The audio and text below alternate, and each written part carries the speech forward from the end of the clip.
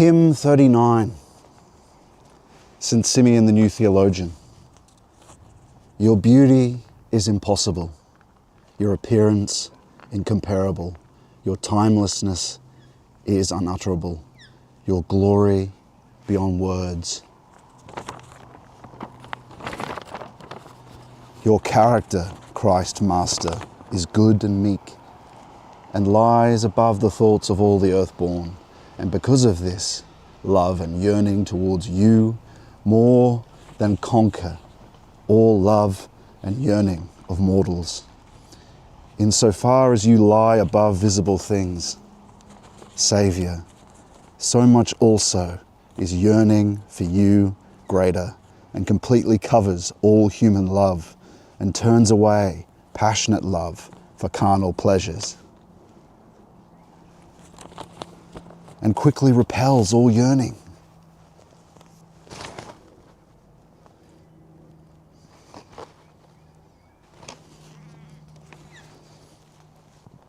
For yearning of the passions is truly darkness,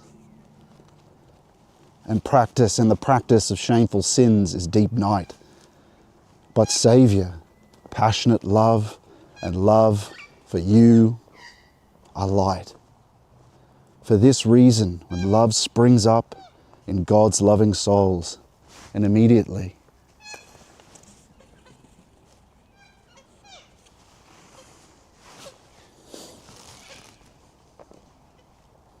and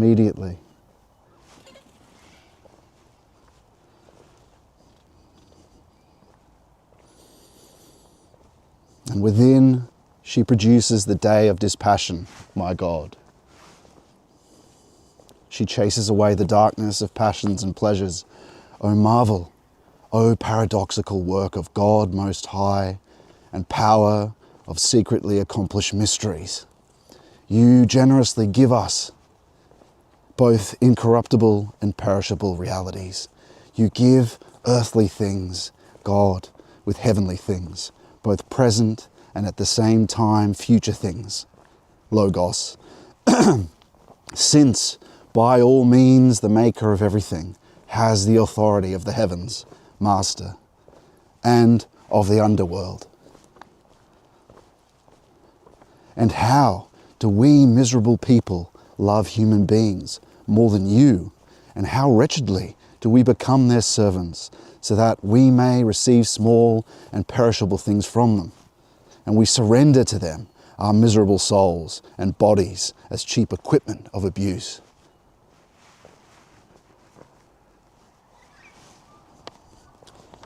And being members, Master, of the Holy Master of all things, by all means holy members of the Absolute Master, how do we not shudder to violently throw ourselves to wicked demons for unworthy works of sin? And so, who among your legitimate servants would not weep, and who would not bewail the audacity of so much stubbornness, and who would not tremble at your copious forbearance, my God? Who would not tremble at the retribution of divine judgment? The unbearable and unquenchable fire, alas, of Gehenna, where there is weeping and gnashing of teeth, and relentless trouble and unspeakable suffering. But, O Son, Creator of sun and moon, Creator of the stars and all other light, hide me outside these lights and in your light, so that by seeing you alone in your light, I will not see the world, nor the things of the world. But looking, I shall also be as though not looking, and hearing as though not hearing, Logos. And just like the experience of those who sit in the darkness of the pleasures of this life, those who are covered by the darkness of the love of glory, looking, they do not see your divine glory.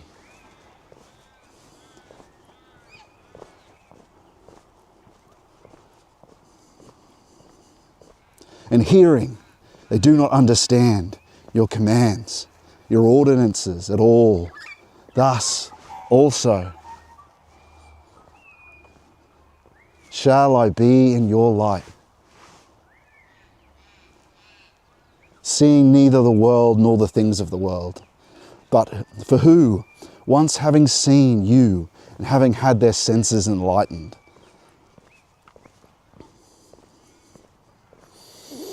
by your glory, by your divine light, has not been transformed in mind and soul and viscera, and was not deemed worthy likewise to see and to hear Saviour in another utterly extraordinary way. For the mind is plunged into your light and made bright and transformed into light, similar to your glory, and is called your mind, and one who has been deemed worthy to possess your mind, and they become inseparably one with you. How then does such a one not see? How then does not see like you do and not hear all things dispassionately?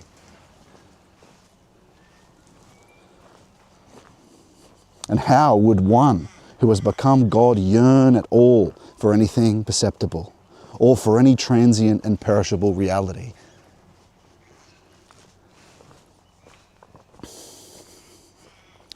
Or any glory, when they are above all these and beyond all visible glory?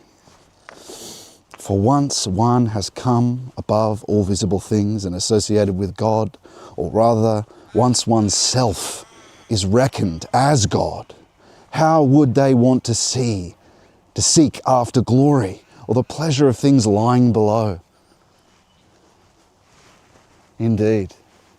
Look at these magpies are sort of following along with us. Wow. How indeed. Of the pleasure of things lying below. For these are truly a disgrace for such a one, wantonness, emptiness and dishonour, but glory and pleasure and wealth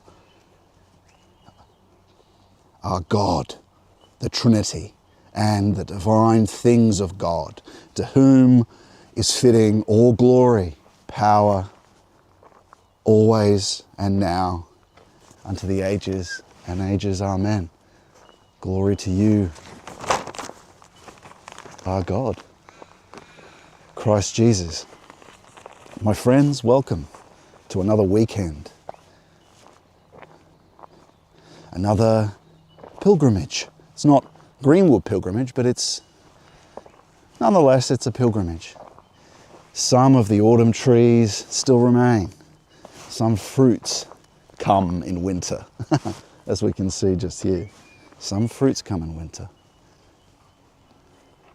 Look at all these little birdies following along. Some fruits remain on the trees.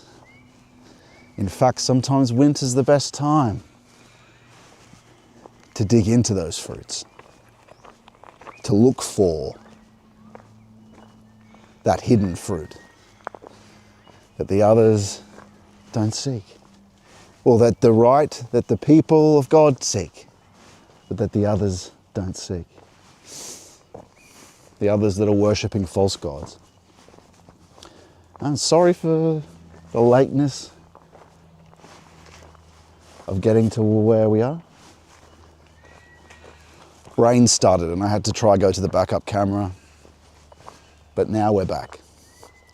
And so we're just looking at this little tree nursery we're looking at the moment.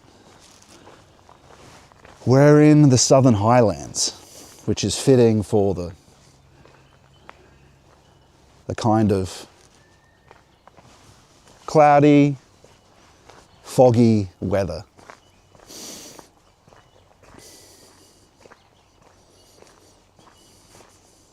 Because sometimes the sun can mask what's essential. It is, in a sense, only the sun of the intellect. The true sun would be better symbolically to be a black sun, unseen. A black sun.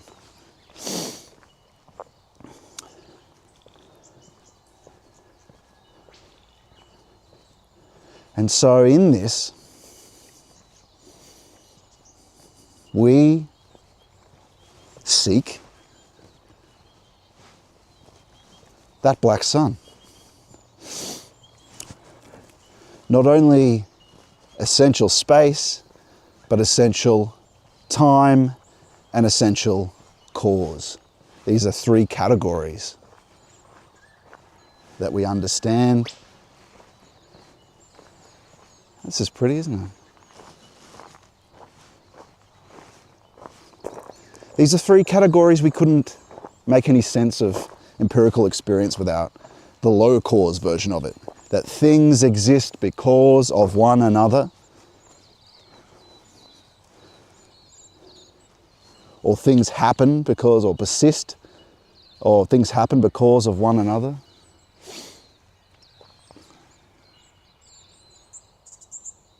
Listen to those birdies. That, and I'll check the chats in a moment, that things are next to one another, space. And that things and so on, as in things consequence one another, they sequence one another, things follow one another.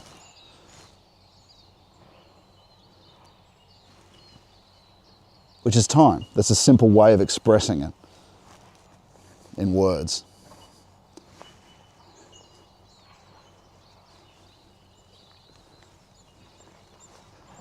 I'll keep walking down here.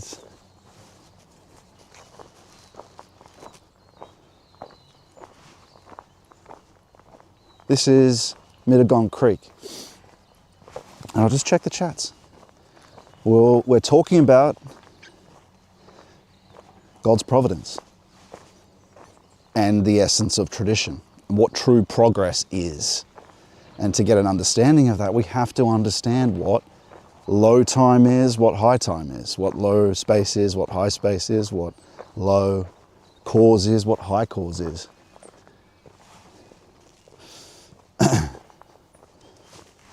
This principle is actually cleanly expressed in honor the father and mother. Honor your father and your mother, and your life shall be long in the land the Lord gives you. Your life shall be long in the land the Lord gives you.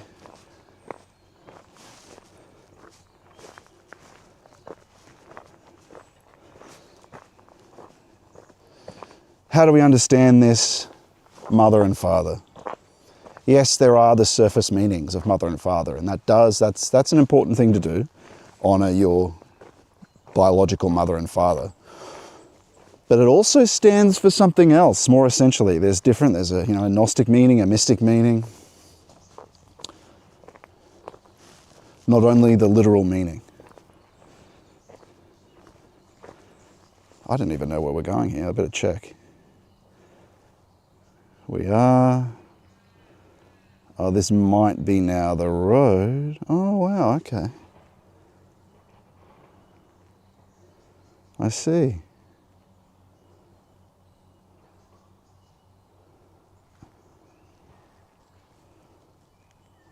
I'm not sure if we can walk through here, though.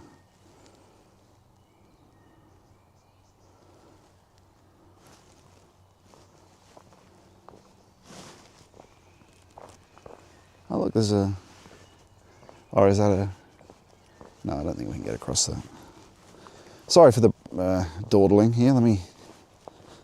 Just don't want to go into some private property that I'm not supposed to be in. Let's see, this is still working. Today we're exploring Bowral.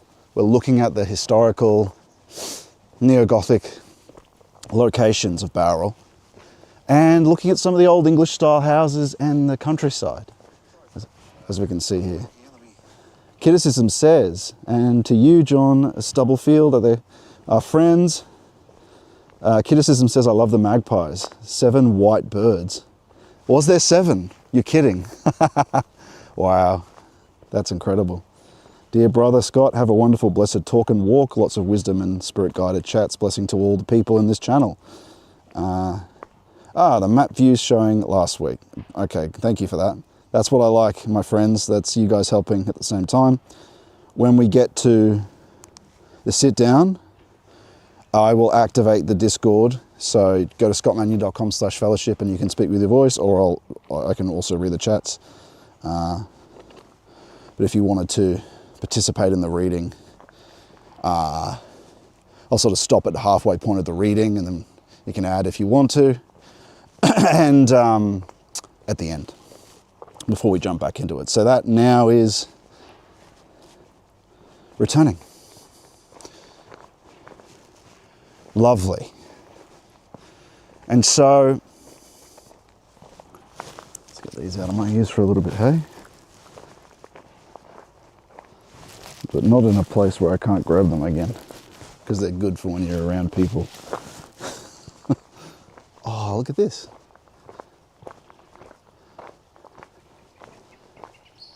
I might not be able to walk across this because I don't, oh wait, hang on, this doesn't seem like a, this seems like a,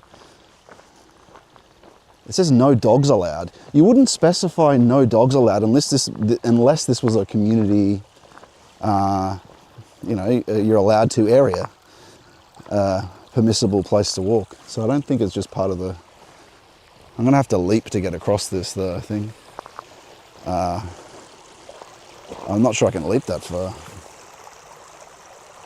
Well, wait, maybe I can. Action-packed stream. Let's see here. Depends how loose those rocks are. I don't want to get wet. That sucks. Oh. I'm not loving it, to be fair. Not loving it.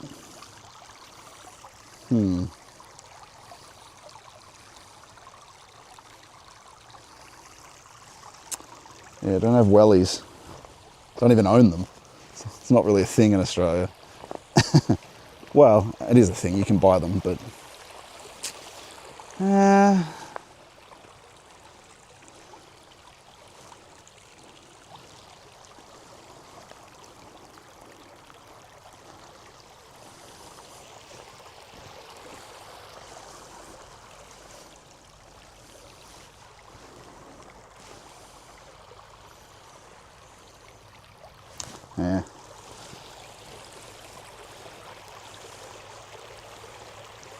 Not happening, I'm afraid. I don't think we're getting across there.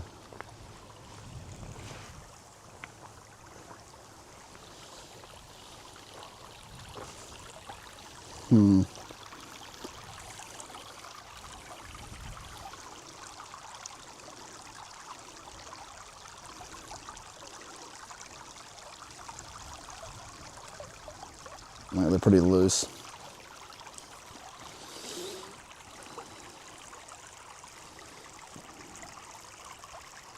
Crap.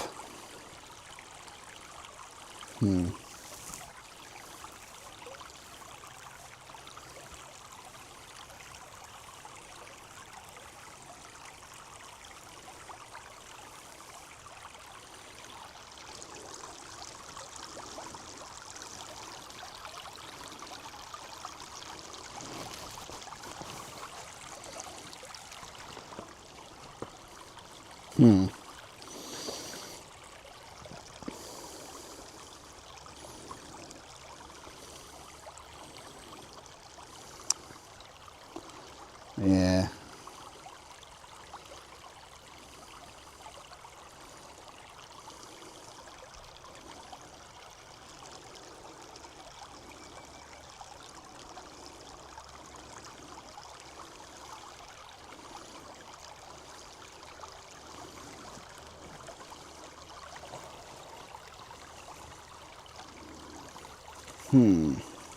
Watch me get embarrassed and soaked. Might be able to make that. What about these stones? Are these walkable on? Oh yeah. What about this log? It's sort of walkable. I reckon I can leap off that. All right, come on, success please. I reckon we got this.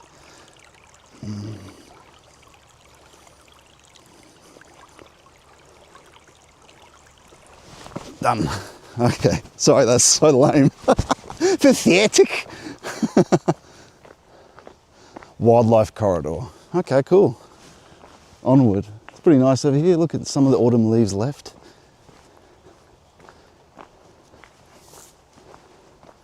Anyway, we see wildlife corridor here, so that's an excuse if we're not allowed to be here. It says wildlife corridor.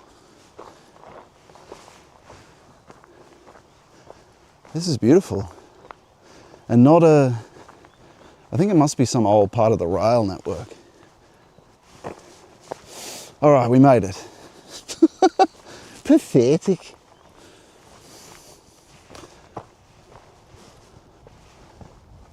You can see by the trees people planted, this is an old British area. Of course, that's the whole country, but you know, you'd understand criticism. Many places of Canada have a, and they go back to native trees. Well, they have done that, but originally they planted a lot of non-native. Is it deciduous? Is that the word? Rather than evergreen plants.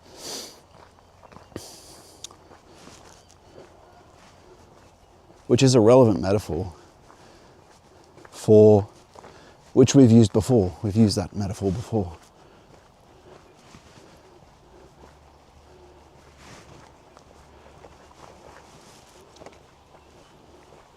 We'll just see where we are. And we'll be back. I'll start talking about the subject in a moment. Just give me a sec.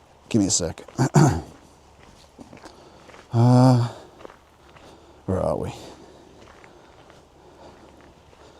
Yeah, okay, I think this is some corridor that's alongside Mittagong Creek. I was glad to discover that.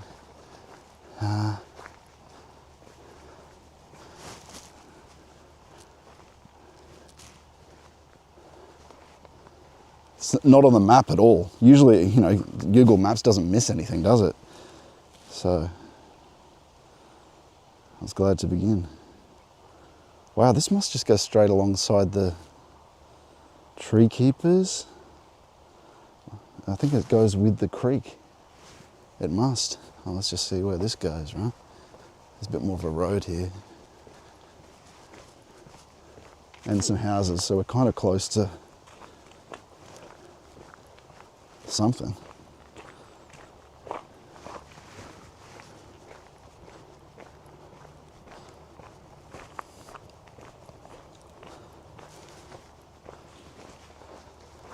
And there's the creek there.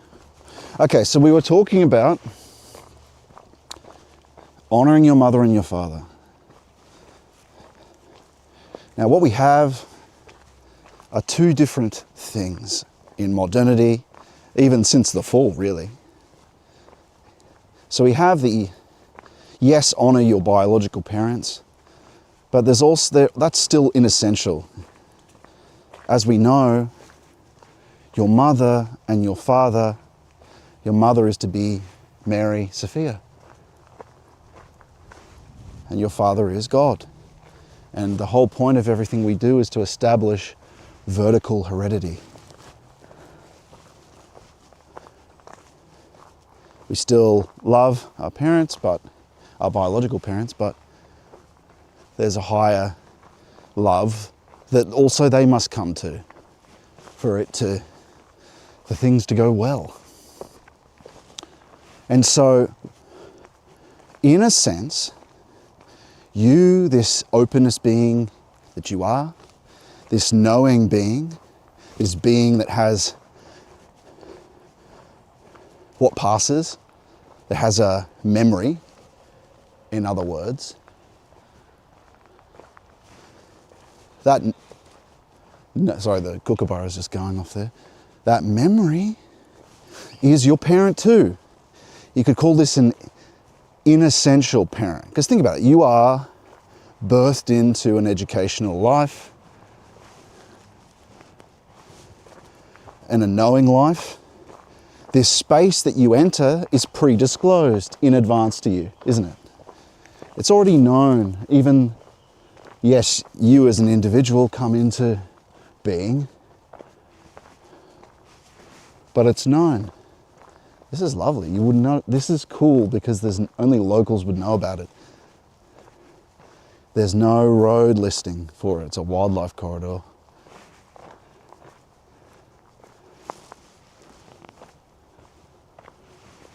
It goes along the river.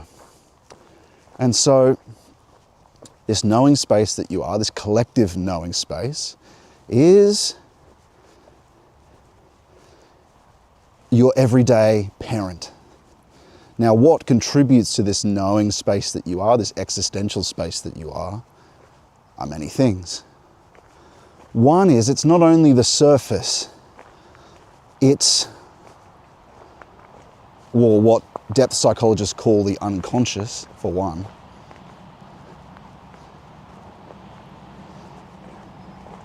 What Martin Heidegger, the philosopher, calls what has been, what persists, right? What has persistence that doesn't just die off.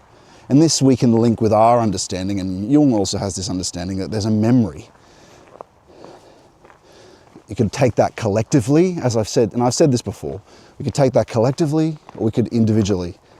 If you take it individually, it means reincarnation. It's one of these two because we know enough now that it exists. It's either a collective thing or it bodes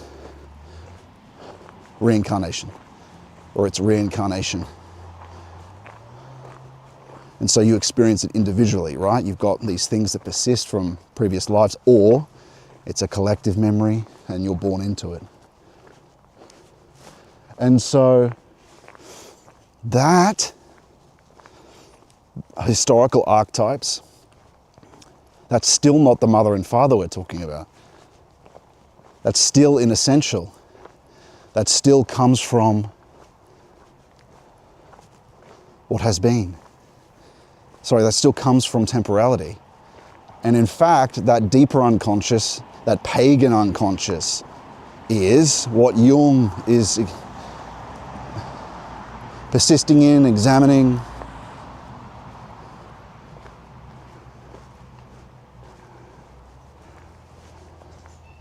Wow, okay, cool. This was interesting. It's a nursery, it seems, as well.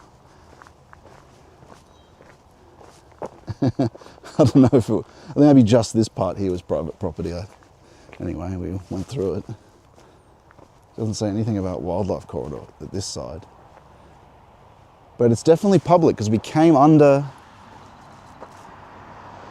Maybe there's another entrance up on the hill somewhere.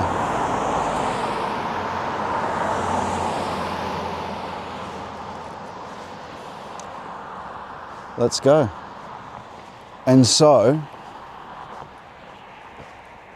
that's called Mount, well, that's Gibraltar, that they call that Gibraltar, that hill, for whatever reason. I suppose it's a bit curvy like Gibraltar.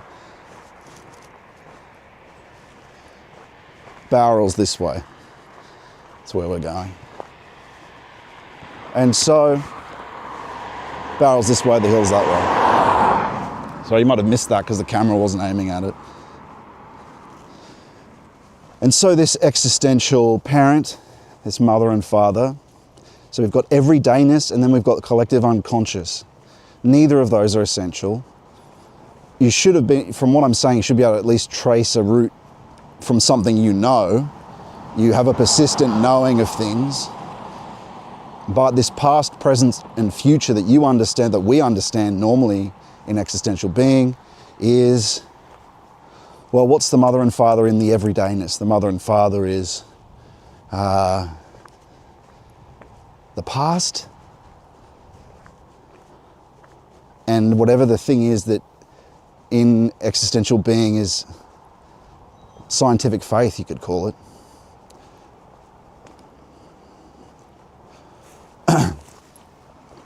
There's the river here. And so the father is whatever the provoking goals were projections. They're projected from the provokings of the past and the provokings of the present, which lead us in the present to create these artificial, technical ends. So you've got a kind of surface telos. The Greek word telos doesn't exactly mean purpose because it's more fundamental than that. Now there's another Greek word called eschaton. This means outermost. Now we know what the full eschaton is, but the outermost and the end, or the perfect end,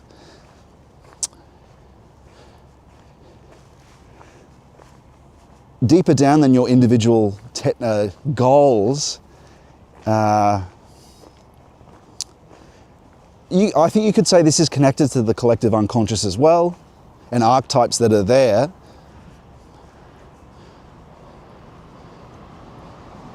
Is a manifoldness of ends. They're not specifically determined goals, but they're the valued things of modernity and the surface. Now we're articulating all this so we can get a contrast to what authentic tradition is. And these things, this manifoldness of ends, is in the deeper into the unconscious. It's also tied up with the things that we do in general. The worker has the shoemaker has the end of creating his shoe. That's an end. But the point is, these things aren't set purposes. They're more implicit, which means enfolded, more unknown, more unconscious than, oh, here's the plan. I execute the end in the plan. They're not something that you are actively theorizing about. And so that manifoldness of all the different ends are tied together in a kind of, all these different ends are tied together in a manifold, which gives form to this being with one another, this collective knowing I've been talking about, right? Aristotle calls it the polis. Man is political animal. This has nothing to do with politics. Well, it does, essentially. What it means, a better way of putting it is, man is being with one another. That's what polis means. It's a manifold of being with one another. Now, Aristotle is connected to this Luciferic being, this Luciferic first beginning we were talking about. He considers these things to be here. This here being, they're not, when he's talking about the end and the perfect end, it's not like Plato. He's not talking about the infinite. He's talking about an anthropological good as the goal, as the end that's tied up in this general polis being. This being with one another that we share in existential being. This is, again, because Aristotle is dealing with more fundamental things than our everyday goals, that our everyday future. I'm just giving you a bit more of an articulate sense of what's deeper down, not only disclosing, well, our goals give form to what sticks out for us in the world. That's everydayness, that's everyday being that we experience in modernity. But these deeper down things do also as well. There's an infolded, unknown manifold of ends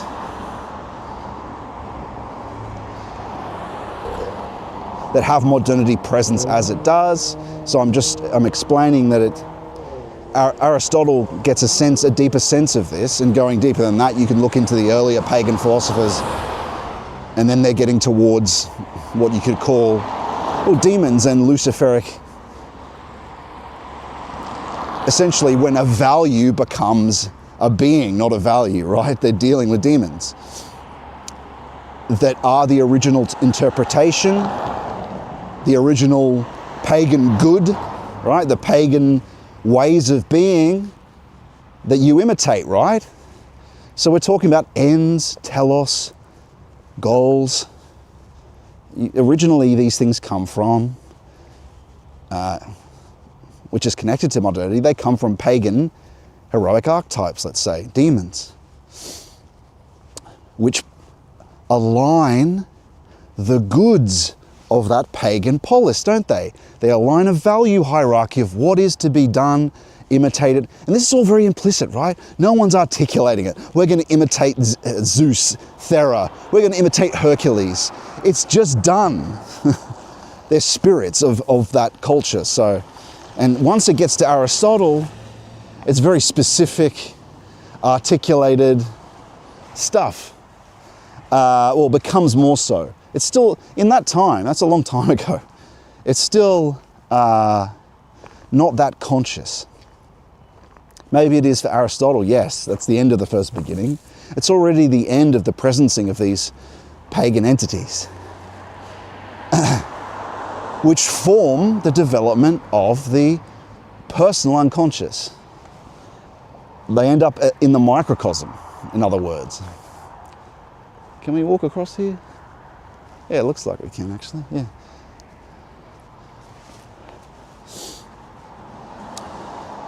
And so you are dealing with that in an unknown way, and there are known expressions of these pagan gods in reality. There are known expressions, antithetical thinking, rigid definitions of, like Aristotle's mode of ordering being, the human version of it, that's Apollinian, Apollo, the light. The diurnal is another word for it. Across the train tracks we go. The diurnal.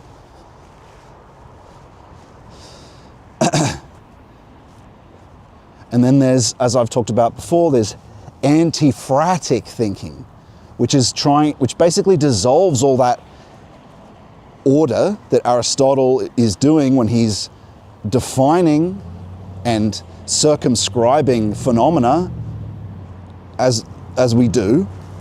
And what do you do that? You do that through deliberation in the polis, don't you? And so that's what he considers the philosophy, a philosopher does that. They define things and make them more specific rather than a weak kind of woolly customary being. And so when that weak woolly customary being that's not as elite as the philosopher is not the same definition that Plato would have. The lover of Sophia is not the same thing. That's because it's dead for him. Aristotle's not experiencing the spiritual beings at all. He doesn't even have memory of it. Plato does, though. A memory of the beings. And so, antiphrasis we were talking about is the opposite of that logic, that human logic, that Apollinian. It's the opposite. It's a dissolution back to that collective blob of non-being or non-meaning. The god that accords with that is Cybele. Cybele, that low mother. Or worms, dragons, wriggling worms. And where do we see this operating? In the tendency to try dissolve categories in woke culture. No man, no woman, but this middle category, right? Now, we have issues in that pagan Apollinian, the pagan Apollinian and that pagan Cybele. Remember the statue that was in New York? It was like this, of this weird earth mother. That's antiphrasis. So this demon does persist. It has expressions in consciousness, but it's also unconscious. Does anyone remember that statue that they did in, I think, New York somewhere? It was golden. Some demon woman. Medusa. Medusa is another symbol of antiphrastus, like Cybele.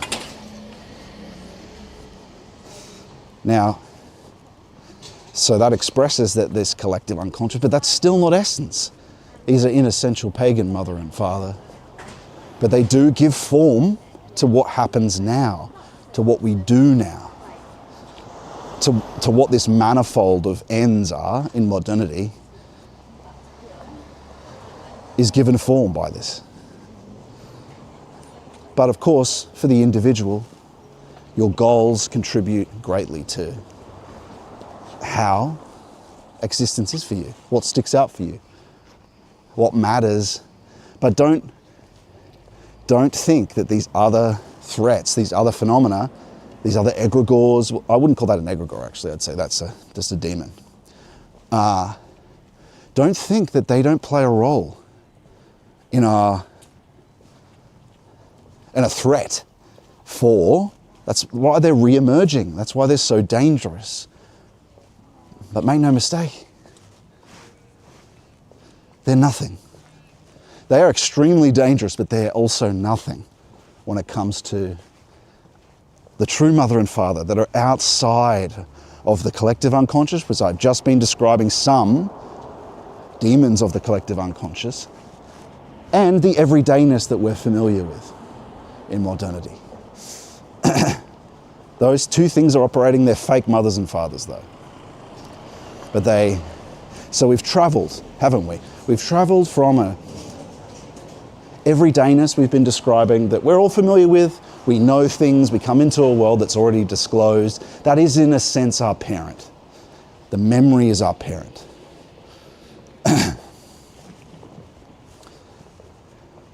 But there's something deeper than all of that, deeper than time itself. That is primordial tradition. Tradition, which isn't of these pagan gods, and the Luciferic first beginning that we see articulated in Heraclitus, that comes to Plato and comes to Aristotle eventually, that does involve those two gods I just mentioned, Apollo, Cybele, and they still have an effect now. This outside time, this outermost true eschaton,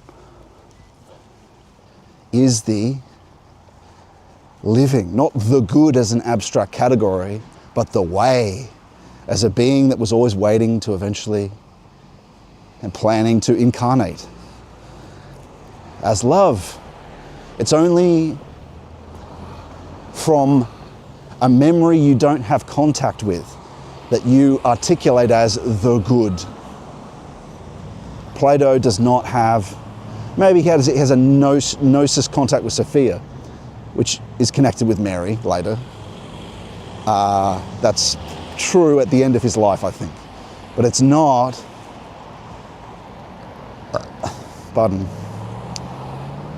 the living memory. And that's key, is this living love.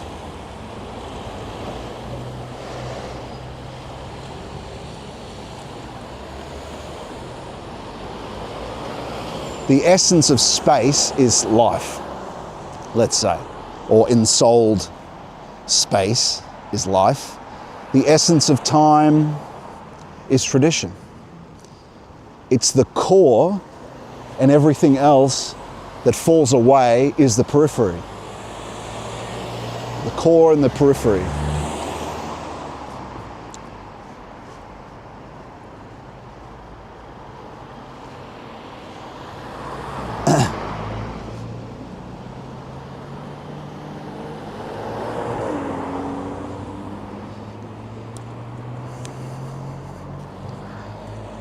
Tradition is high space, high time, high cause. Low space, like we said, is things are next to one another. Low time, we said, is things follow one another. Low cause is things exist because of one another. These seem like very neutral, utilitarian things, don't they? Well, what also happens in this low space is the principle of, or what's tied up with this low space, low time, low cause, is evolution, experiment, mutation, and the master teacher of endless experiment as things follow one another.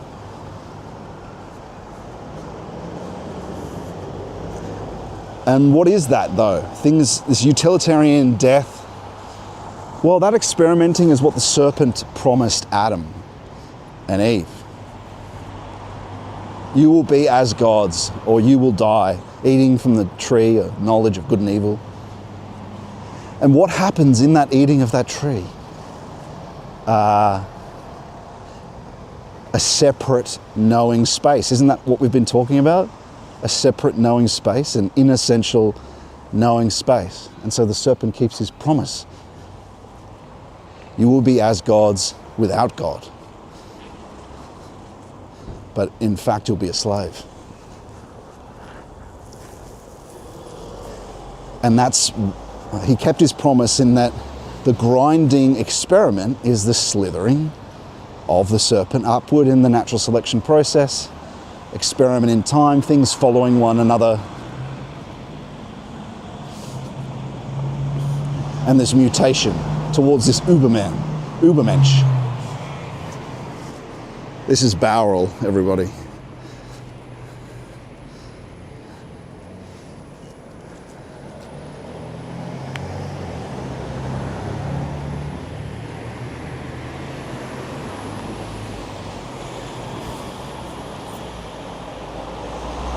And so in that, there's a church over there. It's a popular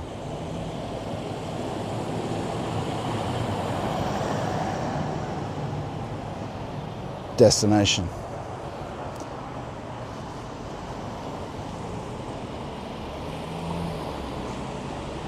I'll keep walking amongst the people. I just have a natural tendency to want to get away so I can find a place to sit down and talk, but we want to come down the main strip so you can see a bit of the town. But I'll check the chats, hang on, and we'll go further into this low time.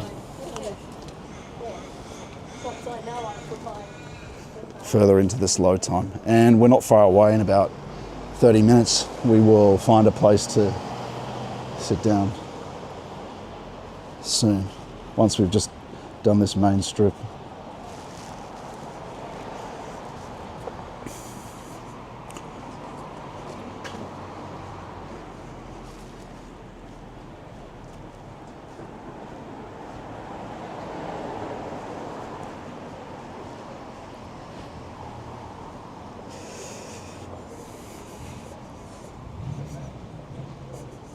Well, it's all working still, that's good.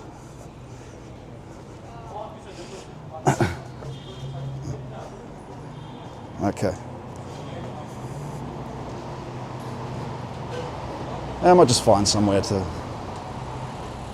sit. Low space, low time, low cause.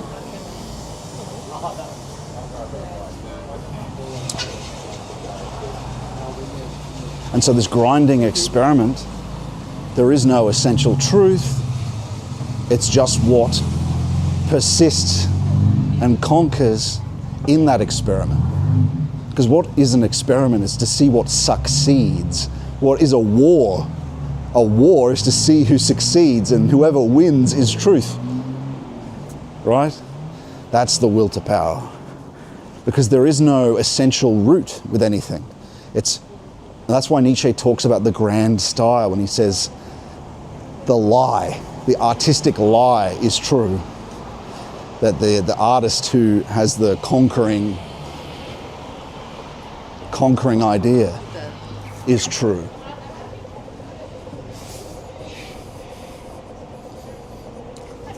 Of what emerges and what is most powerful from the ground of chaos.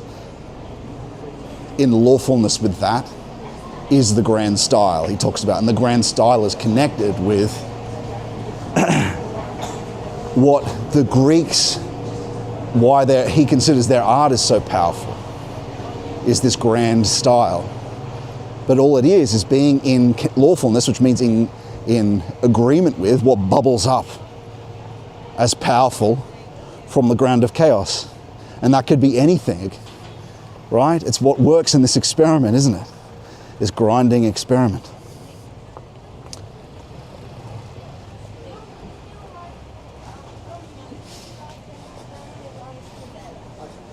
In a sense, the Romans were like that in their brutish stage before they were Christian. It wasn't Greek, where at least with Plato there was this consideration that there was truth. But it was very much more war is the father of all. War is the father of all is kind of Apollinean, that Apollo kind of sun. It's antithetical, isn't it? It's like anti to the thesis. What stands up against the thesis of the, what is experienced as physis or nature is this rigid definitions that come forth, right? This order that's grasped and taken, like Promethean fire, Prometheus. This order that's taken, that's Apollonian. You slay, cut off Medusa's head. That's very, isn't that, when you think about Perseus doing it, it's very transhuman, isn't it? These heroes are bringing about a creation of order from out of this chaos. Themselves, though, right? There's this persisting, there's these gods that are before the Greek gods, these Chronos.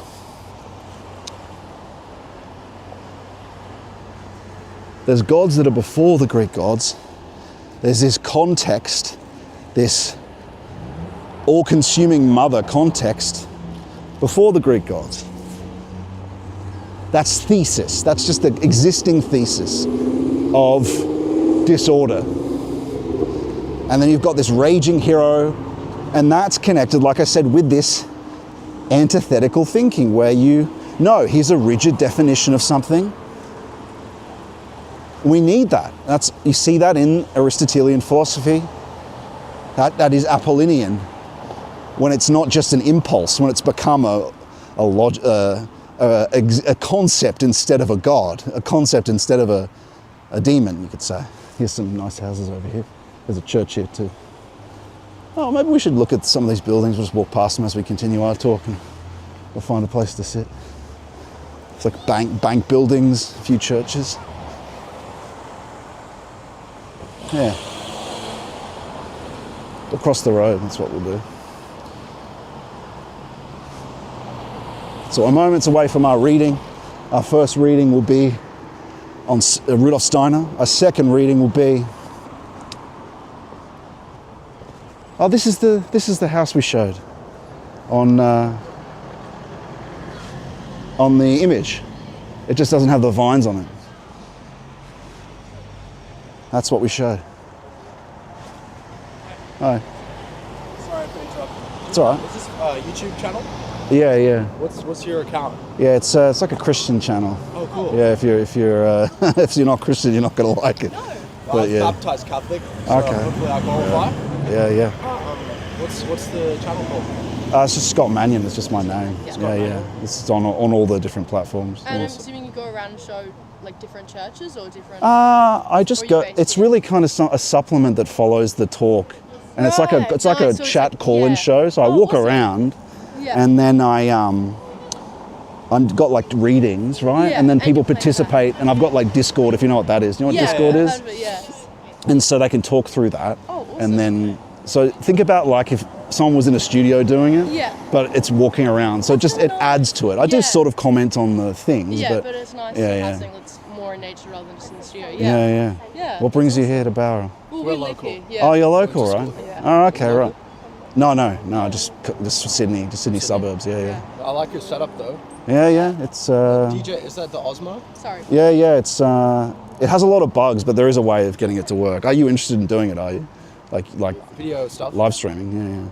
Yeah. Yeah. Not live streaming, but like sort of videoing like golfing, for example. Yeah, I there's started doing a that. few golfing channels that are pretty cool. Yeah, for sure. Yeah, I've seen some of those. I just set up a tripod and I have a Rode mic. Yeah. Is that DJI as well? Yeah, it just comes from they work with the camera. It's pretty cheap. It's not that expensive, but Nice. you know, Nice, there's lots of like YouTube videos you could watch on it. Like you're not going to learn anything from me that you wouldn't be able to No, just yeah. get otherwise. But it's beautiful. I mean, It is, like yeah. Barrow is a lovely place. It is a really lovely town. We were actually just Yeah. commenting on that before. How like sometimes we don't actually take the moment to really appreciate like the space that we live in, and it really is a really lovely place here. Yeah. Yeah, especially this time when it's Yeah. it's Yeah, English, right? I mean, that's the Yeah. whole style of this, Yeah. Exactly. and there's not that much around. Like that man, what's it called? Mount Redford, Russell? Redford Manor, or what's it called up there? The National Redford Trust Park. property. Oh. National Trust property. You'd know it if you live here. Like maybe you've never been to it. It's beautiful. Fairfax used to own it. You know, Fairfax. You must know them. They run the newspapers, right? You know News Limited. Well, you know Sydney Morning Herald. You know Yes. what that is. Yeah. That's News Limited. The Right. Fairfaxes were a big family here Oh, right. who owned that mansion. It's called Redford Estate or something like that. There's a National Trust. It's Redford Park is the development. What's it called again? I can't remember. It's like a National Trust estate that's like Victorian neo-Gothic sort of style. And so the Fairfaxes own it. It's worth I going actually to. think I do know what you're talking about. Yeah. I think I do. Yeah. It's got a long driveway Yeah, and I've a only beautiful. I think I like recently discovered them on Instagram or something, and Yeah, I yeah. followed them, and I was like, oh, that's really cool. Yeah. So you went there. Yeah, I've been Really there a few nice. times, like 3. One on my own, and then I showed it on here. But I'm not going there today, but How many subscribers do you have? 40,000. But it's Oh, wow. Oh, nice. yeah, but it doesn't necessarily mean that's always the view count. No, yeah, of course. But That's awesome. anyway, It's a great thing that you're doing. What's it called again? it's just my name, Scott Mannion, Scott- M-A-N-N-I-O-N. Scott Mannion. Yeah. We'll look you up. All right. Yeah, it's awesome. If you too, see you later, guys. Bye bye.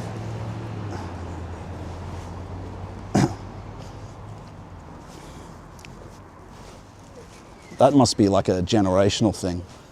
I'm not sure millennials would do that, like just to see someone. I think that's a Zoomer thing. But let's go down a bit further.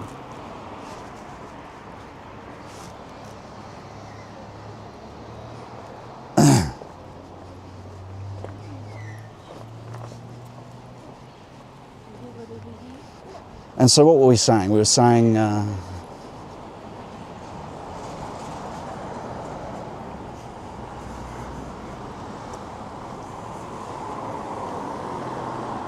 please greet them from myself here in Alabama in the US. Sorry, I didn't look at the chat's optical infinity.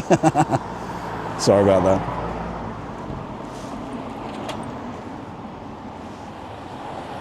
I should have. There's probably just not enough live things to survival of the fittest. That could be the darkness of the world, order speaking as well, trying to develop the strongest, the smartest, the one powerful ring to rule them all, says John. That's true. That's true.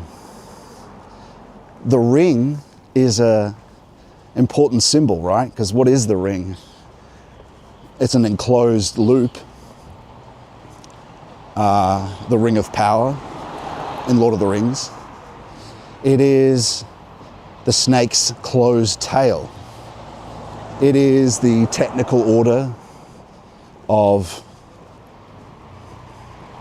what Heidegger calls technical enframing, world mobilization, everything predisclosed in advance and dead. That's a satanic order, right? There's an there's a limited number of atomic combinations is the scientific maxim in this closed circle. And what do they also say? That energy can neither be destroyed nor created in this scientific closed circle of the ring, all already predisclosed, and then you're just a product of your past then, aren't you? And we've talked about that many times before too. And that's in a sense what this low cause is we've been speaking about. To be a product of production, right? Production is almost like to be a product of the economy, a product of your past. Produce, pro, forward, juice, to, I think juice means to. Production. And so here's another church.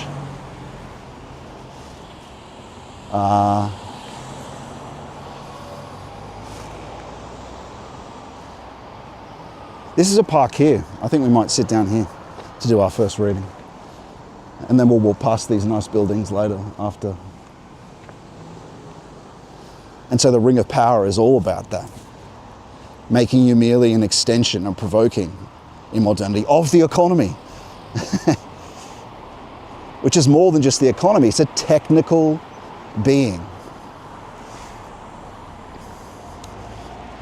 That tries to force you to be something that's already or desired by an entity that's larger than you. The state wants to fulfill a certain number of slots of nurses, a certain number of slots of this. This is why the state shouldn't manage the economy, for one. It should be associations in both the spiritual sphere and the economic sphere. And that allows, what does that allow for? Future potentiality to unfold. AI is another expression of what has been already. Surely they left a seed in here, right? I don't see any though. Oh wait, there's one over here. I think because this is all covered, this is probably the perfect place for us to do our reading. Let's just find the right chair. Either over here, looking this way.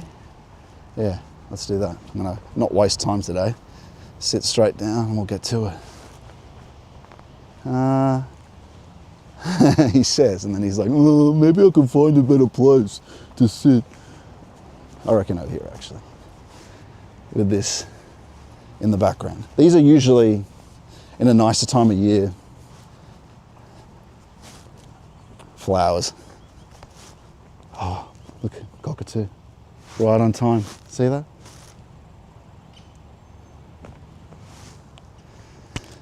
Coincidence? I don't know. Okay, here we are. Our readings of Steiner's. How does that look? That looks pretty nice. Nice little park. That's all right. Perfect. Bit of a background, bit of a gondola. Stop dawdling, Scott. Get to the point. All right. Now,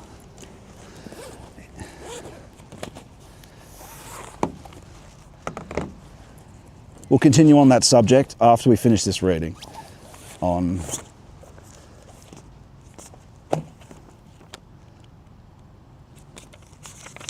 as you know, you guys know this, of course we've been reading it for the last 6 months, Anthroposophical Guidelines. This is called Memory and Conscience. And so it's to do with, well, as we know, part of the way that you commune with God and later on ask him questions through discernment is what is called conscience. We're not familiar with we're familiar with negative conscience, but we're not familiar with positive conscience in modernity. And so through purification, I'm just logging this computer in the Discord, through purification, you're able to eventually discern, ask questions through conscience. So Steiner will go into that.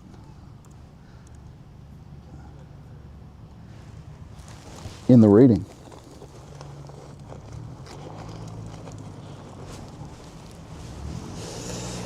All right. And we'll continue the walk into more country areas, looking at more buildings. But it is 1:30, so we should get started. And I'll just turn this on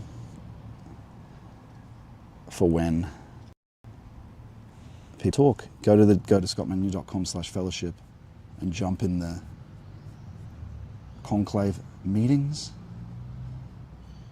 If you want, after we finish the reading, to talk.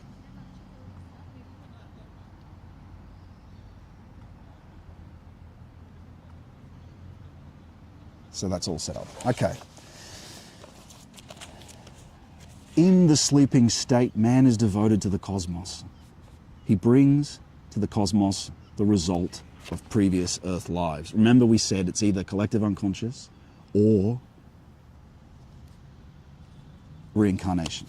You don't have to believe what he's saying, but Valentin Tomberg makes a compelling case for this. He withdraws this content of his humanity from the cosmos when awake.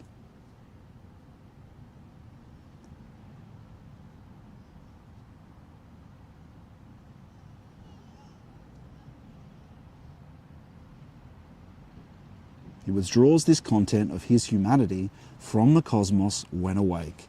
Devotion to the cosmos and withdrawal from the cosmos is the rhythm between birth and death. The withdrawal of the human spirit, soul, from the cosmos is at the same time a reception of same by the senses and nerve organization.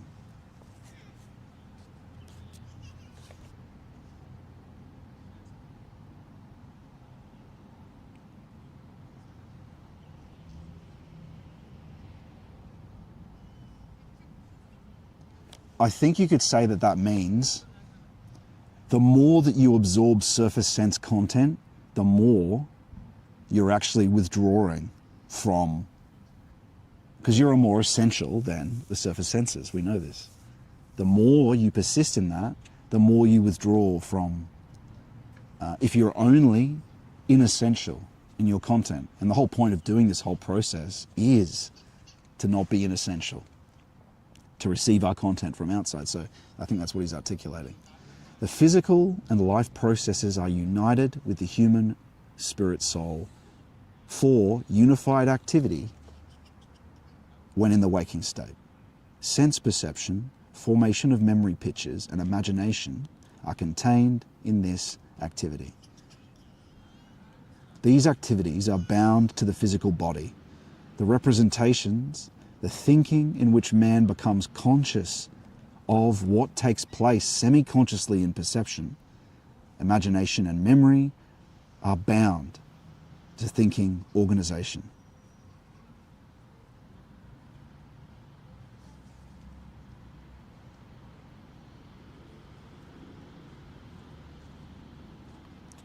They're all bound to the thinking organization. The representations, the thinking in which man becomes conscious. In this same thinking organization lies the field through which man experiences his self-consciousness. So within the imagination, the perception, the memory, because we've been talking about this a bit today, and so it's helpful, isn't it, for it's helpful when these readings coincide with what we've been talking about. I didn't choose this on purpose. And so you are amongst your, in other words, memory, perception, imagination. So the content of what you perceive, your perceptions of the surface senses, your memory and imaginations. And think about it. Think about your dreams. Think about what you are experiencing right now. You are amongst that, aren't you? And so going on, in the same thinking organization lies the field through which man experiences his self-consciousness. The field, think about a field, through which man experiences his self-consciousness. So there's something else you perceive here too. There's a self here. There's an I.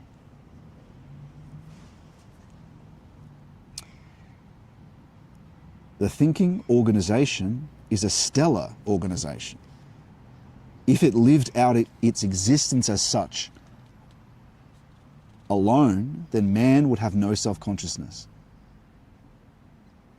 but a God's consciousness.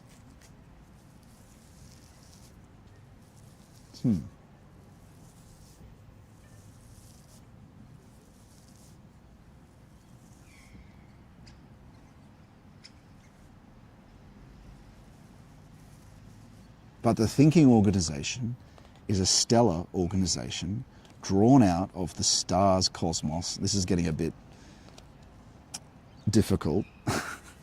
When he mentions stars and stellar, it could be a bad translation, but it's a stellar organization drawn out of the stars cosmos and transferred to earthly occurrence.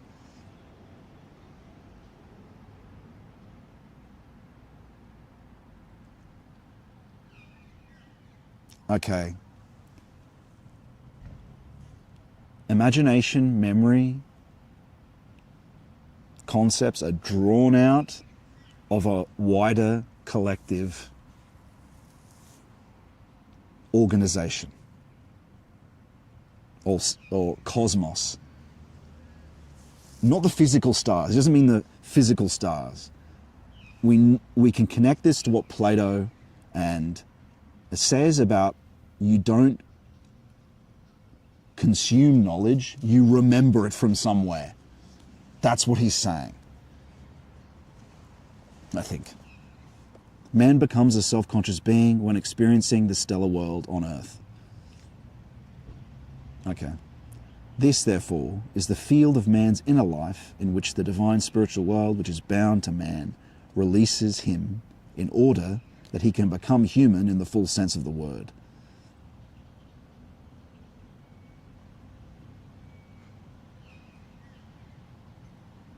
What that means is, if you completely persist in what is of the surface senses and the will to power of the world, and the things of the world, reproductive, vainglory, all the passions that we know in Christian life, vainglory, vanity, social media size, how many subscribers do you have? Didn't we hear that question earlier? Vainglory. What we really are desperately in need of is to do not what gets us clout or material things or reproductive or whatever it might be. Whatever grows or what is will to power. It means will to more, just to because we're empty at our ground, we desire more, to be more secure, to have a retirement fund, to have a larger house, to have an income. These are all more. Why? Because we trust in those things, but we don't trust in God.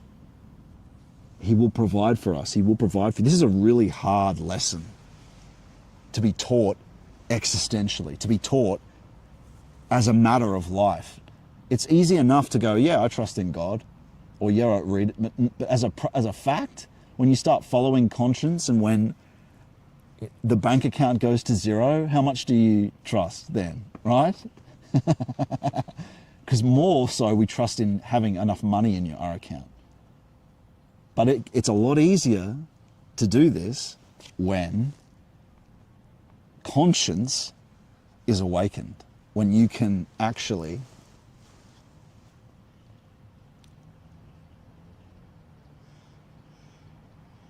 ask questions and be guided by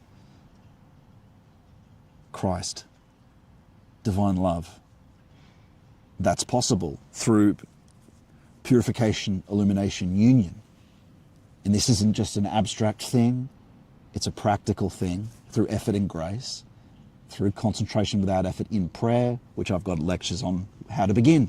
If you join the fellowship, there are a distinct guide for how to begin, but you can also just do it from following the lectures. If you go to the Substack, there's categories of lectures. Go to the practices of Christian mysticism, go to or the particular video that says concentration without effort.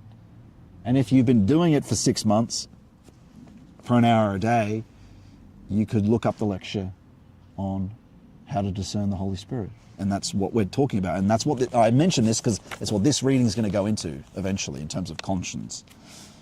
Let's go on. But immediately, beneath the thinking organization, where sense perception, imagination, and memories take place, the divine spiritual world lives together with humanity. We didn't read this last time, did we? No, I don't think so. One can say that in the unfolding of memory, the divine spiritual lives in man's waking state. And the philosopher Henry Bergson said, when we're dealing with the memory, we are in fact dealing with the spirit. Now, when Steiner says spirit, he means something that isn't actually, essentially, spirit. Yes, like, spirit is, in a sense, consciousness.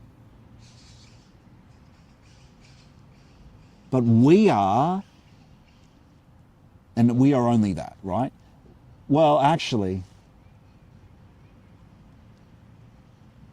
demons are too. It's about to get complicated.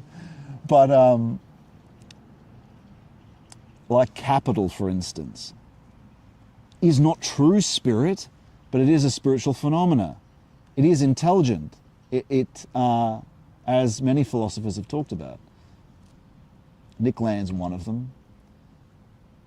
But when Steiner talks about this, and what that really means is, what is consciousness? It's like with knowingness. Con means, scious is science, right? Knowing. Together knowing being. What does the logos do? It gathers. The logos, the Greek word logos, word, it gathers. And it's connected with the gathering, harvesting of what? Being. You have being, you know being, that's memory. And so, but primordial spirit is divine love, agape. That's the only true spirit there is. The rest, and what we are too, think about how you experience the world. You're kind of abstracted from it, aren't you? You're free of it. When you divide labor, like what's the division of labor? Think about it in the economy. Nature, there is no labor in nature. A bird walks around. Why? Because there's no organization. They're not abstracted from the environment. You have an intellect. You can think about the future and project, create a goal. You're separated from the environment. This separation allows for the division of labor. We don't just labor like an animal does. We think about it and then we organize our labor, which makes the economy possible. And the emergence of capital comes out of that. I organize labor, I build a cart for these people that go to a mine. That allows for them to free themselves up from the work of individually all walking to the mine. They pay me for that. In the division of the labor, I now take care of the walking for them, right? It's now split up between me and them. Value emerges in, and then the payment, the capital is like a movement. It's a spiritual movement, right? The efficiency that's gained in me providing this cart service, in this division of labor by the intellect, this abstraction from the environment that allows us to think about the future and organize the labor,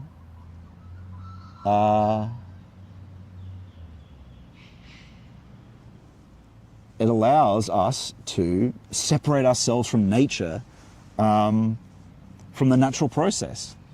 From that, and that's capital emerges at the same time as that.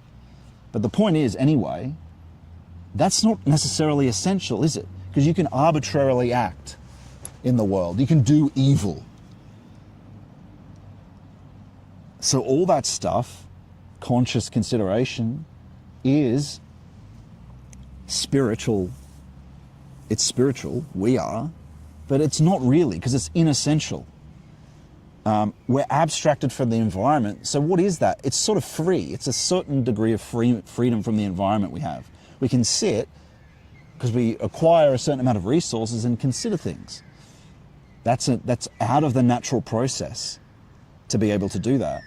But what is that also? Semblance. It's not necessarily true, the thinking that we do. the subject, your subjectiveness. But you know when it is true? In communion with God. That's what true spirit is. And so it's only true in God, because he's the essence of all of it. But before you come into communion with God, you do have a degree of freedom. And so when Steiner talks about spirits, that's what he actually means. He includes the other phenomena as spiritual.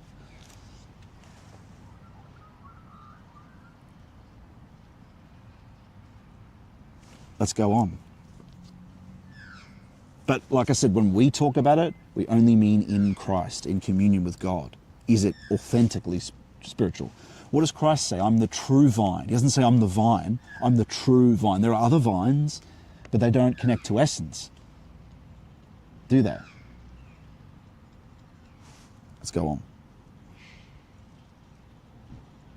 The inception of memory pictures originates. Oh, hang on, let me go back a bit. One can say that in the unfolding of memory, the divine spiritual lives in man's waking state. So that's how, do you understand the context a bit more of that? He says divine, but let's just say spiritual because it might not be Christ. The other two activities, sense perception and imagination, are only modifications of the formation of memory pictures. The inception of memory pictures originates in sense perception. In the substance of imagination, what is retained of this substance illuminates the soul.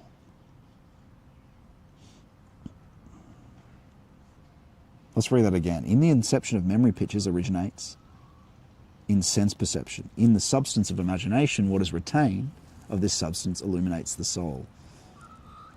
Where's imagination from, though? Does he say?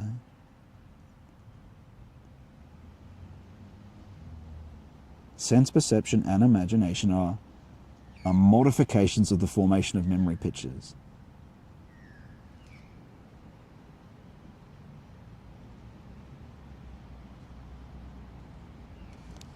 I don't know.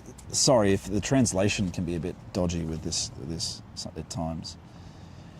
The sleeping state carries man's soul, spirit soul, out into the cosmos. That's true. In that part of you, and in this process, in initiation, in concentration without effort, in the Jesus prayer, that's what's happening. You go to sleep and wake up at the same time. So you're becoming more awake, like what's Buddha called the awakened man. But in the concentration, Christ transforms you. But what you experience unconsciously in sleep, in initiation, you begin to experience in full consciousness. That's what it means by going to sleep while you're waking up more. Because you're fully awake doing the concentration. And what is that also? It's delving into the unconscious through concentration without effort in prayer. Okay, so in the sleeping state, he is immersed in the divine spiritual cosmos by his activity of his astral body and his eye. Let's just call that psychological body, which just means psychological unconscious. What's there? Think about virtue. Think about archetypes. Think about when you habituate something, that is a kind of archetype. That's what virtue is. It's deeper in the unconscious. It's in the psychological body. But there's more down there than just your habits and your temperaments. Demons are also down there. It's true. Okay, just if someone's watching this and you're not, I'm sure people aren't watching this that are not aware of these things. I mean, we see this in the possession of the woke phenomena. But you can at least see in falling in love, there's a kind of impulse that just comes from nowhere. And it's a projection. It's not the person themselves, it's connected with the ideal. They sort of connect with this archetype that is with you, and that's projected on them. And you can see this in a powerful way when they call it falling in love at first sight, sort of, or It's a psychological phenomenon you see sometimes when people that are actually wrong, totally wrong for each other, they meet for the first time and then they're immediately in love, and then it only lasts like 2 weeks. Jung describes this phenomenon. I've been through it. It's true. It is an archetype. It's powerful, and it's gone within a week, and you don't even care about it, and neither of you do.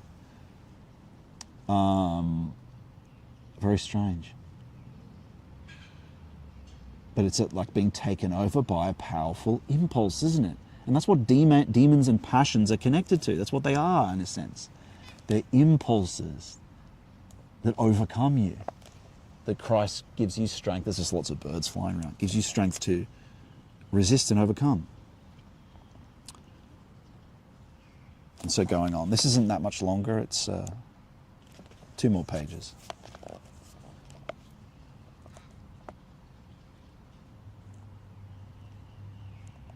He is not only, man is not only, beyond the, in sleep, you're not only beyond the physical world, but also beyond this, what he calls, what's translated here as stellar world. Okay, if you mean stellar, he just means the physical cosmos. Now, this is natural, because when Steiner talks about Earth or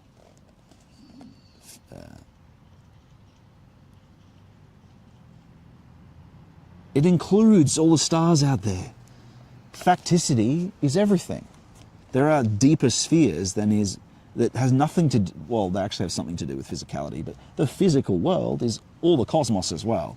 But remember, we're going back to 1925 when we're dealing with him. So, but that's what he means here. So, but he is within the divine spiritual beings through whom his existence originated.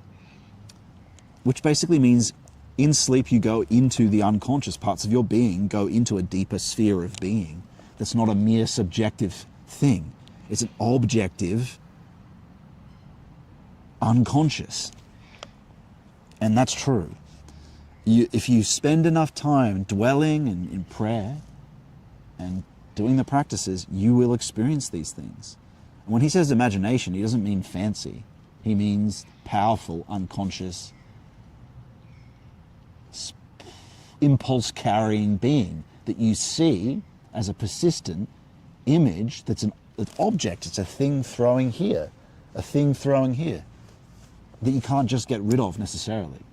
It'll persist for a time. In the present time of cosmic evolution, these divine spiritual beings act in such a way that they instill the moral cosmic essence into the psychological body and the I during the sleeping state. All the cosmic occurrences in the sleeping person are real moral occurrences and have nothing at all to do with what occurs in nature. Can we recognize that from the normal life?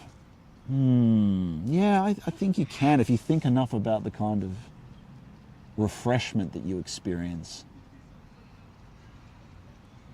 in the morning. You can. If you haven't had any of this depth experience that we talk about, you should be able to at least see that that could be true. Man carries these occurrences as after effects from the sleeping into the waking state. These after effects themselves remain in the sleeping state. For man, that's right, people are, and haven't we talked about so many times, don't so many people act as if they're possessed?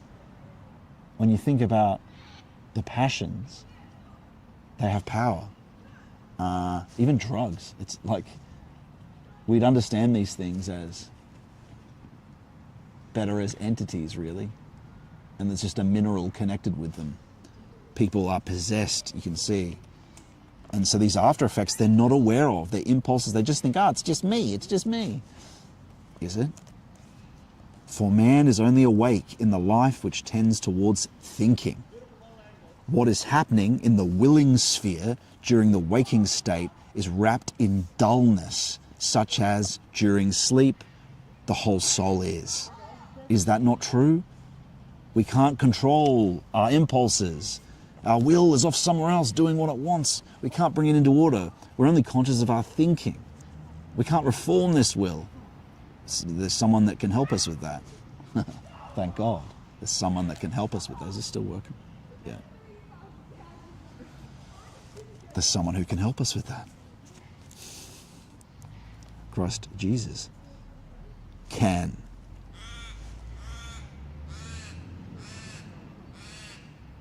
Through prayer, through grace, through love. Now, can I add to our friends here who are involved in doing the practice, Kit, if you're still there, that all the stuff that we might pray for, the healing, the things that Christ says, ask me and I'll do it, these things are all sort of byproducts. Well, not byproducts, but they're things that he'll do for you because he loves you, right? But if you want them, it's not about what. It's about love. So even when doing the practice, we can have this background. I've done this many times. Background of I'm praying because I want peace. Like occasionally, you can fall into this telos, this end. You can fall into this mode of being that has this end almost automatically without thinking about it. And then you can snap out of it and say, I'm just going to be here, not even try to get Christ to give me peace or anything like that, but just be here with him and seek union and love. And it's through that he brings about, well, it's not through that, he'll do what you ask, but it's about your relationship. That's the key, right? And so it's like a retraining of our,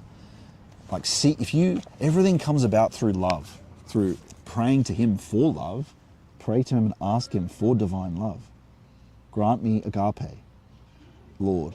Grant and increase. Say, grant and increase grace. Grant and increase faith. Grant and increase divine love. Ask for its increase. St. Paisios says you can ask for increase. But mainly love. And through that, as your relationship develops, he'll say, anything you ask, I'll do. And he'll grant peace. He'll grant the different things. Just want to say, getting that love up front. He wants disciples who love him. And because he loves them, because he is divine love. So that's always got to be put first, even in every individual concentration without effort in prayer, just thinking about it. I'm here just to get closer to Christ. And it's through that peace is granted, the phenomena are granted. Just wanted to reiterate that.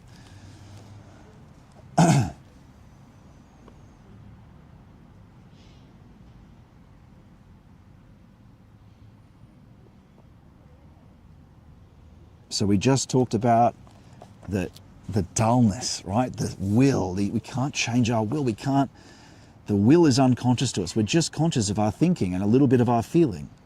What is happening in the willing sphere during the waking state is wrapped in dullness, such as during sleep the whole soul is.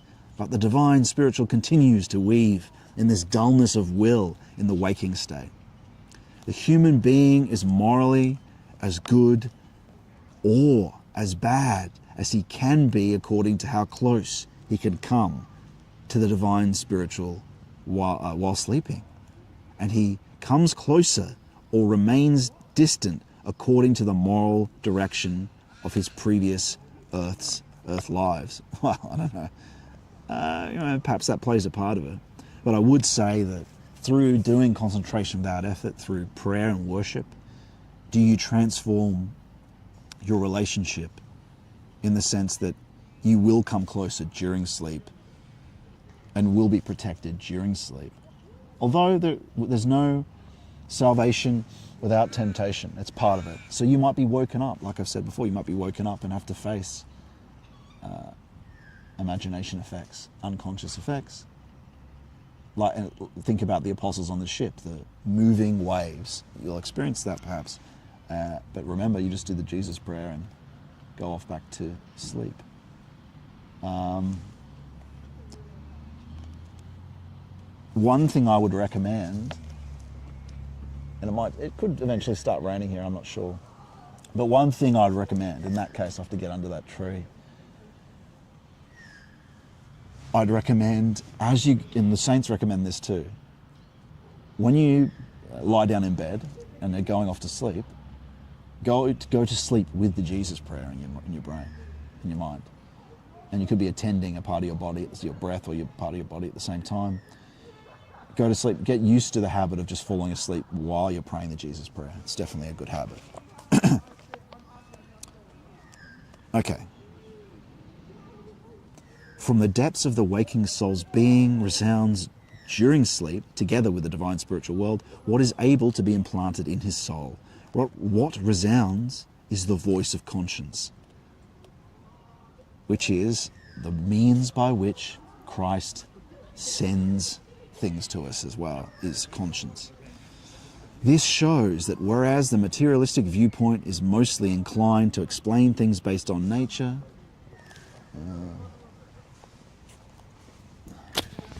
it's going to have to go undercover. Or I'll toast a lot of thousands of dollars of technology.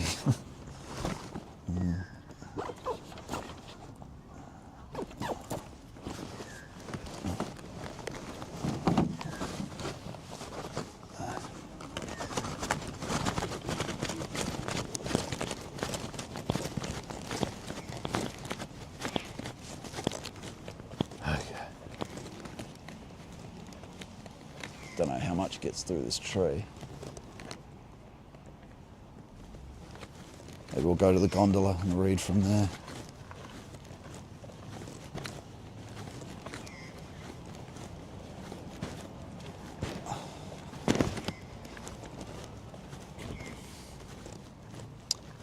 It's a shame that I don't have any chairs in there.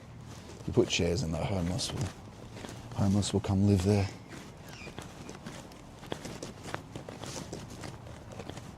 Let's go over here.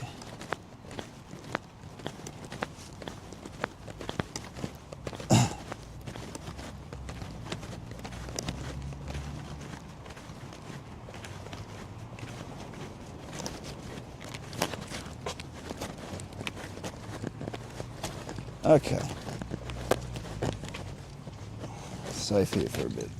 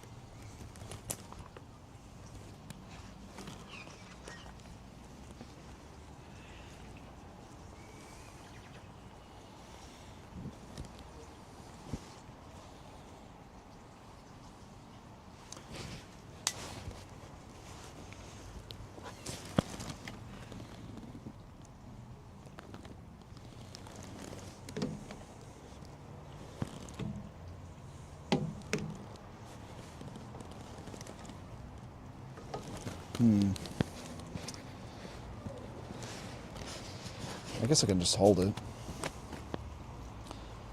All right. Where were we?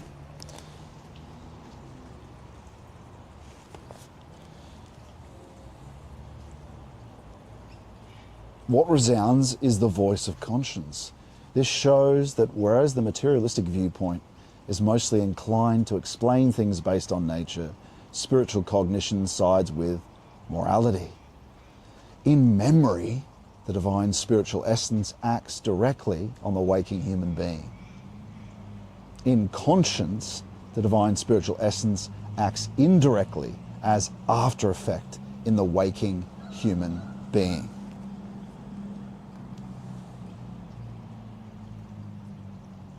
Memory formation occurs in the nervous sense organization. Regular memory formation. Conscience formation occurs as a purely soul spiritual process. I don't know why he's saying that in memory the divine spiritual essence acts directly in waking human being. Maybe you're not experiencing that divine spiritual, it's just allowing memory to happen, is probably what he means. Memory formation occurs in the nervous sense organization, because all your memory usually is of the surface senses.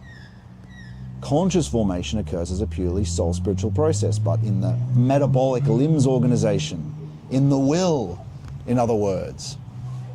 And so when you talk about an impulse of conscience, it's a feeling, isn't it? It's a feeling of an impulse of will, either a guilty or a impulsion towards something, a positive impulse towards something. It's a feeling.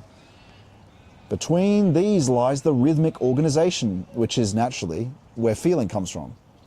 So it arises in the will and leads into the rhythmic system, which is feeling organization, which is why you experience this conscience. So now we're coming to something you notice and experience. Joy or sorrow.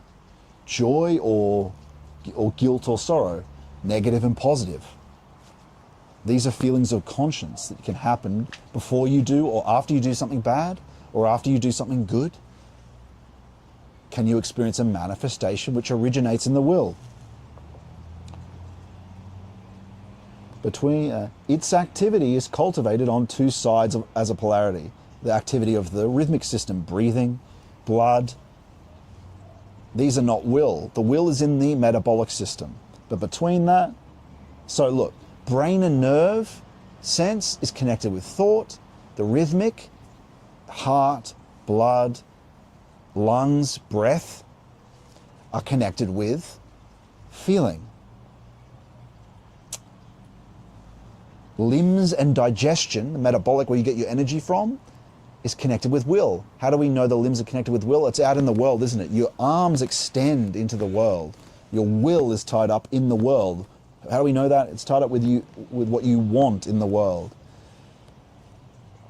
It's deeper down. It controls how things stand out for you as worth going after.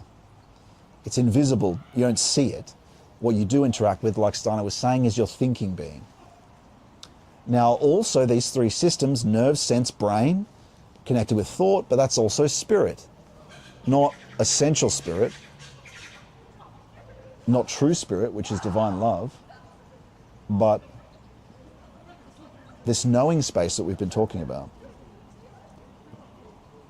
So three systems, brain, nerve, sense, connected with thought, which could also be, in Steiner's model, called spirit, inessential spirit though, and the rhythmic system, the heart, lungs, breath, connected with feeling, and the will and digestion connected with the will. Sorry, the limbs and digestion connected with the will. These three systems interact with the world. The rhythmic system is through breath. That's how it touches the world, in and out, right? How does the metabolism? By eating. There's an in-breath, there's an out-breath. That's one system of feeling. There's eating, and then there's the other thing, eating and the metabolism. It acts in the world through its hands, but it also eats, and front and back it eats, and goes to the bathroom. And what does the brain nerve sense do with the world? It essentially eats through the senses. It's the nerve sense system. Anyway.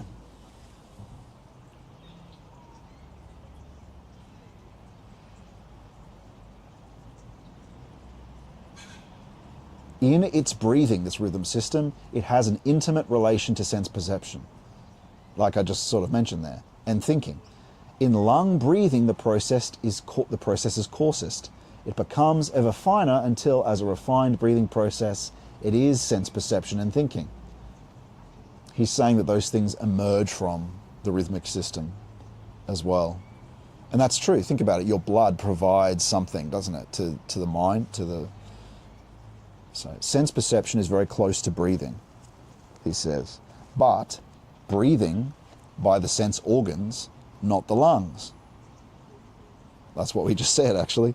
More distant from lung breathing and supported by the thinking organization is representation.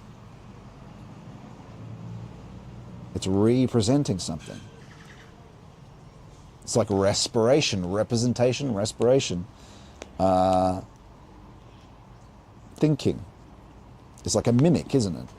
And what borders on the rhythm of blood circulation and inner breathing, which is bound to the metabolic limb organization, is revealed as imaginative activity.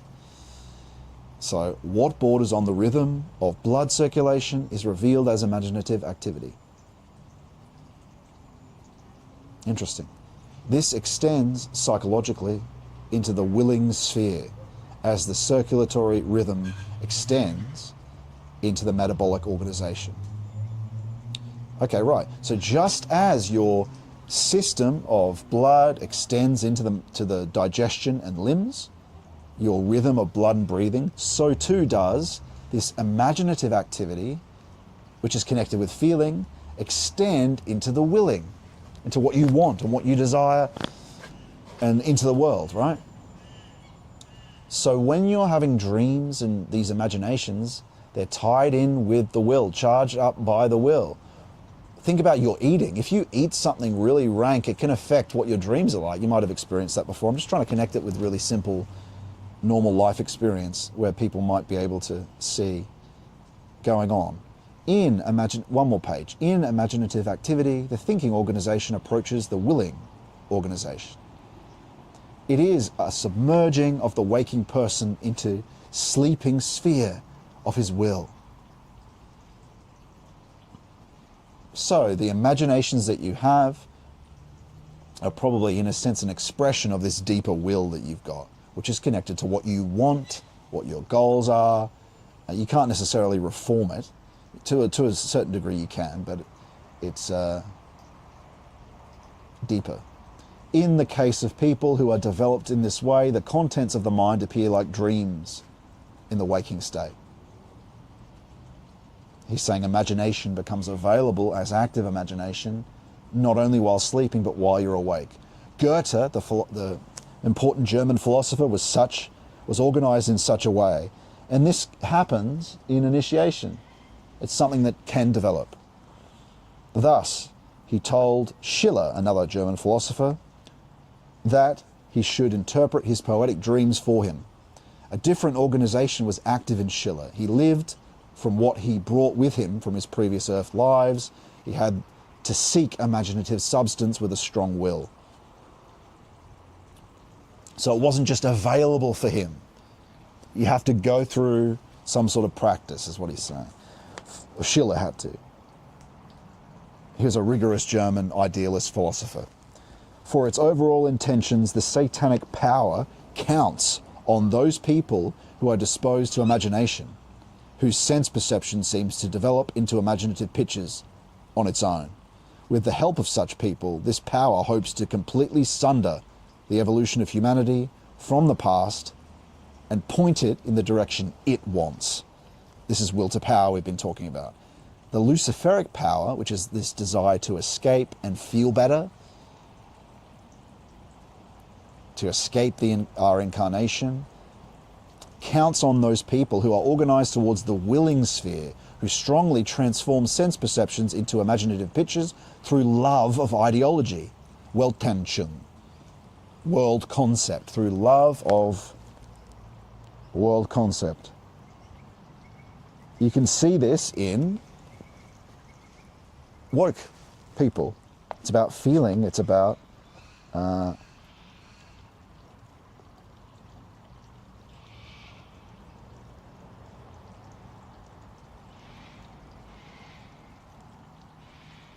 through love of the world picture, through love of ideology. Through such people, it would like to completely maintain human evolution within the impulses of the past. This is what we talk about, isn't it?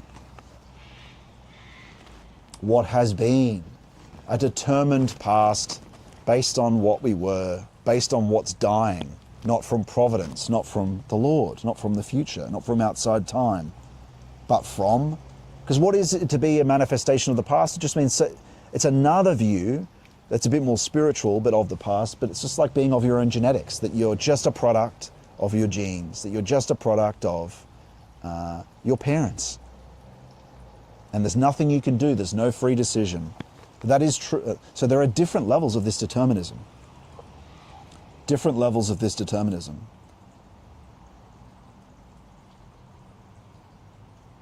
through such people, it would like to completely maintain human evolution within the impulses of the past.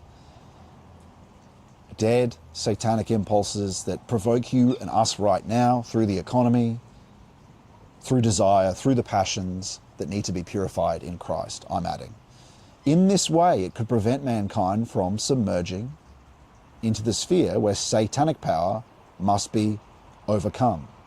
Yeah, it wants to keep us in our comfortable surface illusions, not delving into the depths where we might discover Christ and might be able to overcome. What does he mean by overcoming a satanic impulse? The desire for more, for a retirement fund, for a nice house, for a reproductive, for even a kids and a family, and just think that's all we are to do. Isn't that what we're supposed to do? No, we're supposed to have union with Christ. We're supposed to do divine will. The modern definitions of what a life is and what we're supposed to do, especially in the West, being comfortable, to earn money, and to be following those impulses, not disclosing and discovering divine impulse that's deeper down, is a lie, is fake, is pagan. Fake, lie, pagan.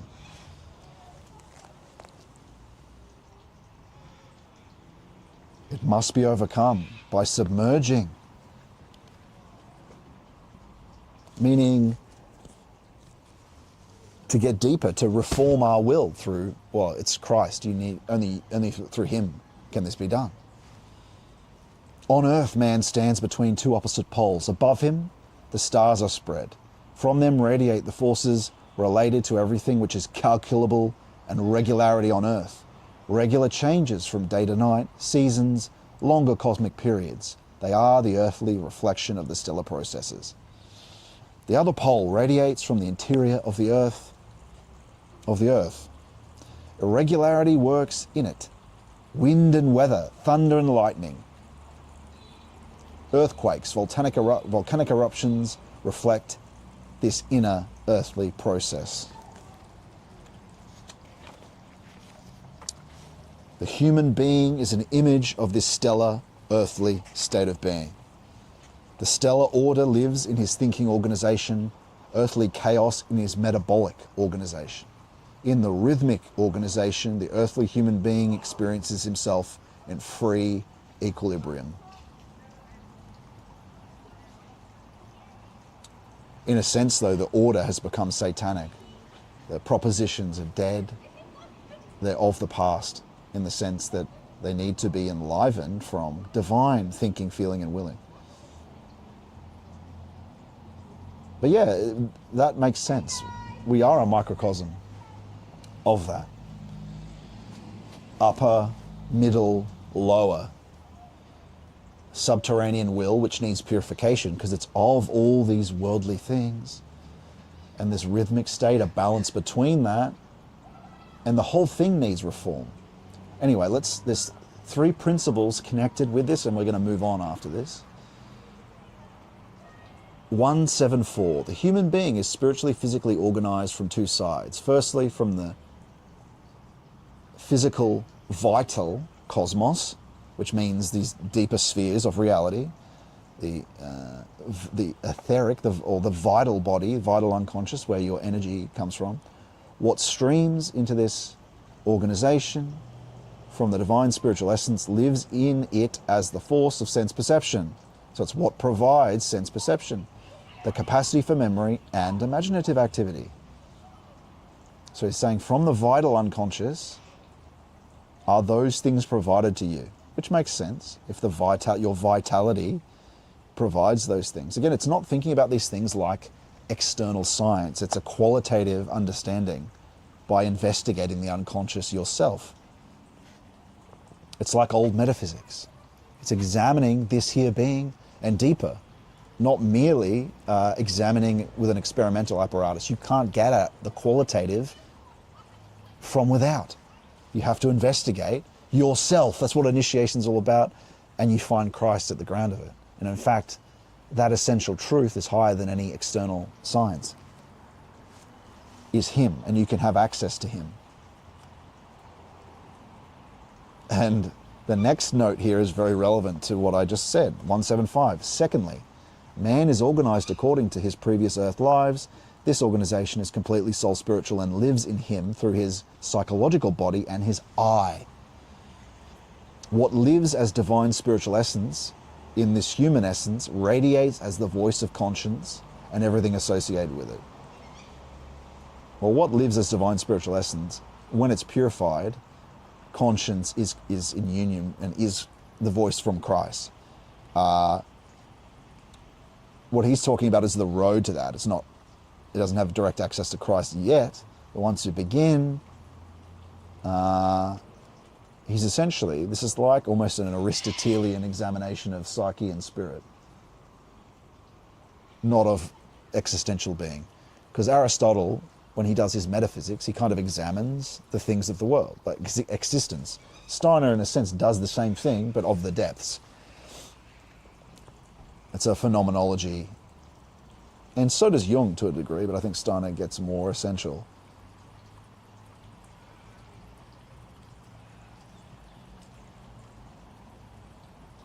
And so what lives in you, what you have a chance of contact with, but you need purification for it to be Christ, is this conscience. It radiates through the voice of conscience, which is from the will into feeling, and when you're communicating with it, you can ask questions, but not until you've been purified over 6 months doing the practice, right? And in doing the Jesus prayer every day for an hour. And there's other prerequisites that are in the lecture on this. 176, in the rhythmic organization, man has the continuous unifying of the two sides of divine spiritual impulses. By the experiencing of rhythm, the force of memory is carried to the will and the power of conscience into the realm of ideas. Let me say that again. In his rhythmic organization, his breathing and his blood, I'm adding, his heart, man has the continuous unifying of two sides of divine spiritual impulses, in and out. By the experiencing of rhythm, the force of memory is carried to the will, and the power of conscience into the realm of thought and ideas. What does this mean?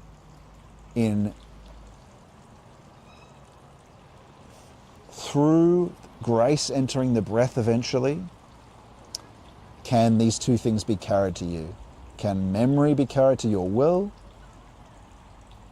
And Christ will reform your will through this when he, and I've got a lecture on the grace in the breath, but it's a bit of a mystery, so I'm not going to talk too much about it just front up, but we've talked about grace in the breath before. It's not you doing it though. And the saints talk about this. I'm not going to go any deeper into it than that. But through this does the power of conscience, and conscience comes from the angeloi, the angels, and Christ eventually, right? Does that reach your thought? In other words, the realm of ideas, your thought, eventually. What does that mean? Over time, in doing the Jesus prayer takes on a life of its own. What does that mean? Who's governing that life? In you. What does Paul say? I'm trying to give clues to this. I don't want to speak about it directly.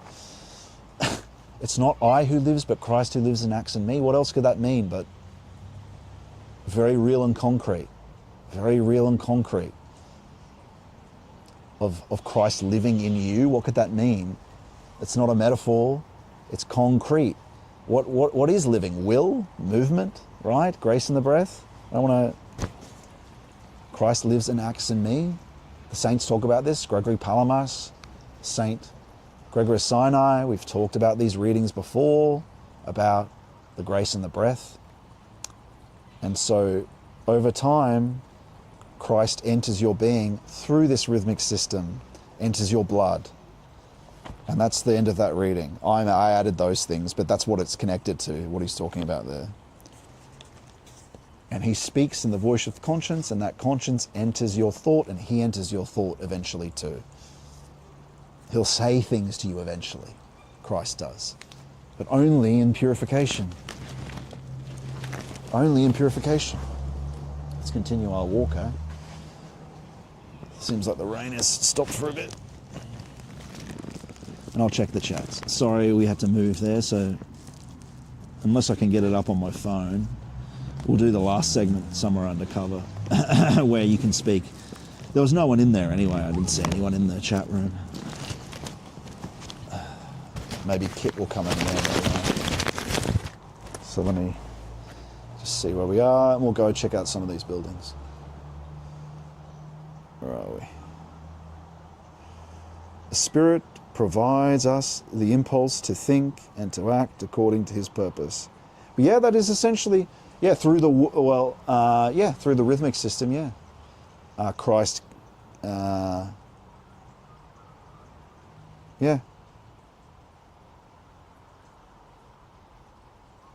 Oh wait, how much battery has this got left? It's not going to last forever.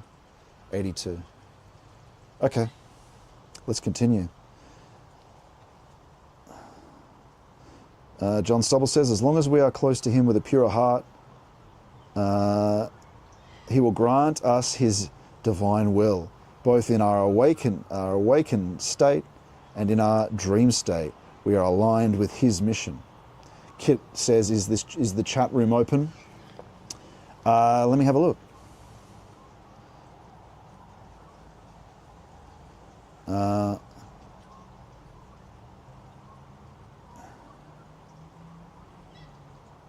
Let me just, go into the conclave. Yeah, there it is. Let me look. Turn that up.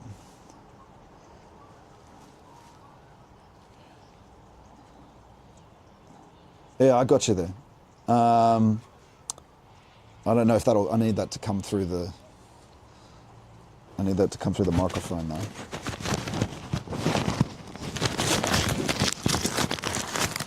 Yeah, just make it to.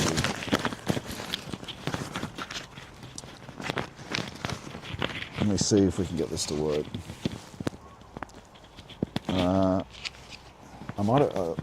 It might work if I just put this up to the microphone. Yeah, I don't know if you keep talking. Steiner reading, thinking about it. Yeah.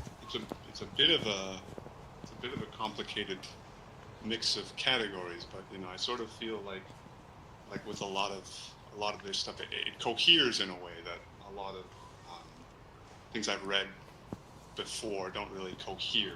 Like sometimes reading communist stuff or that kind, you have to sort of go against your own experience to make it like, oh, it completely disagrees with my experience, but I'm gonna take it anyways. But thinking about the will and the thought and feeling, and you can see them even without a lot of deep experience. You understand like intuitive experience. You know what it feels like to have the difference between feeling and thinking. Yeah, there's elegance to what he's talking about. I don't know if anyone... let me just see if I can hear... Because I've got one of my earphones up to the microphone. I just want to know if others can hear this on the YouTube. Let me just see if I can... I'm not sure, maybe... Let me just see. Try and listen myself. Let me just see. I'm not sure it can. Yeah, I'm listening to the YouTube myself now. See if that comes through. I'm just trying to find it.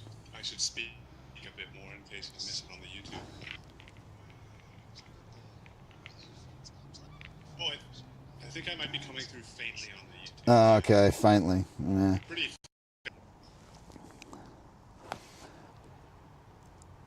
I want you to... Why don't you... I hear it myself through Discord. That might be it. Yeah, maybe. No, I don't... Okay. Was it loud enough, though? Or just too faint? Was it too faint? Because I'll try... Let me see if I can just... Sorry, everyone. We need a test to get how to get this to work, so... let me keep trying. I want to see... I'm going to put this on speakerphone, and that will at least work.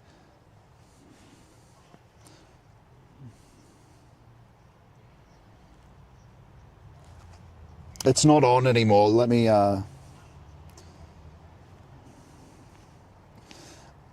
Yeah, just... Barely, all right. I'm just going to get speaker on, but I'll at least get you to re-say what you said. Just wait.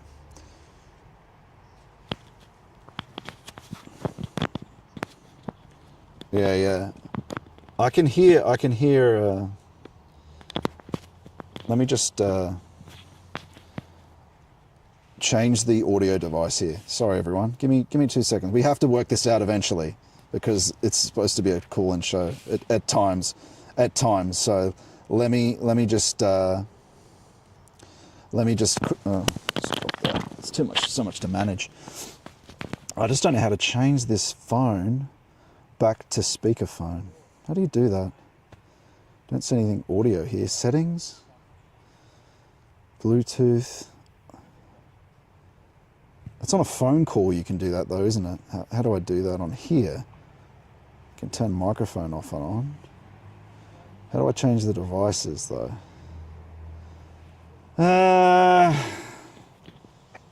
Soundboard? No. Sorry everyone, this is so boring. So not coming through loud enough. Fuck. Let me just turn these earphones off. How do I do that?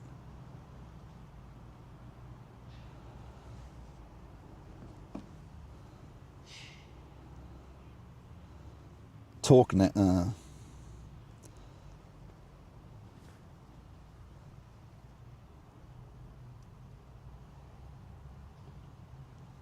Talk now.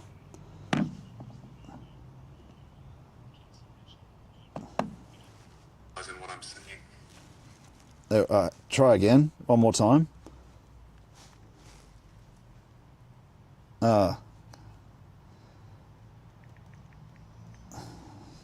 Sorry, talk again.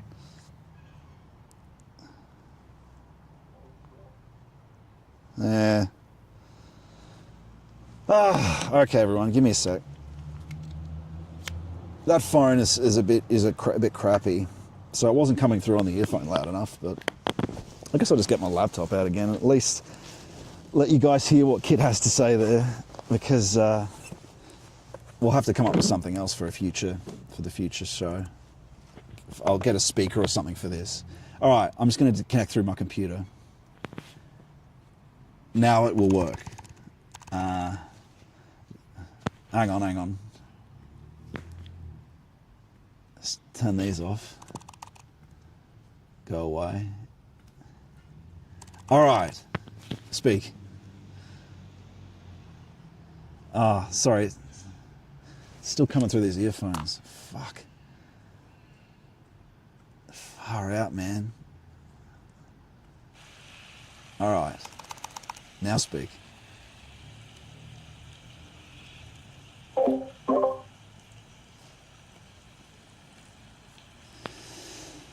Oh dear.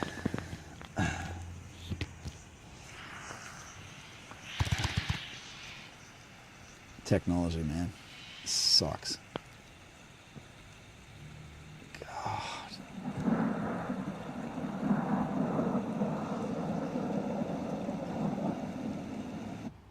All right.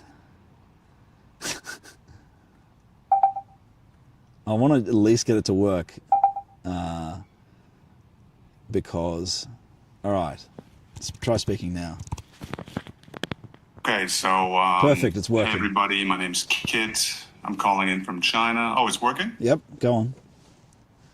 Okay, great. I'm calling in from China. I was just thinking about the reading and trying to apply the idea of just like, impulses from the past telling me through like my current, I guess you could say, ascetic challenges. Like yesterday, I played way too many video games. I had this day of solitude that I was fortunate to have, and I could have spent it doing more work and more prayer, but I got sort of stuck as my whole life, since I was a little kid, I loved video games.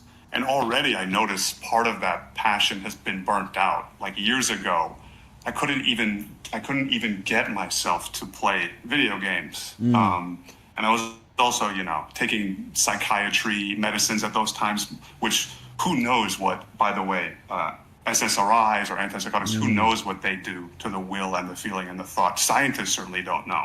They just have statistical evidence. I don't know what they were doing, but for me, it seems like a predecessor to coming to the faith, because for a long time, I was like too proud to actually seek treatment for what I was ailing with. And eventually I was like so frustrated after like 10 years, I was like, okay, I'll go back to the psychiatrist and humble myself towards their authority.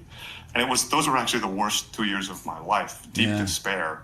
And I don't want to get too personal, but it's just like, for me, it's like humbling myself enough to go to a worldly doctor is like a predecessor to humbling myself enough to like ask Christ to heal me.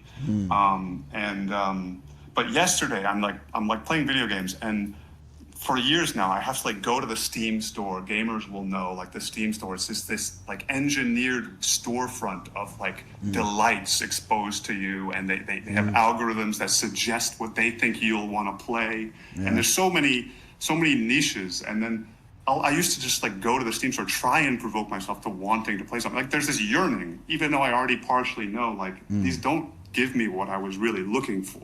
It's like, and I try to analyze it just in a rational way. Like, okay, what am I really getting out of these video games? And oftentimes there's like a narrative or like an imagination element, which I think for a lot of gamers, they actually won't admit how much of that is at play, right? Like this video game I played called Factorio. You're alone on an alien planet. You've crash landed. From one single tool, you have to rebuild a planet spanning, even a solar system spanning factory. And the fantasy is eventually you get off and you go to your home planet. And it's basically a Robinson Crusoe story. But most people, like some people, especially like this hardcore group that I was a part of, they play this version of the game where you build this factory for hundreds of hours, even 1,000 hours before you technically reach the end. So the point is just to be stuck in a loop. The point is you want to be provoked, like, oh, I need to fix this problem. I need to rebuild this. I need to design that. And it's stimulating this. Like there's a lot of engineers. People will spend all day being computer programmers. They'll come home and play this factory game.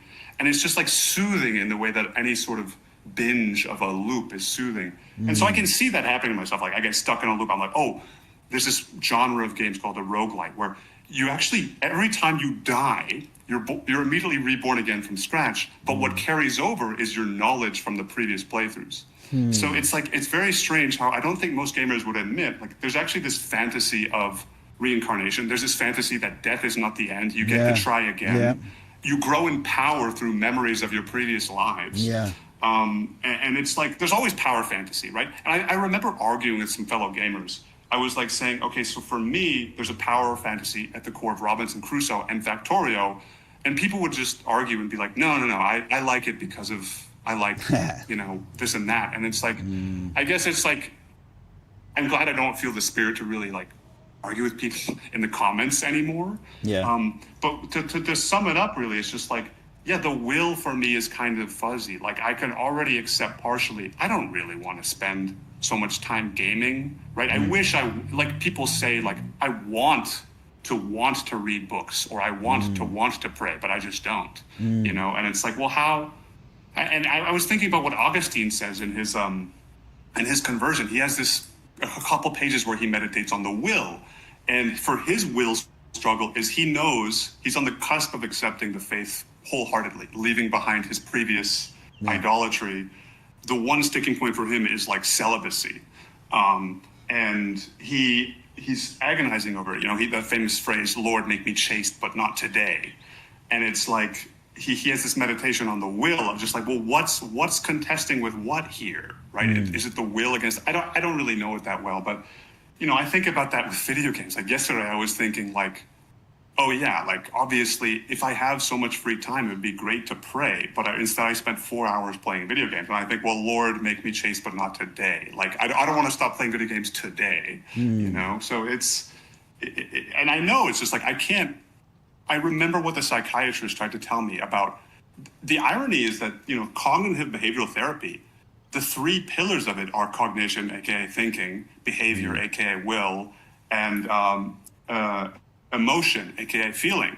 And they don't have, forgive me if this is very critical, but I don't think they have a deep concept of what the relationship between those three things are. No. The teachers would tell me, you modify one point of the triangle and the others respond. Well, it's like, I modify one point of the triangle, so I have some will outside of the triangle that can then just pop in. And they really, and I was embarrassed even in those group therapy sessions. I didn't want to have like a metaphysical debate with the doctor. This happens so much in psychiatry offices. I don't even dare to say that my experience disagrees with their theory because I don't want to embarrass their authority. But I don't know, that was all very rambling. I don't know if there's anything you can make sense in that. Yeah, there's like a rooted, what's interesting about Steiner is those things are rooted in systems, as we mentioned, in systems of the body. But I very much understand what you're saying in a kind of what comes first, the chicken or the egg, or is this in terms of the will? There's a very much problem with a lot of people when they face this originally getting started, is that very little, they know deep down essentially there's a change they want, but there's all these other wants and desires that are all throughout their will. They're out there, that they're in their unconscious, right? And so it is definitely a matter of you're limited in what you can do on your own. That there's something beyond you, something more essential that slowly makes the transformation. Because we're not just a product of the past and what has been. We're not a deterministic being. And so you are granted a kind of very little amount in terms of, it's kind of a yes or no, really. And there's only a certain amount of free energy you have to be able to make a change. Because what overcame you with the games? What overcame you when you said, but not yet, the will, but not yet? And what overcomes you is this other being, in a sense, this other desire that's more powerful than the smaller one you've now got. But so how do you get there? Well, you get there by doing what you can do. You start with what you can do. If you can't overcome a passion, well, what can you do? One of the saints talks about this, Sympacios, I think. Instead of admonishing someone for what he can't do, well, what if, can you do this? Can you do that? Can you do that? And you build up little by little, and the Lord takes care of what you can't do and slowly purifies you to allow you to stop doing that.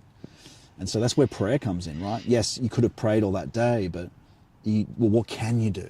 You can do a smaller amount, and where you can also ask Him. And this is where the powers that overcome these passions in the will, without Him, there's a reason why AA, other things other than AA, fail in terms of dealing with addiction. Because they don't have something outside this loop. Cognitive behavioral therapy is in this loop. And then, like you said, there's something, it's almost like postulating something outside of it. And if there is that, it's very weak. And it's very strong over time if it's appealing to something outside of the chain of cause and effect, which is the divine being, to grant us forces to do this. But it takes a lot to get out of the mode of thinking that psychology has, what's the word, I guess, foisted upon us in modernity. It's sort of implied even in a lot of Catholic books, not the old ones like Augustine, but the newer ones. They talk in the terminology of psychology. And so it's implicit in the language. It's like a pagan theory of how things are. I've noticed that. And I'm trying not to be, because of my pain, I feel so strongly about these psychiatric things. I try not to be too, I can just maybe not discern, but like just judge without condemning. But to give an example of that, it's like I've seen since I converted, people talk about scrupulosity. And I'm sure this is a real challenge of people who feel like what Freud would call like obsessive neurosis, what today we would call OCD, like psychiatrists would call OCD. and more you hear people saying, like people who don't even really have extreme lifestyles, they say, oh yeah, I have OCD. And the diagnosis just seems to grow. But like scrupulosity, this idea that like there are some religious people who are obsessed with, they can't stop thinking about damnation. They feel they need to go to confession every day. And it's like, yeah, there's surely something excessive there. But if you think, oh, we're going to like, I don't know.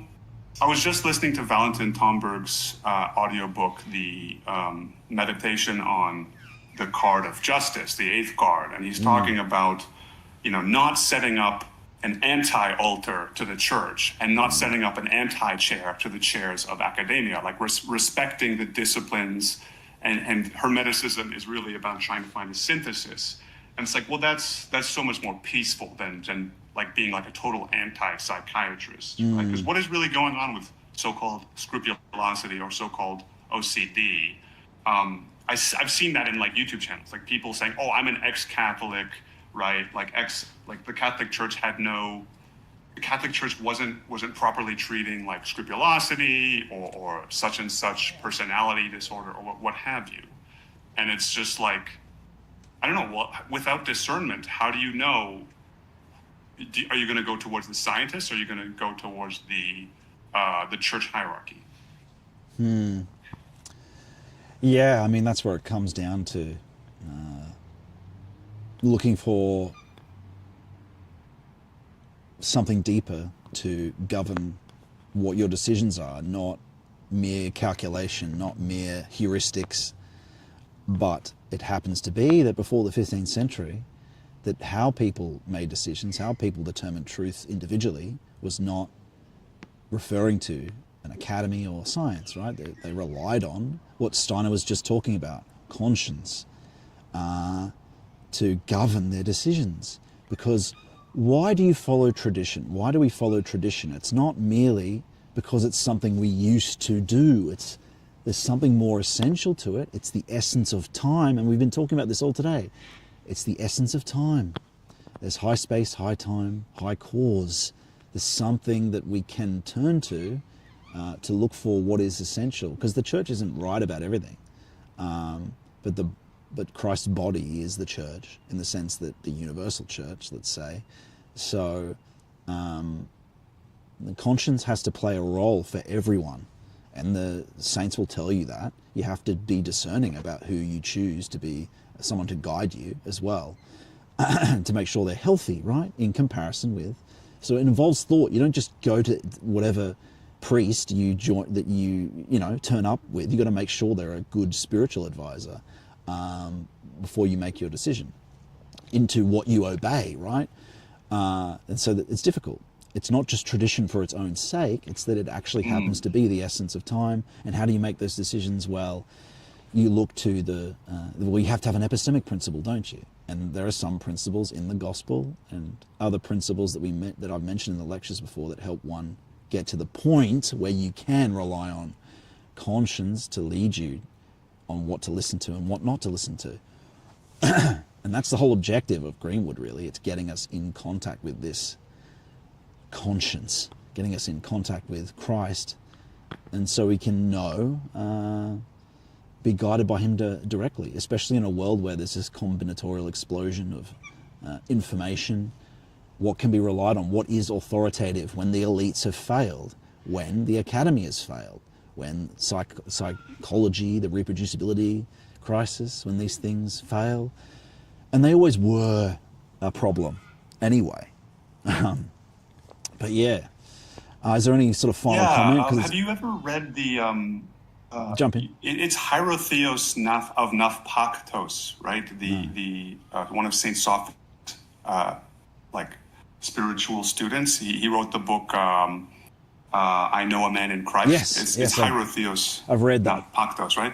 I was listening to Orthodox Psychotherapy, this book he wrote back in the 90s, as like a counter argument to all the therapy culture that was popping up. And it's basically just a traditional exposition of Orthodox faith. And he has a chapter where he talks about what happened when they used to make bishops exclusively from monastics. And then out of necessity, they were like, okay, well, they're not we'll find people who don't have divine union, they only have illumination, Yeah. and then people who didn't have illumination later, only purification. It used to be, he has a long chapter discussing Wow, how they that's used to interesting. confirm, like confirmation, Wow. the sacrament of confirmation. You used to actually check, does this person have the Holy Spirit with Wow. them? That's what we need. And now, I would argue a lot of so-called confirmation, it's just a formality Yeah. in the I Catholic agree. Church. You an 11-year-old who's never prayed is having their confirmation, or whatever, Yeah. 15-year-old. So I guess there's a modernist impulse in me, which is like, oh, this isn't very democratic, right? Like the modern it's an day is supposed to be initiate- more it's a- progressed. And it's a impossible hierarchy that of something initiates. can be an elite and also good. Like if it's, But it's if available not to every- everyone, if though. everybody, like, but everybody does have access. That's right. That's the point, is that everyone has access. If you turn to Christ, you can be one of any, like he'll grant it to you if you give your time to it. But that is so fascinating you say that, that it used to have to be. Is this person in union? Basically it's saying it's like a hierarchy of hesychism. It's a hierarchy of hesychasts. But the thing is, like we were saying, that's how it's supposed to be. And the law of Moses isn't anti-hierarchy. But that's the point. It's that people, we need more people. We need to be governed by Christ in our union with the Holy Spirit and the union with Christ. And we just lack that. But it's possible. It's possible to disclose that, and for it to be disclosed to us in this modern world with not even that much time, if we're slowly willing to be transformed. But that is fascinating. That's how it should be, though. A hierarchy of initiates, a hierarchy of initiation. But I really do believe we've lost in so great a degree, in very subtle ways, have we lost union with the divine, with Christ. But is there any final note you want to add, and then we'll go for another walk? I'm sure we'll hear from you again at either the end of the day or next week. Kit, there's been great additions, much appreciated. No final note. Yeah, it was really nice to chat. Indeed, man. I'll see you soon. Perfect. All right. Talk to you Thanks for later. contributing. It's good first experiment. All right, everyone, let's continue on. That was good, wasn't it? I'm sure we'll hear from Kit again. A great friend of the fellowship and the channel. Let's go and continue. Ugh, I'm glad we got that out of the way. The first had to get it working. I need a way of getting it working on the phone. Hierarchy of initiates, right?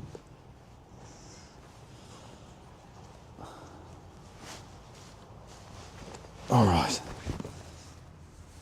So we'll go for another walk, and then we'll do another reading. And then if anyone wants to go, if you want to participate in that, everyone, go to scottmannion.com/fellowship. Of course, I'll read your chats as well.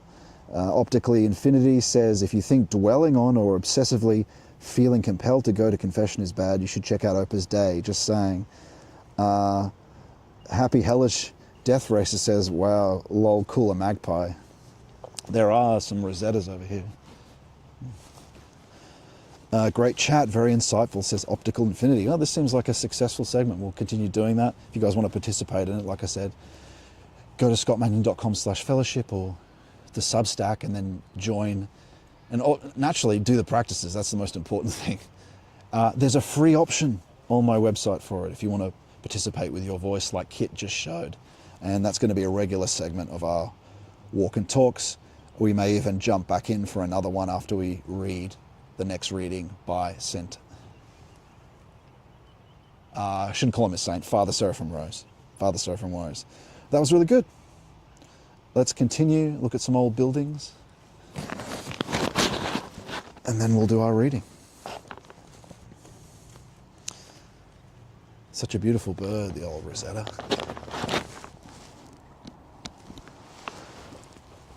And that's what we've lost, friends. Hierarchy of union, hierarchy of initiation. We are in utter confusion in modernity. Yes, we can, for now, we can use these general heuristics of, oh, has it still got battery? 74% so far. When it drops down to 50, I'm going to have to change it over to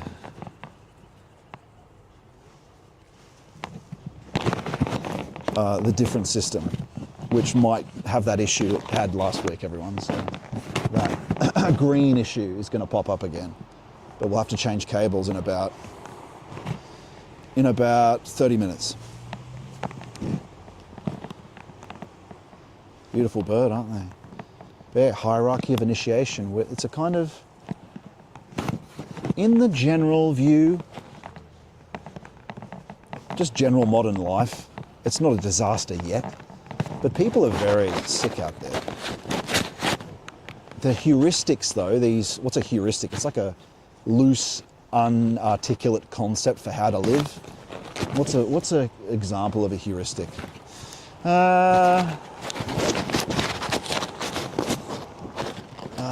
Buy high, sell low.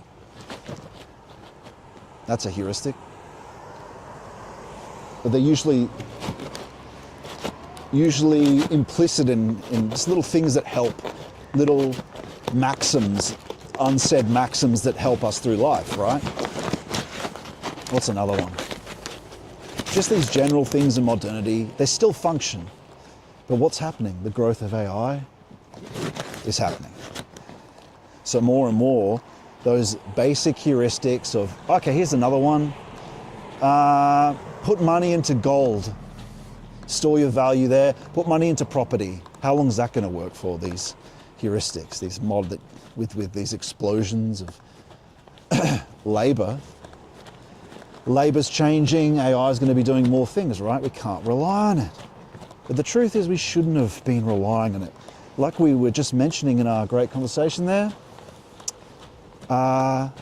it's only since the 15th century that we started relying on this scientific method as a way of determining truth. Before that, they relied on these other faculties they had more contact with.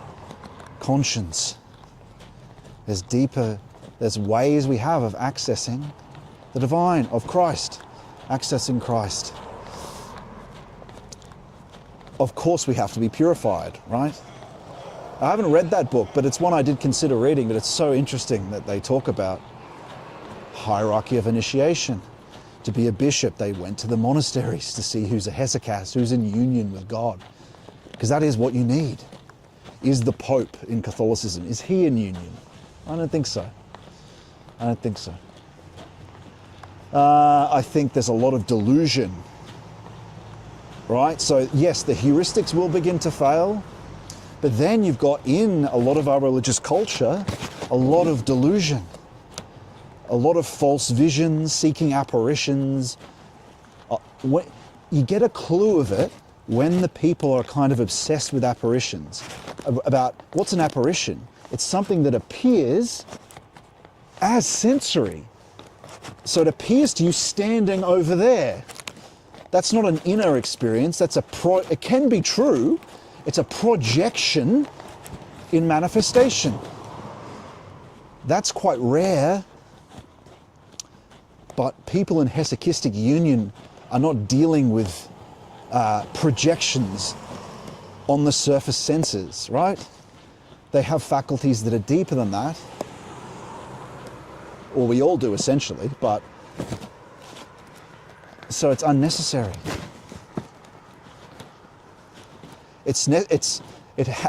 People look to those things when they don't have union apparitions. Because if they're in union, the surface senses are sort of the furthest thing from union. Being in union, you don't discount something if you have authentic faith, which means if you can feel divine breath, is what that means. You don't discount that, of course.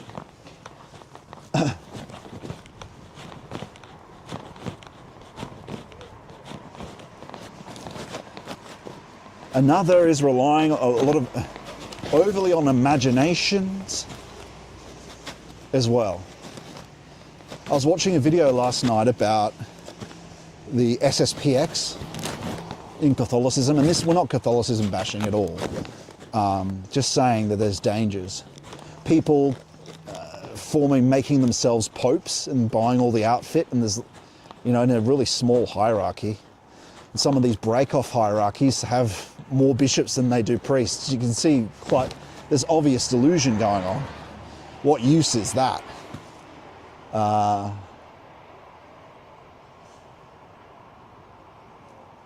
What is an apparition is less essential than spiritual touch. It's less essential than mystic union. It's projected out there. So when you see a lot of that, you get it's because of a lack of union. What is extrasensory isn't what transcends the senses. I think Teresa of Avila talks about this in her intellectual vision versus imagination vision. What's extrasensory is already in temporality. Spiritual touch is it's emanation. You're dealing with emanation. You're dealing with the uncreated directly. With the apparition, it's like, okay, say you think you're hearing God. Thought is a less essential phenomena. You understand that when you realize our articulate words are connected to our vocal cords, and so articulate expression is later down the chain of what's essential. More external, more surface. So yes, God does, but it takes a long time. And we were just thinking about conscience, right? Steiner said that through rhythm does conscience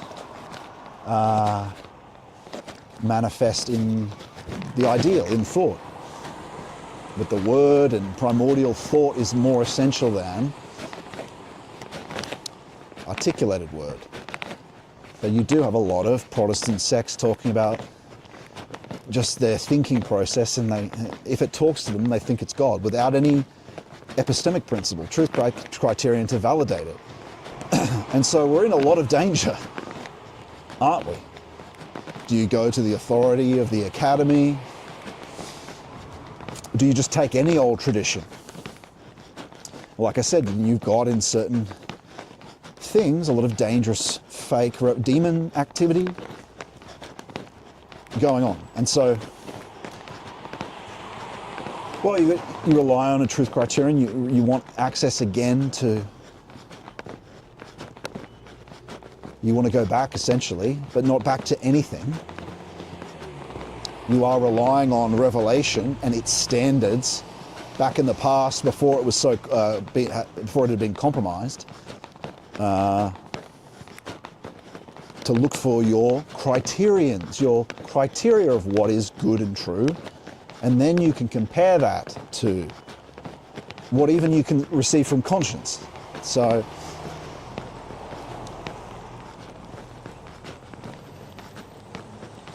what is key is a reunion with faculties through love of Christ that we used to know or that we used to experience a degree of coming to the truth through. Because these other intellectual faculties are that participates in it. Yes, you're using logic to help you deduce from revelation, though. You're using logic to extend from revelation to determine what is good, so you can work out what to follow. But there is an intuitive sense you get as well later on.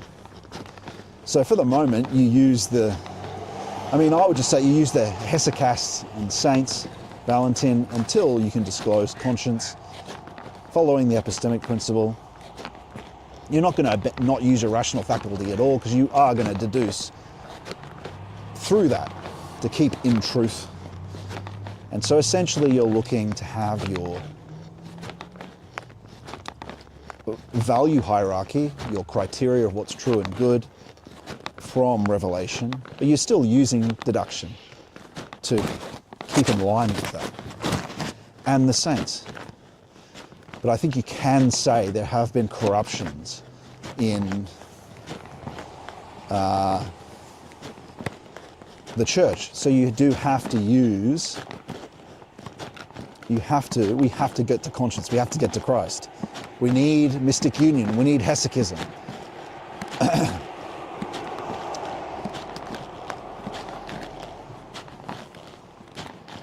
And so it's not any old tradition, or else we'd be perennialists, wouldn't we? We'd be saying that, oh, well, the Hindu tradition is good. No, it's not.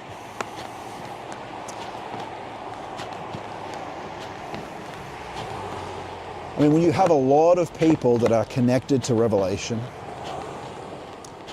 who are assessing something, it's more reliable. So you're looking to, I mean, I think orthodoxy is the most reliable. If we want to be safest, it's orthodoxy over Catholicism. I'm not saying that God still isn't with the Catholics, but I think the most reliable, the most largest group of people in constant union, especially as a collective on Athos, is without a doubt Eastern Orthodoxy. And that's what we want, as we were saying, a hierarchy of initiates. So we can have more governance. There's a big trouble with this, is determining what's true though, right? And so a lot of people over a long period of time assessing that, comparing that with Revelation. I rely on going to hesychasts themselves, not only people writing about hesychasts, but I rely most on people who are initiates that I can confirm are initiates. And, you know, part of that is the tradition helps with that because they were made saints. But then there is an element where you can just tell by what they say. So you read Valentin Tomberg and you begin to go, he is an initiate. You just know, and he's not sainted, but after a long enough period of time, there's a certain amount of it where he loves. He loves in a way that's comparable to what we do know as revelation in the Gospels. And he's very thoughtful, rigorous at the same time. So there is an intuitive part of it, as well as a deductive part of it. And it is difficult though, but yeah, it's something that I think about a lot. The main thing is we must return to and have this faculty again, which is really just union with God. It's really just a mode and a mercy from Him for us to be able to check what to do with Him. And the great unfortunate thing is that so much of the current Christian world doesn't actually know how to do it. Why? Many reasons. Demons are one of them. Confusion. So there are really great dangers on this. There's huge dangers. That's why you need the saints and veneration for them, to keep praying to God. Because essentially, what does St. Sophrony say? He says that, or St. Paisios, that if you're in the desert, God will help you and teach you Himself. He says this. If you're in the desert. We can be in the desert in modernity. Basically, the translator of the Philokalia even said this. There's a lack of authentic spiritual teachers, especially in the West. So, what that means is that there aren't hesychasts around, right? Valentin was one, and I'm not going to say anything about myself other than I've told you what I experienced, and I just tell you what works for me and what works for me, and what works for me. And then just refer that to the hesychasts. But I have the experience. These are things, I don't talk about what I haven't experienced, but what I do talk about are quotes of saints and from Valentin. So you can just follow them. You don't have to listen to me. And a great important part of this, because you will develop in this, you will eventually develop in love towards Him and experience divine things. And not that long, and you can just speak to some of the people in the fellowship. Bram, Aniran, Ignotus, Amicus. These people have experienced doing the exact same practice some of the phenomena we talk about. Bram and Niran are doing the discernment after a year a year of doing the concentration without effort in prayer. I think they started doing it 6 months in, right? So it's a long process, and it's a learning process as well, doing it. What's our battery here? 70, still good.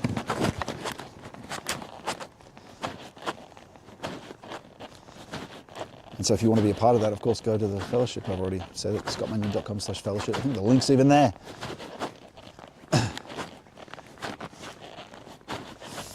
But it's not only is it like the devil doesn't make it easy. Not only is it a issue of the surface being a problem, but there's a lot of delusion in religious groups and everywhere. That's half the problem. So it's finding the right approach. And that's through orthodoxy in terms of the texts anyway. I think the best combination is Valentin and the Orthodox saints, personally. But there are saints in the Western world that are helpful too. But I can only tell you what works. You must get a sense from what I say. You must sense something else. That what I'm saying is true. I mean, at the same time, you could also say, well, you certainly believe it, which a cynical person would say. By the way, this is a statue of Mary Poppins. The person that wrote that story is from here, Barwell. An Australian originally, lived here 10 years or something as a kid. They think it's the inspiration for the stories came from this little, very English little town. And this here is where, if you like cricket, Donald Bradman, that's the Donald Bradman Museum right there. And he was from here too. I have no interest in cricket. Or, for that matter, not much in Mary Poppins either. Well, it's kind of charming story, I suppose. And so where were we?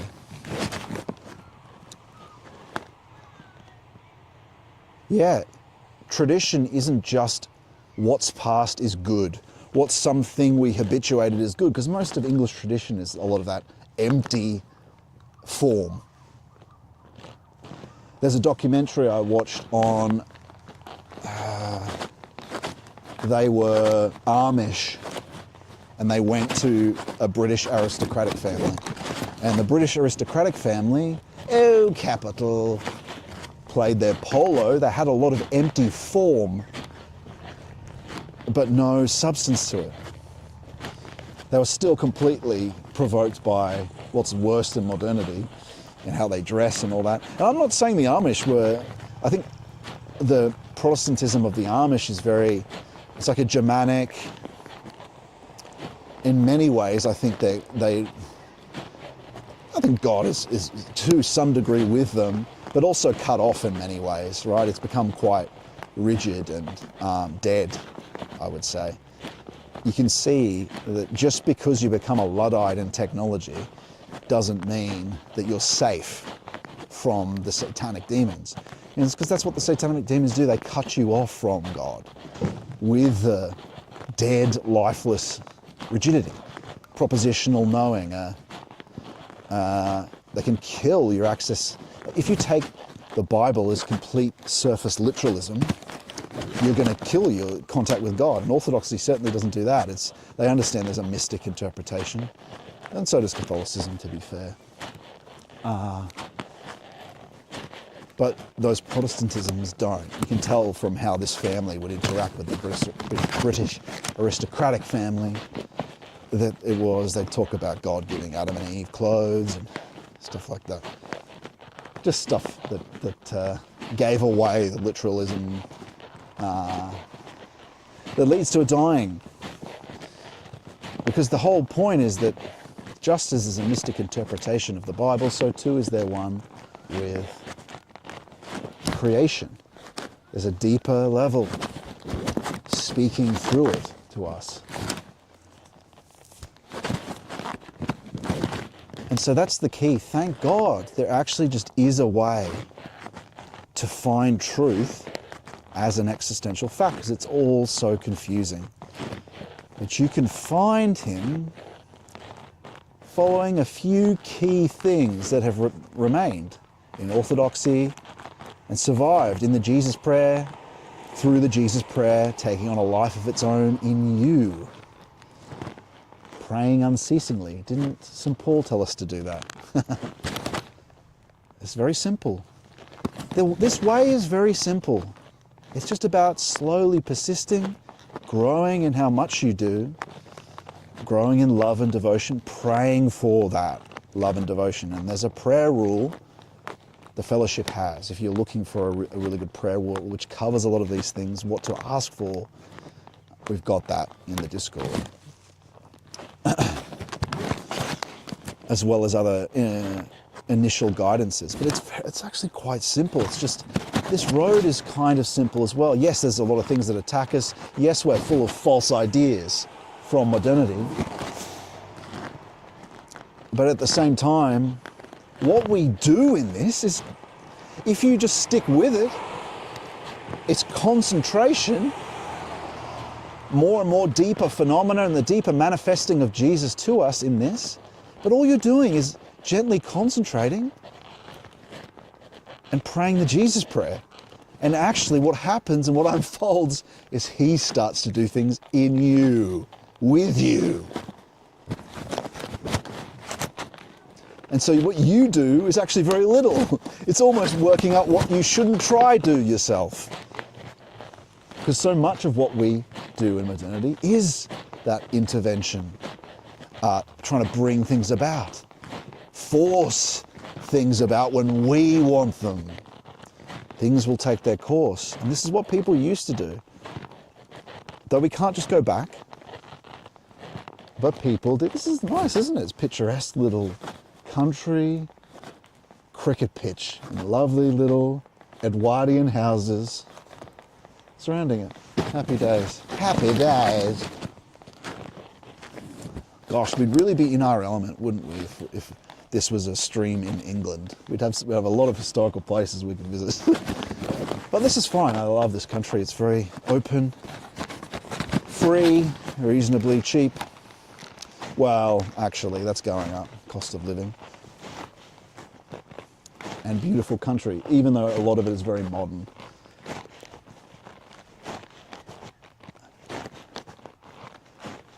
And so it's very simple.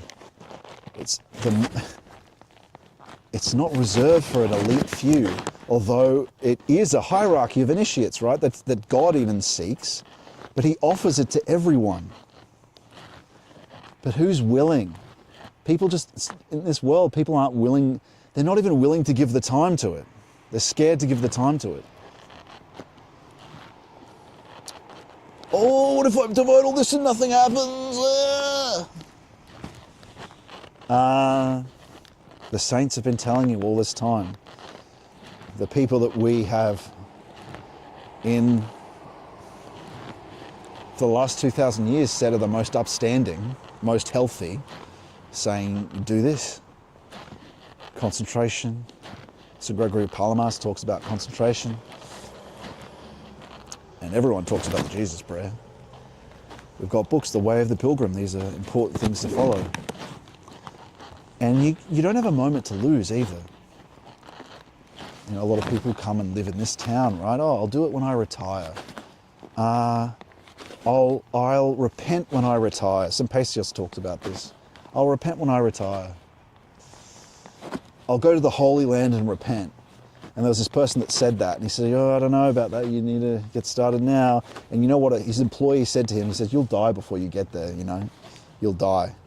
And he said, what are you talking about? And he booked his trip, went there, and he died before he got to the Holy Land, died on the boat. Don't wait till your retirement to get started if you're here. If you are retired though, and you are here, just get started, it's fine, you're still alive. But you know, through love, loving him first, does the healing come. does the peace come. You can pray for those things though, but know that in the prayer itself, like while you're doing the concentration without effort, you're just seeking union with Him. Union with Him, and peace will come about through it. And it's over time, it's a long process, long period of time. But what were we talking about? We were talking about high time. I'll just jump back to the old chats. And we'll be doing our next reading in about 50 minutes. We're going to walk and have a look at some nice houses though, and continue our chat on what is the essence of tradition. High space, high cause, high time. Let's jump over and have a look.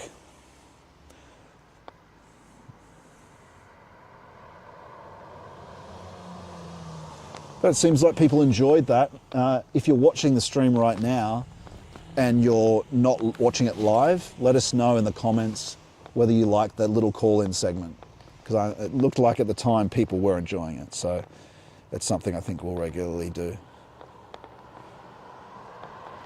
Okay.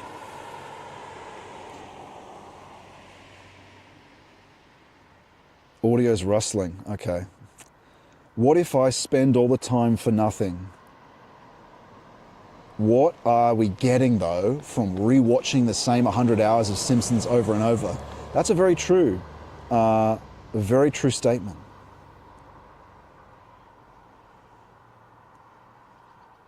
Harry Smith, I don't know, it seems like that's some sort, I'll let you guys talk amongst each other about that, talking about vile priest class. We'll just leave that, I think. One day the movies which we rave about from the summer are going to be just as dated and dull as Mary Poppins, says Criticism. That's very true. John Stubble says, God calls each one of us with a different purpose. For some of us to be poor in order for us to not focus on earthly treasures. Yeah. I think there are things here that he's not arranging, though. If we're not in communion with him, there's things we're born into that he didn't arrange. It's just a matter of heredity and destiny, right? And not, when I say destiny, I don't mean providence. I mean collective unconscious, or the process of reincarnation, if that's part of your model.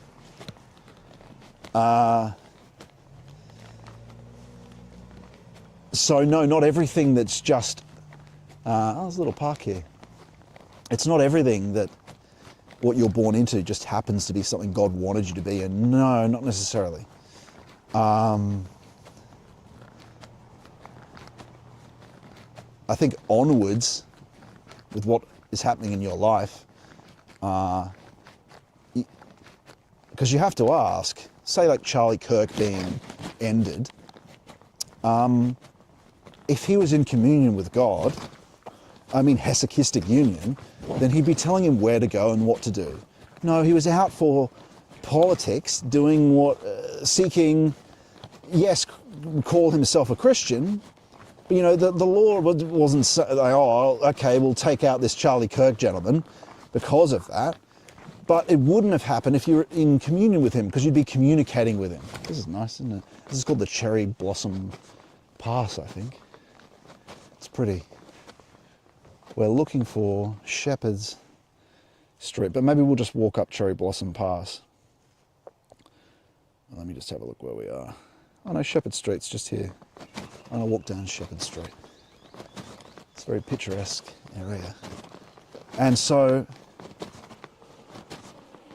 that's what's key, because if you're not in communion with him, the influences that are happening to you, the motivations,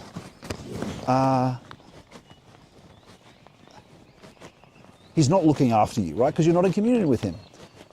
He wants to be in communion with you. He hints, because you're off. What are you doing? You're off in your own freedom. You don't want communion with him. You're not spending the time to initiate. And so that's your choice. We choose not to be in communion with him. in that case, it's not that he doesn't want to intervene, and anything bad that happens to us, he suffers immensely. He suffers. He doesn't breach that because of freedom. You have to love him, come to him freely, and then he'll help you. It's not a bad thing. It's not, oh, how come he doesn't just help me? No, because it's tied up with your freedom. He doesn't want us to be extensions. He came with the gospel so we could have so everyone could hear the gospel and then make their own decision. Or else, if he just showed miracles, obviously, I know I've described this a million times. He'd be like Satan. He'd just be demonstrating his power, and you'd be afraid of him. So it's a different type of thing.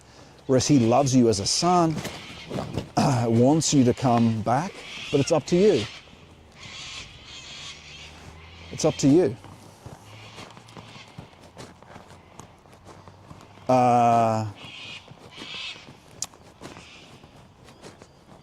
But it's free it's open to all of us. He does have a purpose for us here, but it might be something completely. Jacob Boehm was a shoemaker and poor, and being poor, you're more able. It's easier to become poor in spirit if you're poor. If you're Peter Thiel, you've got a million provoking vanities attacking you all the time. It's a real problem. If you have too much money to, it's like a magic carpet. It's magic. Capital is intelligent. It's magic. Think about capital like possibility. We are, in a sense, aren't we? Possibility for being, aren't we? Our virtuality, we're sort of abstracted from the environment. We can have knowledge where we can come up with ideas for what we do with our future. We're future oriented. The rest of nature can't do anything like that. So what does that mean? We carry a possibility for being. A skill is a possibility for being. The more competent we are, the more possibility for being we have, or the more perfect that one possibility for being is. Possibility for being. When you don't have capital, capital itself used to be tied to the original labor that allowed for it. So I create an efficiency by creating a cart to help the workers get to work. We've divided the labor where the cart provides that. It's connected with that labor at first, the capital. The capital becomes more and more abstracted through money, where, okay, now this capital can be applied to anything. And so it's no longer labor anymore. It becomes a spiritual phenomena. And so we're just trying to describe a more essential understanding of what happens when you're rich. What floods in when you come into money, and we know this from people who are poor who win the lottery. When you come into money, an abstracted possibility for being, which you in a sense are a possibility for being, but this abstracted one that could be anything, floods in. And then your passions are amplified because they could use that possibility for being to manifest all types of labor, especially tied up with the reproductive acts and all sorts of vices, couldn't they? And so that capital that is in a sense spiritual is wasted when it could have been devoted to doing something more productive. So poor's good, because if you're tied up with these amplified passions and this one thing, this money that kind of amplifies those things that are already impulses, right? It adds fuel to the fire of all those things, those possibilities, those vice possibilities. But the truth is, those different forces, there's a force outside of that, which is providence. And so God's chief purpose for you is union with him. Because through everything he can, if you come to him freely, the thing he most wants, which is to salve you, heal you, can be brought about. Because you're freely, slowly, by praying to him, worshipping him, he begins to teach you through this too. He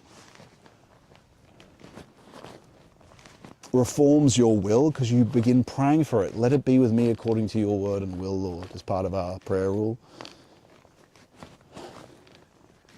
The concentration is practicing a kind of monastic oath, as we talked about. It's practicing poverty of the senses.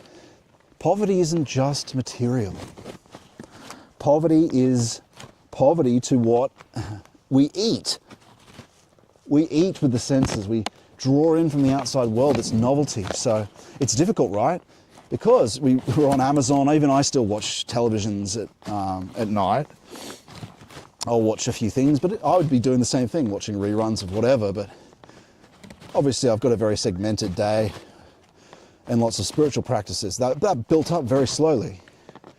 But he, over a long period of time, he also transforms what you desire, thankfully. But you do have to, with these little changes, put in a little bit of effort, a little bit. And then he'll build on that. The key thing to get right is that morning concentration. It's through that, getting up to an hour, that he'll transform you. He'll transform you, thank God. Oh, that's a nice view, isn't it? Beautiful hill. And so the essence, we talked about low cause, low time, low space.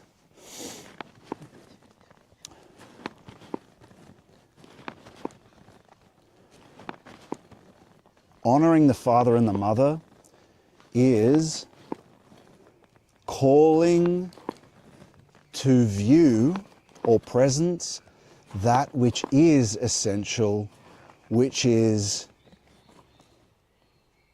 brought inside. Because in the fall, Jesus didn't abandon us. He began preparing plans to purify a people which needed to be purified from everything we're talking about that's broken. All these impulses, all these demons, the Luciferic spirituality that all paganism is bound up with, which slowly decays to Satan, from Lucifer to Satan, from a spirituality nested in Lucifer in the fall to a sort of dead, rigid, technical being that we have in modernity. The Lord didn't abandon us.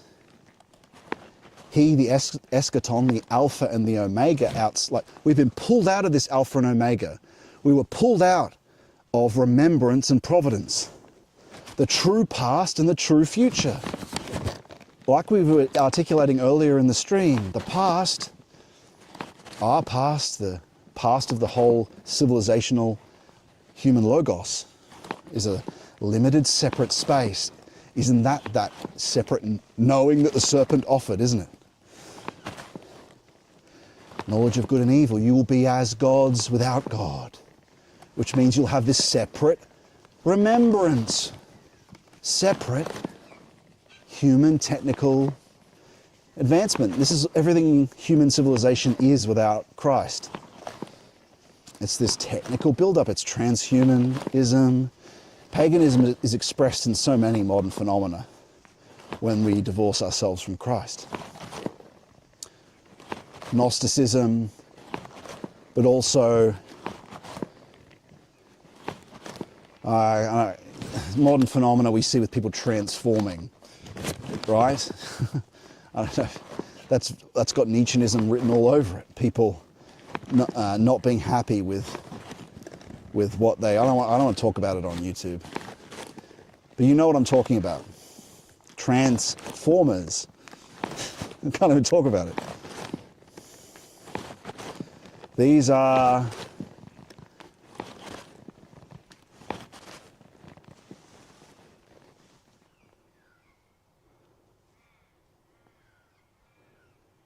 things that form out of a rootless being that tried to, like Prometheus, steal and form its own, grasp at the expense of others. All internal, right? If it's all internal, doesn't it become like, you know, in a language learning model, when you train them on each other or when you link them to each other, they sort of start to spin out to a insanity, like a weird results, rootless, right? It's the same for us. But it's only different in that we still, because we're humans, we still have the image of God in us. So there is a certain mercy there. But it spins out this, we see in liberal modernity, this feedback loop of the state's idea of what's right, the democratic we want, and then that we want forming the new ground of society in the next generation, which is more and more degenerate. It just spins out, spins more, doesn't it? There's no essential ground of what's good and true. It forms the new we want, which becomes more degenerate, the desires of the next generation, and then it reached a point where people thought this is no longer utilitarian even. It's like you've got people being anti-life with abortion, this despicable behavior, people that promote that anti-life, but other woke phenomena, which we won't go into. And so there is a true root. It's not just a tradition, there's an essence of things. That it's tied up with reality. There's a moral essence to reality.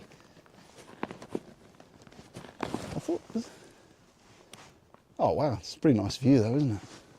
Not bad.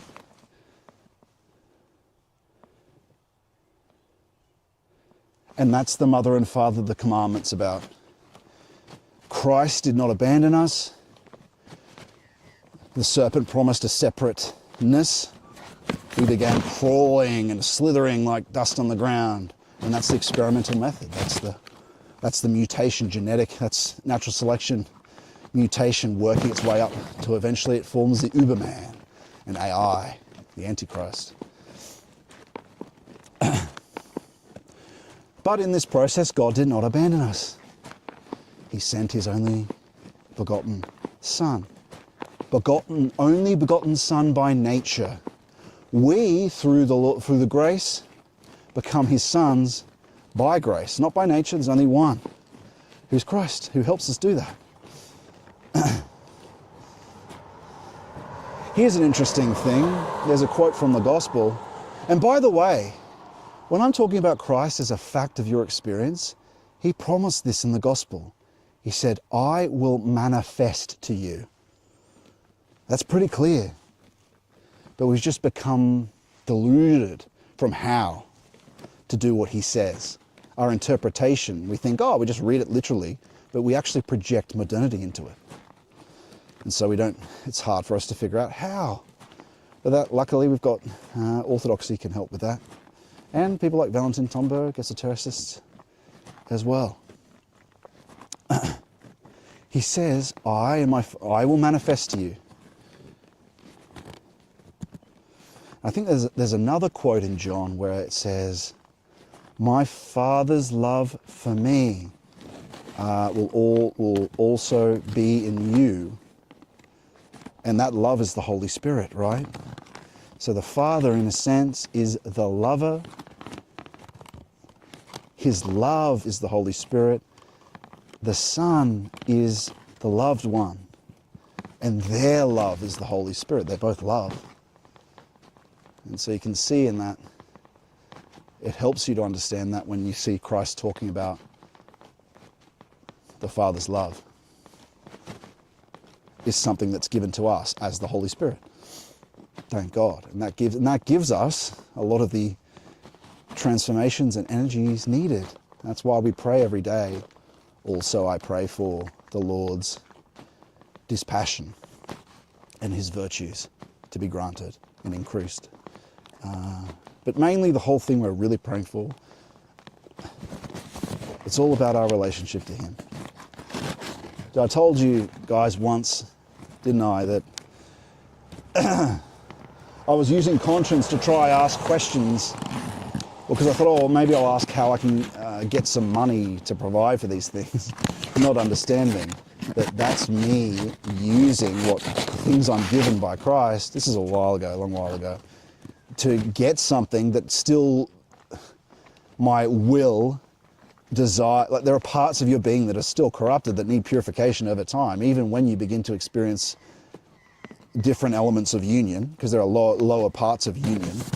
Grace in the breath is one of them. And Christ said to me, and I confirm this through the epistemic principle, you can just take it as you wish, whether you think it's true or not. But yes, I asked many times through conscience, and applied the rule of thought of, does it bear fruit over time? And also, does it align with, is it not something alien from tradition? And he said, because I was trying to figure out a money situation myself, right? He said, disciples who love me. And that just broke my heart, of course, because I was just completely approaching it wrong. And then I remembered, of course, this is will to power. It's seeking to bring about something in your own will through Christ. And so we have to overcome that mode. And he said to me so often, I'll provide for you. And so a big part of the road into Christ is that, seeking to overcome our fears, rely on him. But to do that, you need to be able to begin to experience conscience. And that comes through an intuition through that. And you're not going to be able to do that until you're starting to experience these things like spiritual touch through concentration without effort in prayer. So it's a process. There's a process to these things. I'm happy to guide people who want to, I meet people once a month. If you can't afford it, that's fine. It's these things aren't kept from people. But if you do want to pay the monthly thing for the fellowship, that's fine. Otherwise, there's a free option on the website as well. But what were we saying? We keep getting a bit off subject here.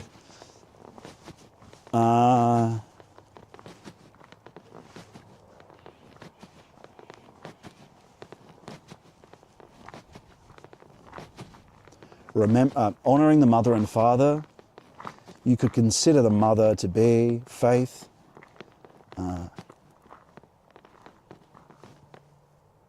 or high space, because high space is ensouled. The Holy Soul is, in a sense, Mary and the mother. The soul of space. Okay, think about us. We usually think the body has a soul. The body doesn't have a soul. The soul, like we usually think the body is the human being. No, the human being, which is the soul and the spirit, has a body. The body is us too, but the human being, the soul has a body. Just as it is with man, how the soul has a body, so too is it with world. World has a soul, has an essence.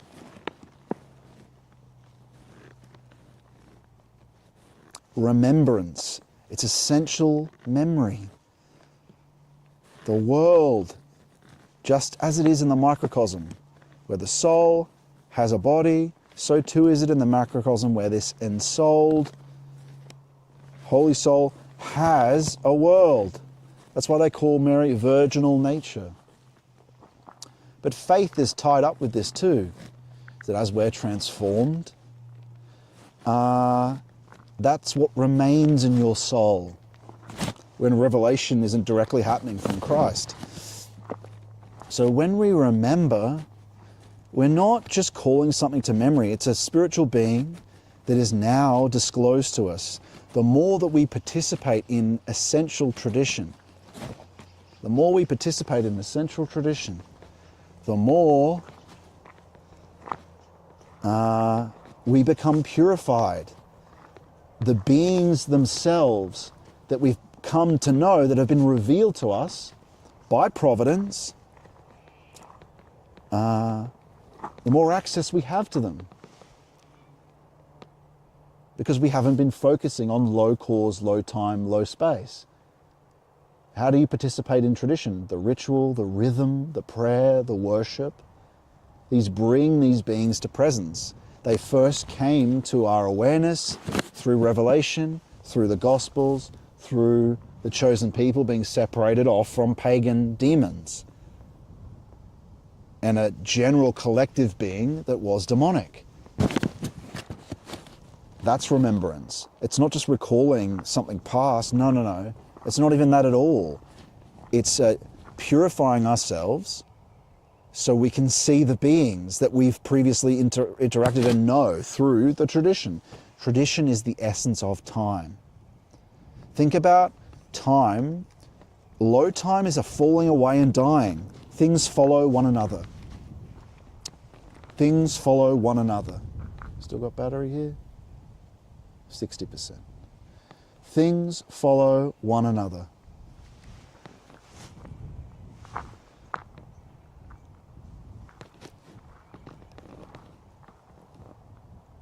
Look at these birds in the distance here. There's an event here. Everything else falls away, decays and dies, but there's this core of essential events that are of love, that live forever, that will be resurrected. That's the essence of time. Tradition is this core. Think about like a core that's running, and then all the rest of time is expanding off this core and dying as it runs through. Everything else is going to the periphery.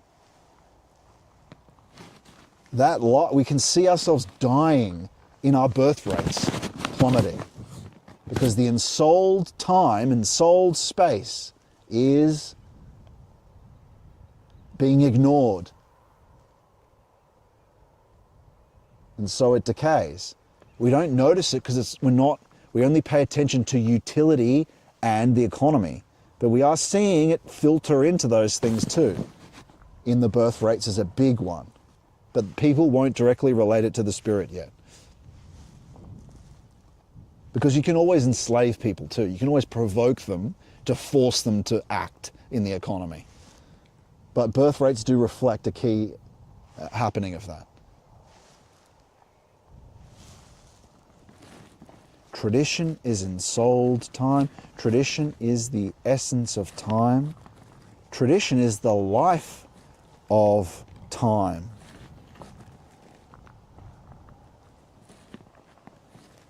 It's what is of significance carried forward. Without it, it just falls away into nothing, into forgetfulness. And so we carry it forward. What are we carrying forward? The means of disclosure. Because without it, we can't see the beings themselves that are there, that we bring ourselves into communion with. The saints, the more we practice the tradition in the present, and this is sort of there's a high present, high past, and high future. You enact high present by doing the rituals of the tradition, but what do you also need? You need the Father. And that's what we've been talking about with conscience today. That's this future. Where is this future? You can't see it. We understand a bit this remembrance, this essential time. It was originally outside time. It was outside any happening of temporality. We were in communion with it before the fall, where we were torn out of primordial remembrance and past and future, primordial connection between the Father and the Mother, let's say. Torn out of it into this normal death happening of time. Torn out of it. Then we began to rely on our experiment. Well, of course, after the whole process of experiment in natural selection, so the same thing that was going on then is going on now in empirical science. I agree with the facts of empirical science. We don't, of course, accept the projections into the past and future, the cosmology, which are just out on a limb. So we were torn out of it in the fall. Then Christ incarnates, sends his tradition, prepares his people. These become the remembrances. But still we need to establish this contact with Providence. Where is it? Okay, everything you don't know, this unconscious we've been talking about, in the external world and within, is unknown to you. What is unknown to us? Like, we as humans experience everything after the fact, let's say, of its happening. We're kind of, in a sense, experience mostly symptoms and thinking. You know how Rudolf Steiner earlier was talking about the will? We're just not conscious of it. So there's all this happening that's unknown to us. Now, everything else we know of the future is just a calendar. It's a projection. Doesn't mean anything. They're plans, and sometimes those plans come about. But it's a projection. It's not a available future we can interact with.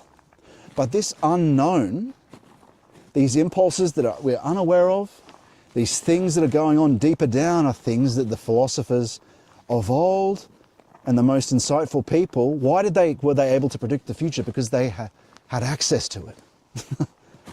What is it? When people talk of this becoming, this temporal becoming is one part of it, where it's about this pagan unconscious that we've been talking about.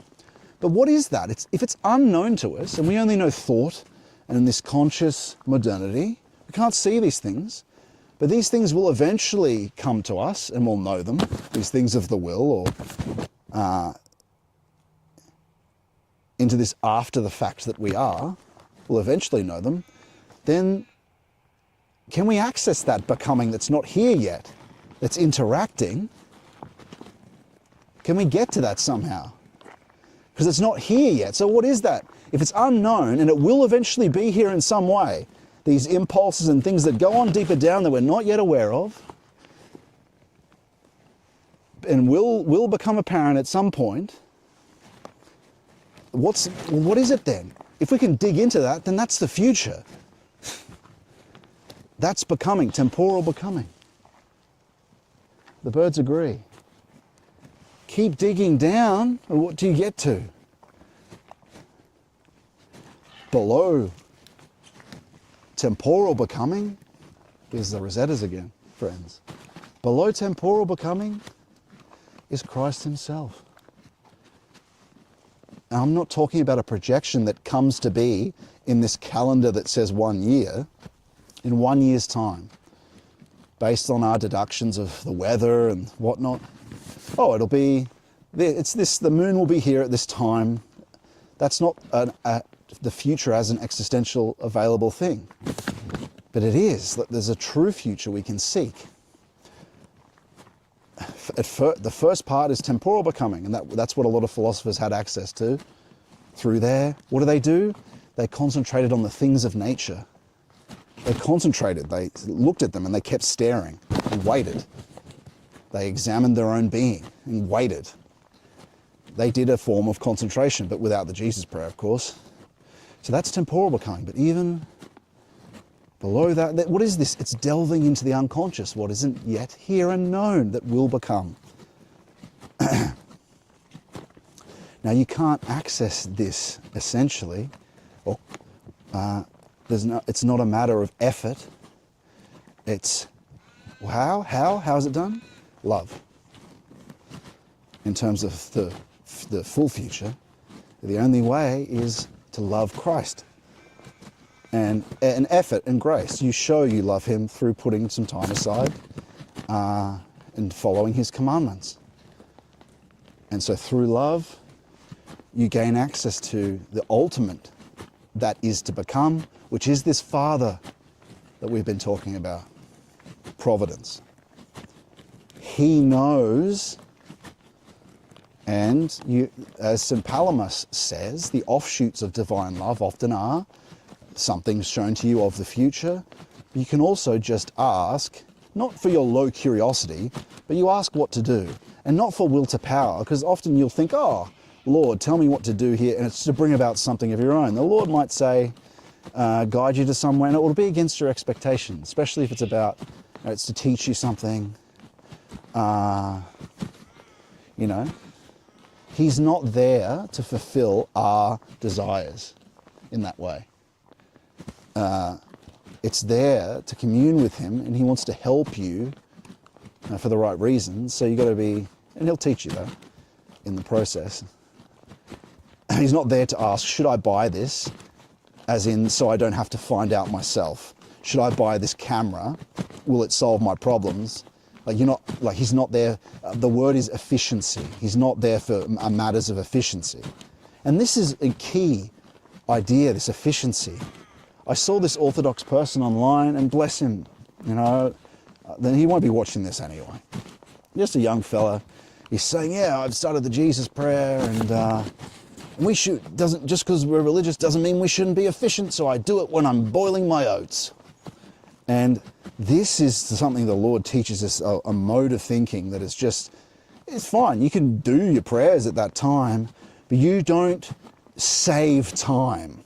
Like, you don't, saving time is not the mode of thinking that you can commune with God with. Like, you don't squeeze him into a little thing here, ultimately. Everything else needs to revolve around divine love. You'll get there eventually, right? And it's something, I make the same mistake. But this efficiency, and there's another word, efficiency and, oh wow, I should show you. There's a nice foggy environment. We'll walk back down and we'll do our final reading. There's a nice, it's a lovely place. We saw this is a good day. We had some interaction with the public and a call-in segment, which we might do another one, maybe, although it is raining a little bit now. But it's pretty. It's a pretty town. This is where it comes into its own, this fog, it's winter. This has been I think the stream has been working the whole time, which is nice. 55% battery. Is this going to last the whole stream? Probably not. It's 3:51. But we're almost at our, it's starting to rain. What was I saying? Efficiency.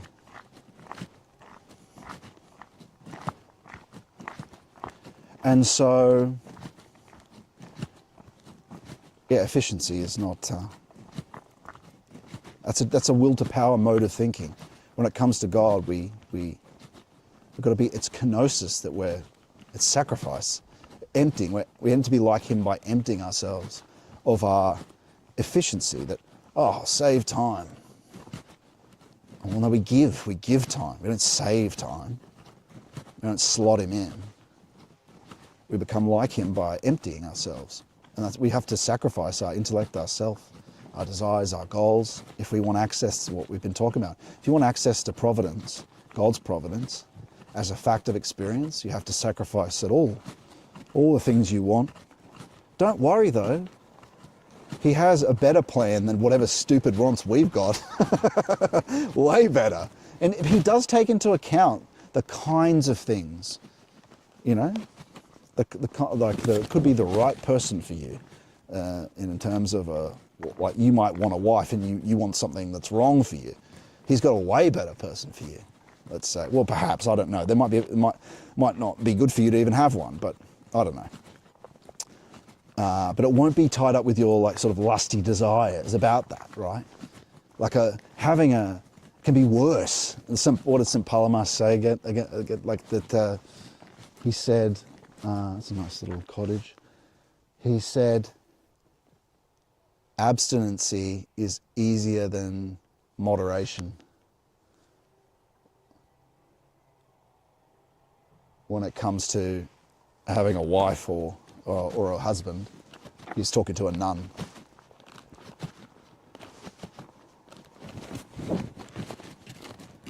Because, as some priests, Orthodox priests, getting married isn't a license to become a degenerate in that regard, because those desires can still be provoked and become warped. There's a healthy version of it, when it's the archetype, when it's done for union purposes with wife and husband. So, yeah, the modern understanding of it isn't right. Anyway, so back to remembrance. And so we have this flow. What's this stream called? What is true progress? Progress is the flowering or the growing of the fruit of the essence of time. Tradition is the essence of time. I'm not talking about every little thing the Catholic Church does, every little thing the Orthodox Church does. There is an essential aspect of the Church, the depth aspect, where it is revelatory and the exact thing the Holy Spirit wanted us to do. Now, progressivism is fake progress. It's just a projection from demons of the past trying to bring about their goals. This progress causes what is essential, that's already in a sense brought inside time from eternity and become remembrance, and our way of being able to experience the divine beings of the angelic hierarchies and the saints and God.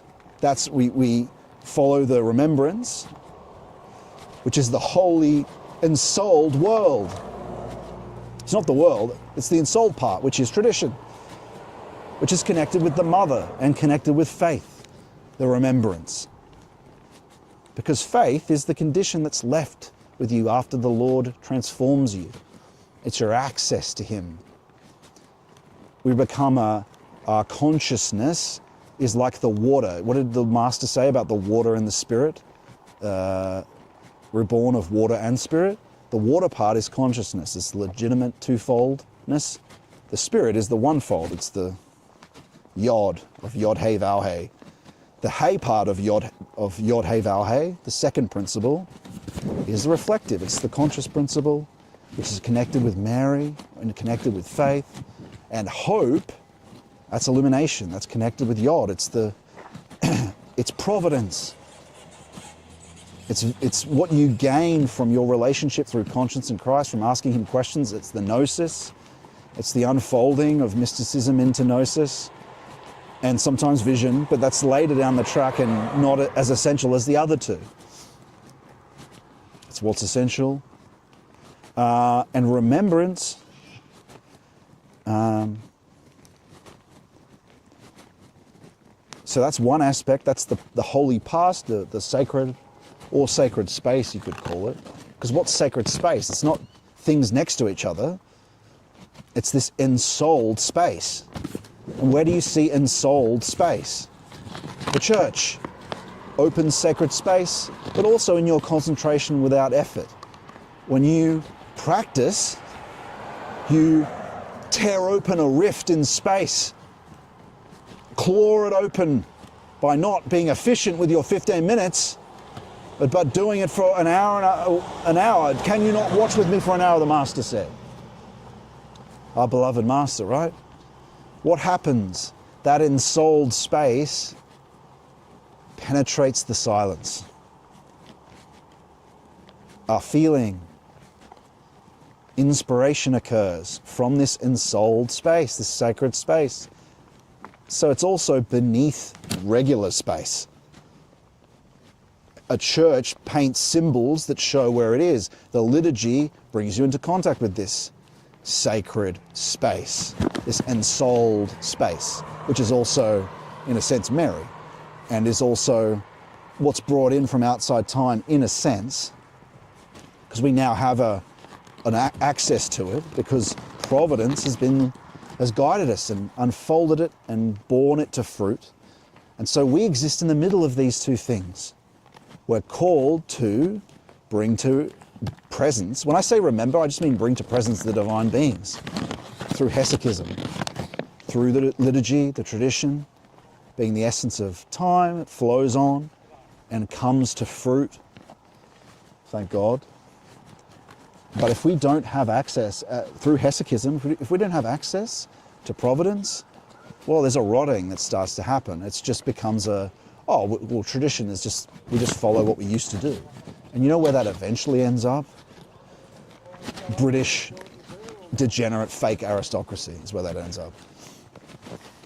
Empty form. A lot of Victorian England was empty form. No living connection to the spirit. Blame Anglicanism for that, probably part of it. But it was part of the technical, you can see this in the Industrial Revolution, unfortunately. And so we're called, isn't that what we've been talking about all day? We're also called to play a part, being this sacred present, to be impelled by sacred cause, by providence. Each individual is key. He's the mediator. If he can come to know that when you go further back in time, people had better contact with, if he can come to know through concentration without effort in prayer, he can be directed by providence. And what happens? The fruit of remembrance, this essence of time, well, it's this spiral, not a closed circle. It's this contact with providence, back to remembrance. And what happens? This is progress. But it's not progress that the Catholic Church, it's not ecumenism, it's not any of that bullshit that the Catholic Church is involved with at the moment. You know, pray for them.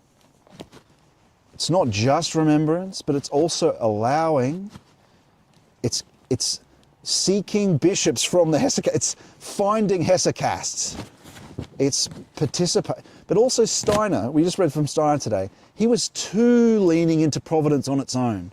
Sort of forget let's just go and manifest the new spirit. He was an initiate though, but he relied on the tradition. You don't escape remembrance just because you did reading and you didn't go to church. That still is the church. You can't escape the tradition by reading the hesychast. You're part of the church by reading it. Even if you're not going to the liturgy, you're participating. That is the church. Reading the Philokalia. You are brought into contact with the living church. So you can't abstract yourself out of that and learn from and then not say that it's not involved with the church, right? So, but you can certainly read it, and then Christ will help who he wants to help, because it's up to him. If you seek him honestly and read the saints, he's not going to deny you. Think about that. Your loving son is read the Philokalia, starts doing these practices we talk about. He's not going to deny you. He loves you. That wouldn't make sense. Now, what were we saying? And so, this contact unfolds the tradition. It flowers and fruits more. And what's going to happen? There's going to be new things. But the key is, though, you get a lot of movements that are diluted.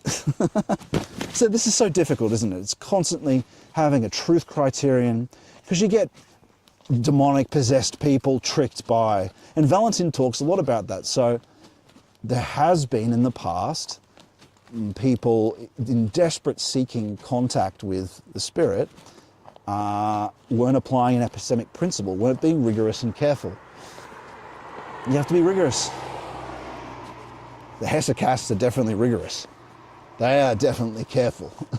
So that's why you've got to be safe at the same time. Seek the hesychasts and their advice. And people like Valentin Tomberg. Epistemic principle, truth criterion. Careful, yet at the same time we have to seek the depths. Courageous. But there's been too much free love, invasion from the East, the charismatic movement in Catholicism. People were just desperate for some sort of impulse, right? And that led to a lot of fake visions. And then what happens? That gets proven by what happened.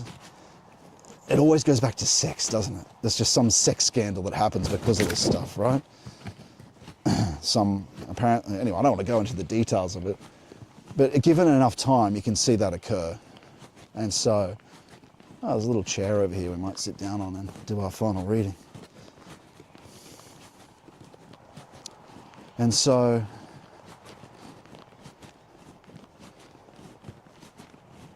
we have to be the present in the remembrance. And what is that? It's in rhythm with prayer every day, participating in the tradition. You do that through worship every day. The rhythm of tradition, where this present middle, the linkage between, because we are a mix of, we are space. When I'm talking about space and time, you are space and time. We are low cause, low space, low time as humans. We are possibility for being, potentiality for being. Didn't we say that earlier? A bit of Heideggerian terminology there for you. What is possibility for being? Well, that's skill, isn't it? You have a potentiality for being. It's a possibility to manifest tennis playing. I have a certain competence, which means a possibility for being. I have a certain amount of energy. It's a possibility for being. But we have skills and knowledge and intellect, and that opens up all different types of possibility. Doesn't it? Possibility for being.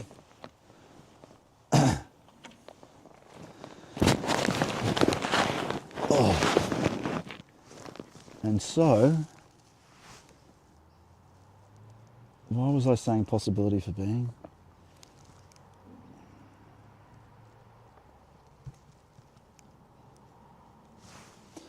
Potentiality for being, possibility of being, something like that. For me. Check the old chats for a moment, it'll come back to me, I'm sure.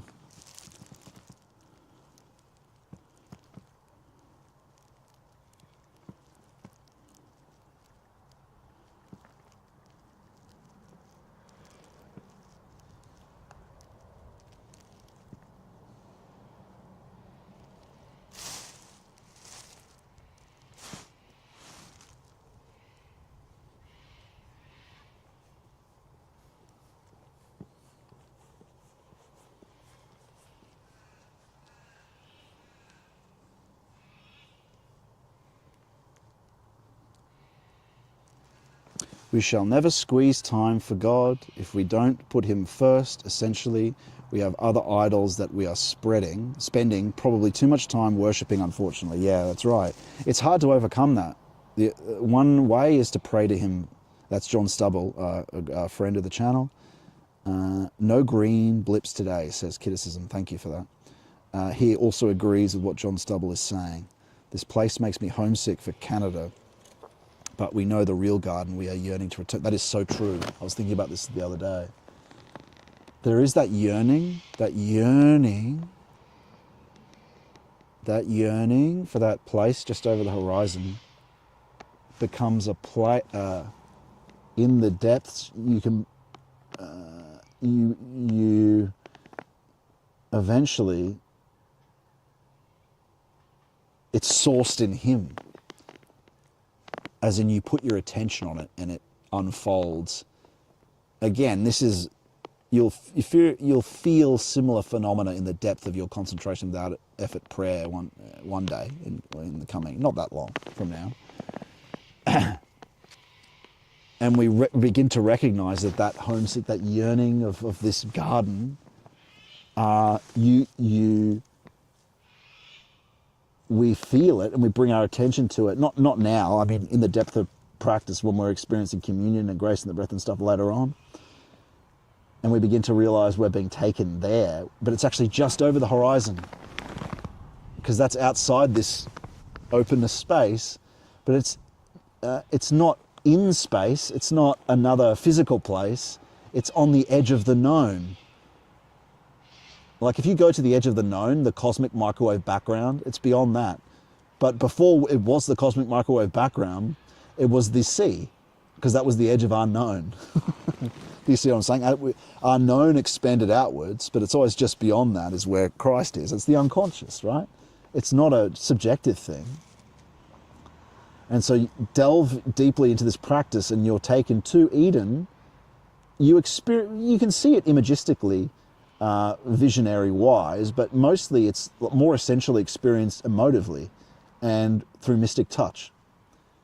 And so these are where you'll begin to recognize what the saints mean when they talk about the feeling of glory. And it all unfolds. It unfolds into the prayer of the heart and such, other things like this. mystery of the heart and the mystery of the breath that leads to the mystery of the heart. And so, damn, there was definitely a point there on the possibility for being that I just can't remember. This is nice though, this place. I understand why you think it's like Canada, right? Because I imagine in the cold of winter, but Australia is usually not like this. This is just one area that's a bit like, I'm sure Canada is much nicer than Australia when it comes to, it's a little bit older when it comes to English-like environments like this in winter. But this place would be steaming hot, pretty hot. It's reasonably cool, but it still gets hot here too. I'd rather live in Canada, honestly. But it's this country, you know, it's pretty much the same as Canada when it comes to politics, and maybe slightly less, becoming more right-wing now, finally. But anyway, the politics doesn't interest us in this program. And so, I mean, if people are still around, we can do a bit of reading, and then I can open my laptop up and we could have another, you know, Kid, if you want around, you can speak your piece. Or if anyone else wants to go to scottmanion.com/fellowship, join the Discord, and you can participate in the voice call-in program, which we finally got it done earlier today. And so, we're reading The Place of Blessed Augustine in the Orthodox Church. Oh, it's 49%. I'm going to read this until it goes down to about maybe like 20. It might not make it the full to 5 p.m., but maybe it will. Let's see. Okay, 6th century opinion, East and West. This is Father Seraphim writes. Once the controversy over grace had ceased to trouble the West, the East paid little attention to it, its own teaching being secure and not under attack there. The reputation of Augustine remained fixed. He was a great father of the Church, well known and respected throughout the West, less known but still respected in the East. The opinion of him in the West may be seen in the references to him by St. Gregory, the Dialogist, Pope of Rome, an Orthodox father recognized in the East as well as the West. In the letter to Innocent, Prefect of Africa, St. Gregory writes, having in mind in particular Augustine's commentaries of Scripture, if you desire to be satiated with delicious food, read the works of Blessed Augustine, your countryman, and seek not our chaff in comparison with his fine wheat. Elsewhere, St. Gregory calls him Saint Augustine. In the East, where there was little reason to discuss Augustine, those writings were still little known. The opinion of Blessed Augustine can be most clearly seen in the great occasion in this century when the fathers of East and West came together in the Fifth Ecumenical Council, which met at Constantinople in 553. In the Acts of this council, the name of Augustine is mentioned several times. Thus, during the first session of the council, the letter of Emperor St. Justinian was read to the assembled fathers, containing the following passage: we further declare that we hold fast to the decrees of the four councils, and in every way follow the Holy Fathers, Athanasius, Basil, Gregory of Constantinople, Cyril, Augustine, Proclus, Leo, and their writings on the true faith. Close quote. Again, in this final sentence of the council, when the fathers invoke the authority of Blessed Augustine, on a certain point he is referred to in this way, open quote, several letters of Augustine, of the most religious memory, who shone forth resplendent among the African bishops, were read, close quote. Finally, the Pope of Rome, Vigilius, just getting these pronunciations right of the name, Vigilius, who had been in Constantinople but had refused to take part in the council, in the decretal letter, which he issued some months later, open parentheses, while he was still in Constantinople, close parentheses, at last accepting the council, took as the example for his own retraction Blessed Augustine, whom he spoke about in these terms, open quote, "It is manifest that our fathers, and especially the blessed Augustine, who was in very truth illustrious in the divine scriptures and a master in Roman eloquence, retracted some of his own writings and corrected some of his own sayings, and added what he had omitted and afterward found out," close quote. It is evident then that in the 6th century, Blessed Augustine was a recognized father of the church who was spoken about in terms of great praise, praise that was not lessened by recognition of the fact that he sometimes taught imprecisely and had to correct himself. In later centuries, the passage in the letter of Emperor St. Justinian, where he numbers Augustine amongst the leading fathers of the church, was quoted by Latin writers in the theological disputes with the East, open parentheses, the text of the acts of this council having been preserved only in Latin, close parentheses, with the intention precisely of establishing the authority of Augustine over Western fathers in the universal church. We shall see how leading Eastern fathers of these centuries accepted Blessed Augustine as an orthodox father, and at the same time handed down to us the correct orthodox attitude towards fathers like Augustine who have fallen into various errors.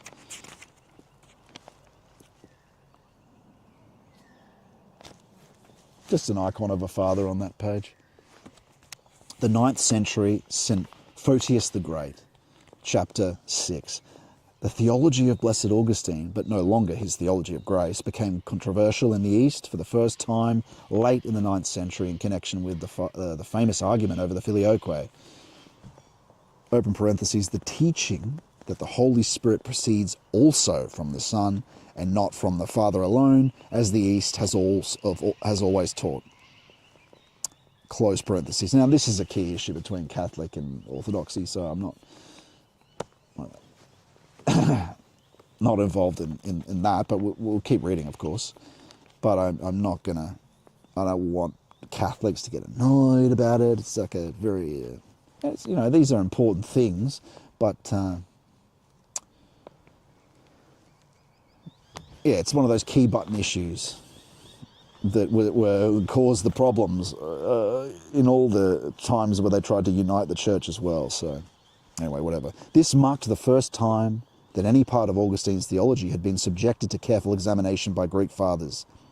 Saint Photius. In the East, the fathers of Gaul who opposed him on grace, although they taught in the Eastern spirit, and all lived in the West and wrote in Latin. And it's quite useful for us to examine this after we've been talking so much about how truth has come to ecumenical councils, and this is a key work dealing with errors in tradition. And so perhaps this will help us in our search for how to participate in Providence, and at the same time, which authority to go to. So the 9th century Filioque controversy is a vast subject about which an informative book has recently been published. Here, we shall only be concerned with the attitude of St. Photius the Blessed to Blessed Augustine.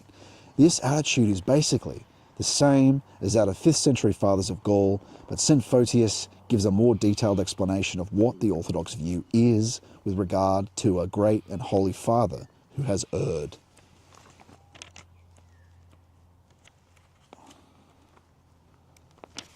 In one work, his letter to the Patriarch of Aquila, who was one of the leading apologists for the Filioque in the West under Charlemagne, St. Photius answers several objections to the statement. Open quote, the great Ambrose, Augustine, Jerome, and certain others have written that the Holy Spirit proceeds also from the Son, close quote. St. Photius replies, open quote, if 10 or even 20 fathers have said this, 600 and a numerous multitude have not said it. Who is it that offends the fathers? Is it not those who, enclosing the whole piety of those few fathers in a few words and placing them in contradiction to councils, prefer them to the numberless rank of other fathers? Question mark. Or is it those who choose as their defenders the many fathers, who offers holy Augustine, Jerome, and Ambrose? Who offends holy Augustine, Jerome, and Ambrose, rather? It is not he who forces them to contradict the common master and teacher? Uppercase master, uppercase teacher. He's alluding to Christ by saying that. Or is it he who, doing nothing of the sort, desires that all should follow the decree of the common uppercase master? I think he means Christ when he says master and teacher, because he's saying the larger amount of fathers believe in this. Then St. Photius presents an objection typical of the all too often narrowly logical Latin mentality. I'm not saying that, by the way, although I've talked about what I think the issue is and where it comes from, pagan Romanism and the Roman language itself, and also Greek metaphysics. We talked about that last time. Open quote, if they taught well, then everyone who considers them as fathers should accept their idea. But if they have not spoken piously, they should be cast out altogether with heretics, close quote. The answer of St. Photius to this rationalistic view is a model of the depth, sensitivity, and compassion with which true orthodoxy looks on those who have erred in good faith. He's not talking about the previous quote, he's talking about the next quote by saying that. So what St. Photius says, which we're about to read, is a model of how orthodoxy looks at it. So the previous one is from a Latin who's saying, he's a heretic, destroy! I'm not saying that about Latins, I'm just giving you a subtext of what he's saying. There's a kind of error in the extremes of how they rationalistically view things. So he's saying, here's an orthodox view of Augustine's errings. Open quote, have there not been complicated conditions which have forced many fathers in the past to express themselves imprecisely, in part to speak with adaptation to circumstances under the attacks of enemies, and at times out of human ignorance to which they were also subject? If some have spoken imprecisely, or for some reason not known to us, even deviated from the right path, but no question was put to them, nor did anyone challenge them to learn the truth, we admit them to the list of fathers, just as if they had not said it, because of their righteousness of life and distinguished virtue and their faith, faultless in other respects than the incorrect idea, he's saying here. We do not, however, follow their teaching in which they stray from the path of truth. We, though, who know that some of our holy fathers and teachers strayed from the faith of true dogmas, do not take as doctrine those ideas in which they strayed, but we embrace the men. So also in the case of any who are charged with teaching that the Spirit proceeds from the Son, we do not admit what is opposed to the word of the Lord, but we do not cast them out from the rank of fathers. Close quote. Back to Seraphim Rose now. In his later treatise on the subject of the procession of the Holy Spirit, the Mystagogia,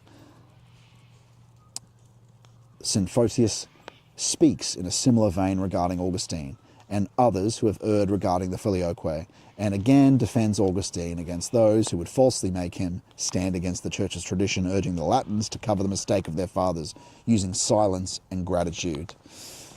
So he's urging the Latins not to be like, heretic, burn. Blessed Augustine's teaching on the Holy Trinity, like his teaching on grace, in a sense he's advising them not to be mere expressions of a propositional legalism. So, they're wrong, so burn them. Rather be men in Christ, so, being a whole human being. And there's a tendency of that in the language of Latin, I think. But I don't necessarily agree with Seraphim Rose about how far he goes on that in terms of the West. He's quite sectarian. Blessed Augustine's teaching on the Holy Trinity, like his teaching on grace, missed the mark, not so much because it was in error on any specific point. If he had known the full Eastern teaching on the Holy Trinity, he probably would not have taught the Spirit proceeds also from the Son. He rather approached the whole dogma from a psychological viewpoint that was not as adequate as the Eastern approach in expressing the truth of our knowledge of God. Here, as on grace and other doctrines also, the narrower Latin approach is not so much wrong as limited. I mean, we can just take that as a propositional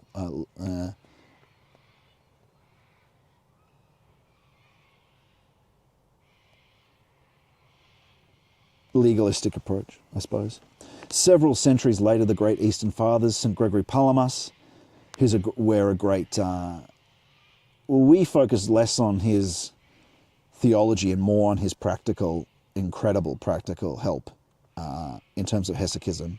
And see, you want to get your theology in general from hesychasts, not deducers only. You want someone who can do both, who is in deep mystical communion and has empirical theology. That's the only true theologian there is, really.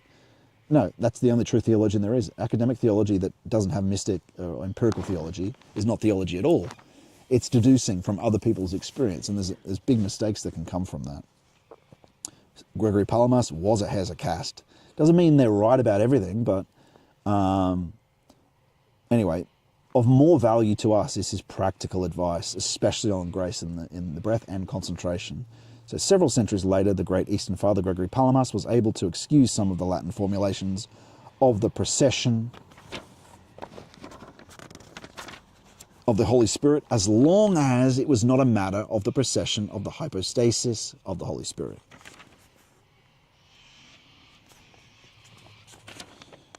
Adding, open quote, this is Gregory Palamas now, we must not behave in unseemly fashion, vainly quarrelling about words, close quote.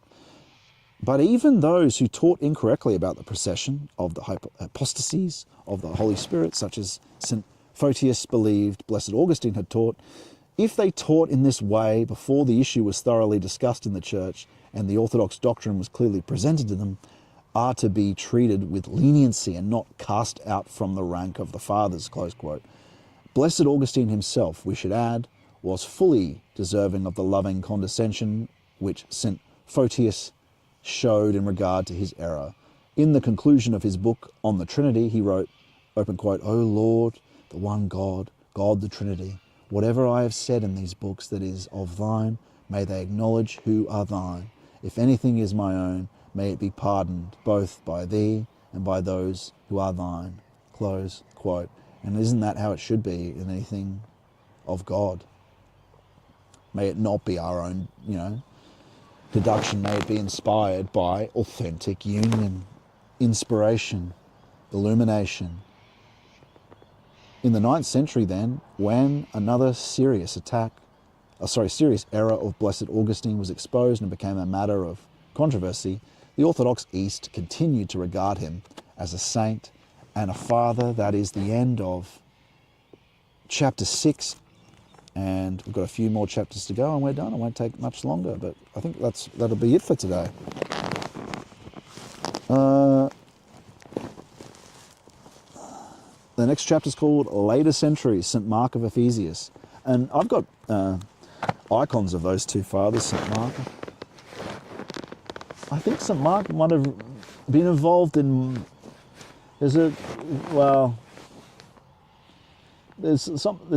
in volume 5 of the Philokalia, there's one of them is attributed to Patriarch Callistos.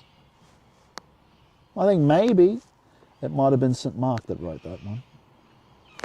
Just intuition tells me maybe, but I'm not going to say that's certain. I'll wait years and more contemplations to know. But here's one of the icons I've got anyway. And isn't that so important? Most of the icons I have, the saints I venerate, are hesychasts, because that we truly need their help. Because that's what we need now, hesychistic union and prayer, hesychistic theosis, because we need to be able to communicate and ask what to do, to know divine will. And that was a problem. That was something that had a lot of thought in it in the Philokalia. I think Valentin does add something. And the lecture also helps in new ways as well. On discernment that I talk about of the Holy Spirit. But it adds something that aids in, a synthesis really, that aids in things that are talked about in the Philokalia itself on how to, rather than it being something that you only know after the fact or something a bit more woolly, you can actually ask questions and the Lord shows us mercy if we approach him in the right way, with the right reverence and the right purification, because we're doing it every morning. We're not asking questions when we haven't properly done our concentration without effort in Jesus' prayer in the morning, it sets us up for the whole day if we do have to ask a question. And so, what's the time? Maybe I can jump over to the, what do we got here? There's a few people online.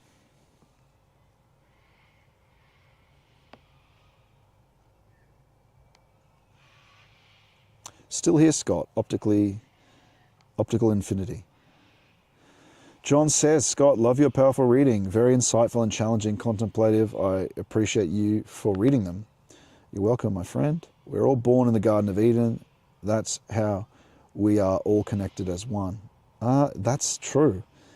Is the journey that we reach, we each chose to trek, that often deviate from the beautiful garden.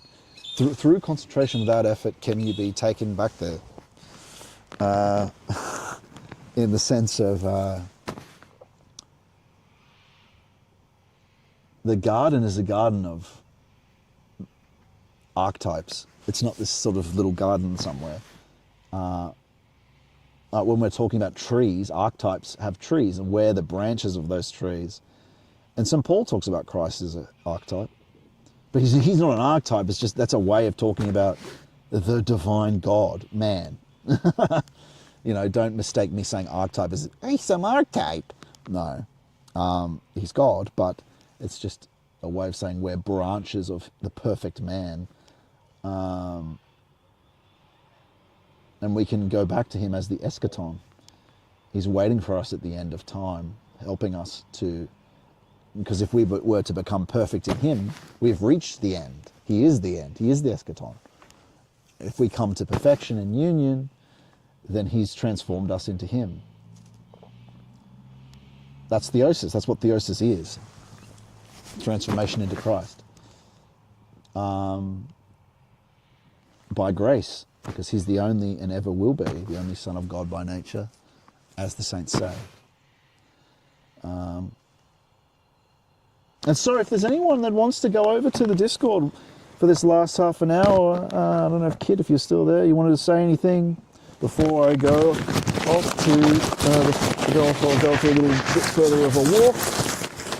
But where's that microphone? I don't know where it is. Put it somewhere.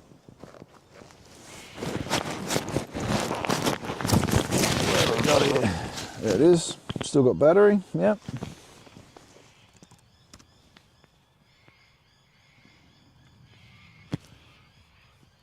Oh yeah, Kit, our friends. Here we go. What did you think of that, my friend? Hey, I'm just going to mute the YouTube 1 sec.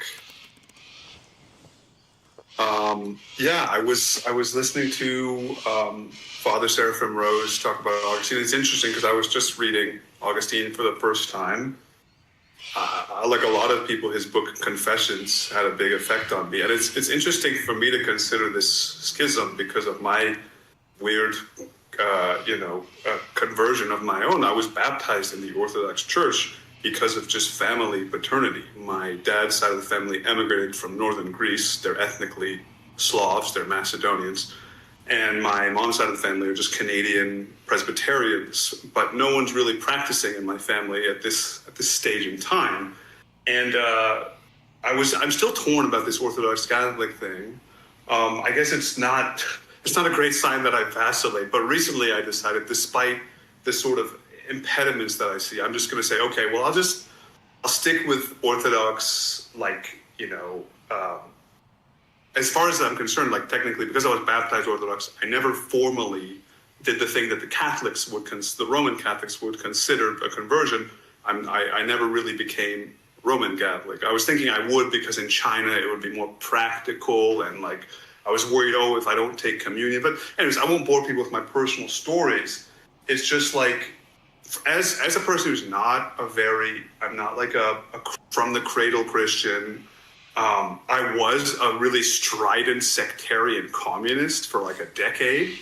It's really tempting for me to get into sectarianism in religion as well. And it's really something I want to just try and steer clear of. I see things like, okay, the Pope met with the ecumenical patriarch of Constantinople. Yeah. And I guess you said like in eras where they've healed the schism before. So would you say today we're in an era where East and West are trying to heal the schism? Yeah. I try avoid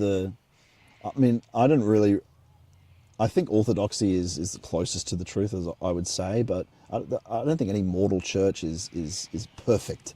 But it's difficult. The issue of ecumenism is difficult. I think the key solution to this is more hesychism, in the sense of more mystic union. Because like you were saying, I think, like you said, bishops are no longer taken anywhere from people determined to be in union. Like you said, that book that you read from that writer was a spiritual son of St. Sophrony. How often are St. Sophrony's... It's so hard because St. Sophrony was quite scared of... As he should be, because the devil is always around the corner in hesychism, right? He hid his experience for a long time. So, and he talks about that, as you'd know, in On Prayer in We Shall See Him As He Is. And so it's difficult, right? You don't come out saying, by the way, I'm a hesychast, I am seeing the uncreated light, and you should listen to me. You know what I mean?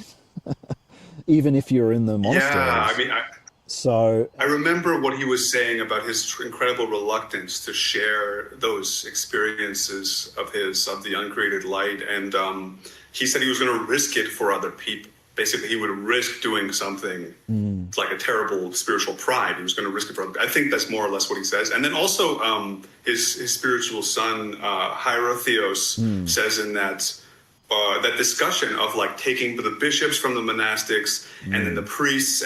He has a long discussion. It's worth looking into, but he also says it was risky to become a priest, like because you would be taking on that responsibility. And just he repeats many times, communion, if you're prepared for communion, it's a healing sacrament, and if you're not, it's a fire that'll burn you in a negative way. Like and he quotes the Gospels, not the Gospels. He quotes the New Testament. I think it's St. Paul says to the Corinthians, "This is why a lot of you are sick, and some of you have even died." I believe he says as a result of taking communion flippantly. And that's just something I wanted to mention, like what Hierotheos of Naphthaktos says about the priests who decided to, like, instead of being monastics, instead of being just devout lay people, who decided to be ordained in the eras that he's talking about, were aware that, like, they were assuming a responsibility to be even more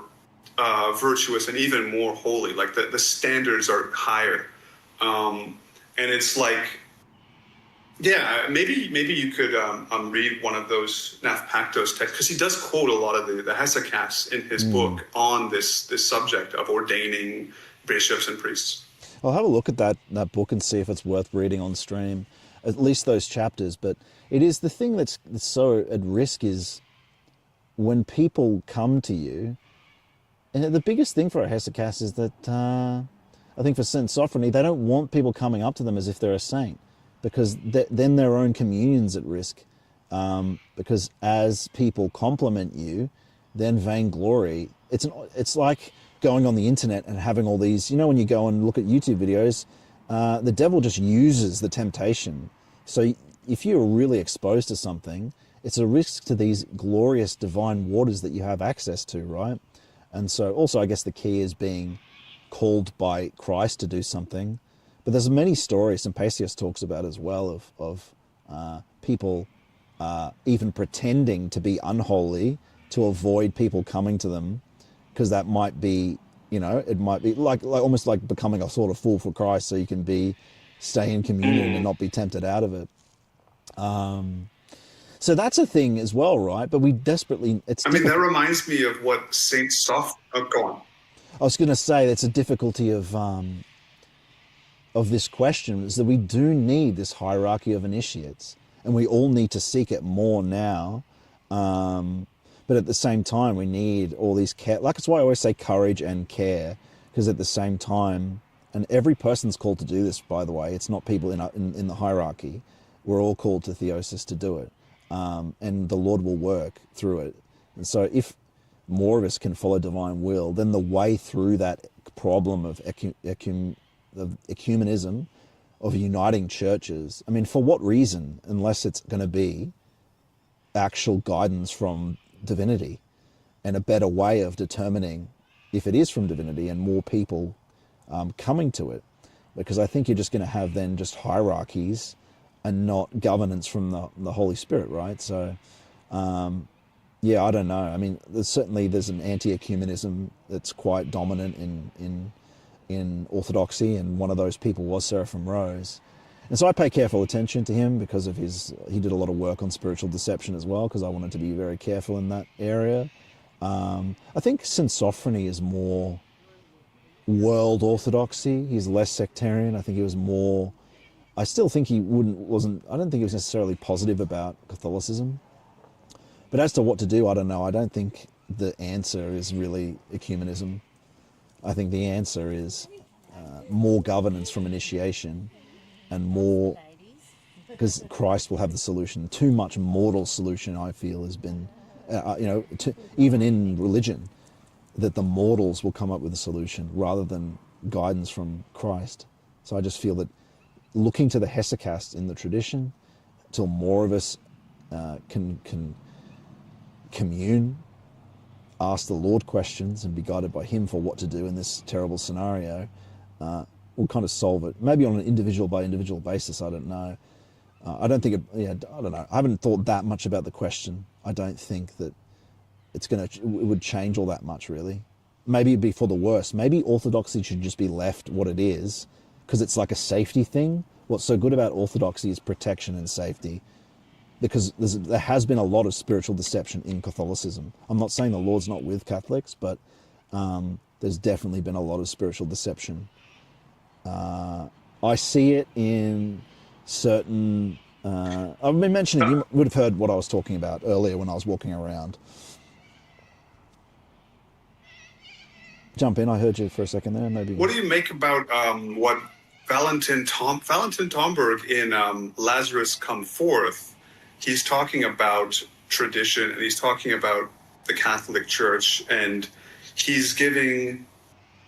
I forget exactly what miracle he's talking about it in the context of, but he's saying, how is it that the church has survived all this time? And he was, of course, Roman Catholic.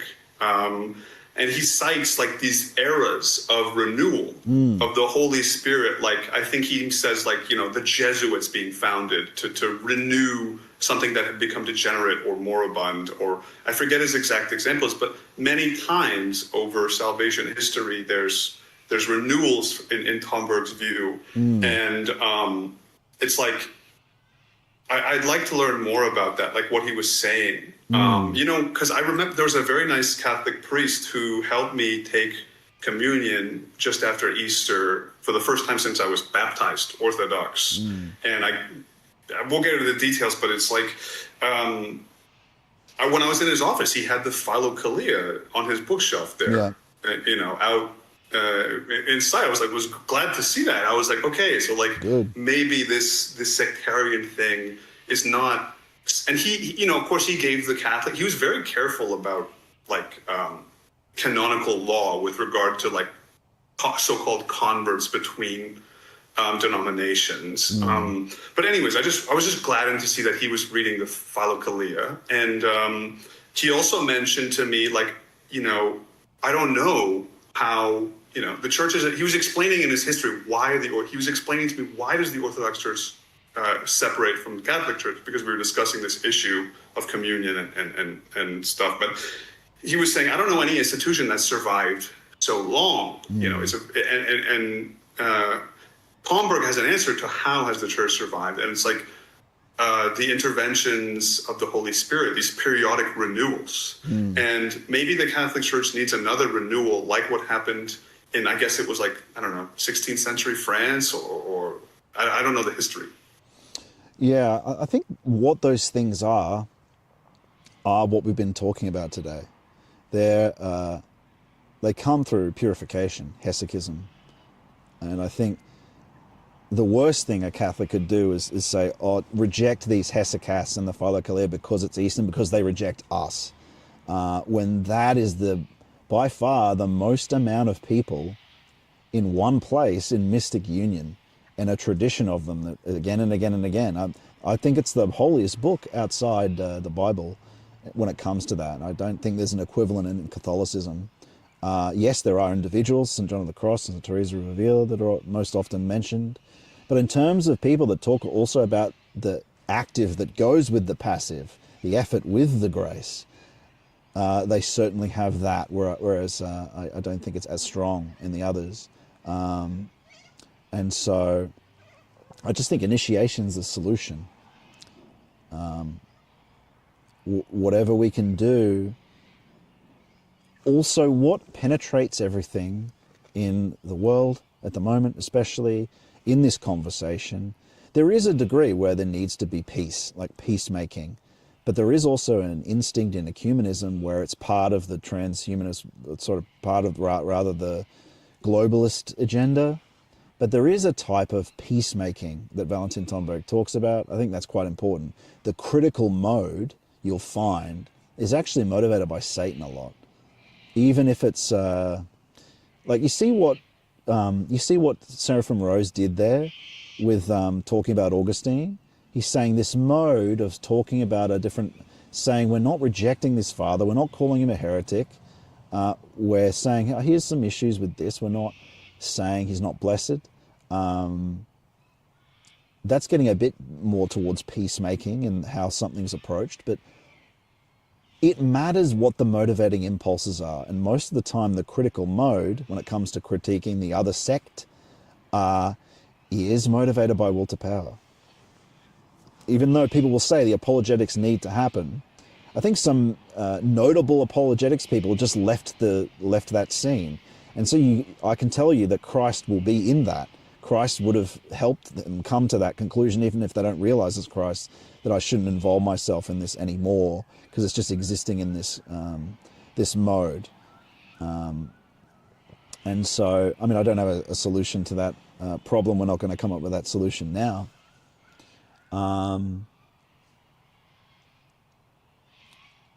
Well, I know it a can lot go of both your ways, listeners might be from a different background than me. And I'll just say, like, how much, especially in today, like TikTok and YouTube apologetics, it reminds me so much of just like far, far left sectarianism. Yeah. Like, wow. Just score your points, find yourself in the elect. Augustine talks, when he was a Manichae, right? They were convinced, we're vegans, and that's everyone who's not really vegan is distance from God. And Manichaees literally believe that. And it's like, I believe it. I was a far left vegan, whatever. It's just like, they're so similar to me. Like, and yeah, peacemaking, Valentin Tomberg says, like, he says it much more politely than I do, but he says, like, I never learned a thing from a sharp polemic. Yes, that was such a good point. Like, we learn from the peacemakers. Yeah. And the thing is, what we need now are inspirations from outside of time. And that's what all this is so much about. It's about worship to get outside of the impulses that come from temporality, that come from the news, that are derivative, which essentially limit our true possibility. And I'm going to bring the stream to a close in a moment, Kit. So thanks so much for coming back, for continuing the chat. I'm sure we'll see you next week. But I'll just jump over to finish off the stream. For sure. I'll see you next week and soon. Talk to you later. See ya. Thanks for the contributions. Yeah. If you get too much wrapped up in the combative, you don't have impulses from outside of time. There are these difficulties, though, of determining what's true. I think the arguments, every man has to come to his own conclusion.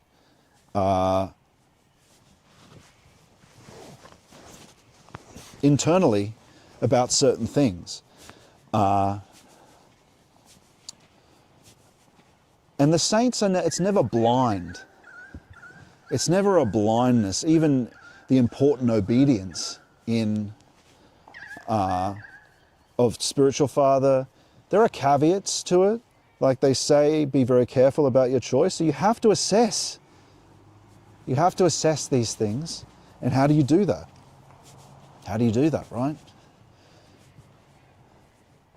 Okay, we've got enough battery to make the whole stream. And really, it's through hesychism. So in a sense, even what Kit's talking about, his problem, I mean, it's decisions. Like, you don't want to be influenced by some YouTuber in the sense of what your final decision is made, not just a provoking, but to have an impulse come from something deeper. And so prayer, worship, worship, worship. Following what we talk about, concentration without effort in prayer. It's kind of a synthesis, I suppose, of the hesychasts and what Valentin talks about, because it is ultimately the same thing. Every man has to do this. It is the pathway to theosis. And the questions we're talking about are only resolved each man individually. God did give us a faculty for discerning the truth. But the more you devote to worship and prayer, the more you will have access to that, I guess I would say. Because it's him. You end up asking him in this process. And I can say, actually, there is a consistency across, like say Aniran, I've asked him a few times to ask something, because he's probably the most developed person in the fellowship that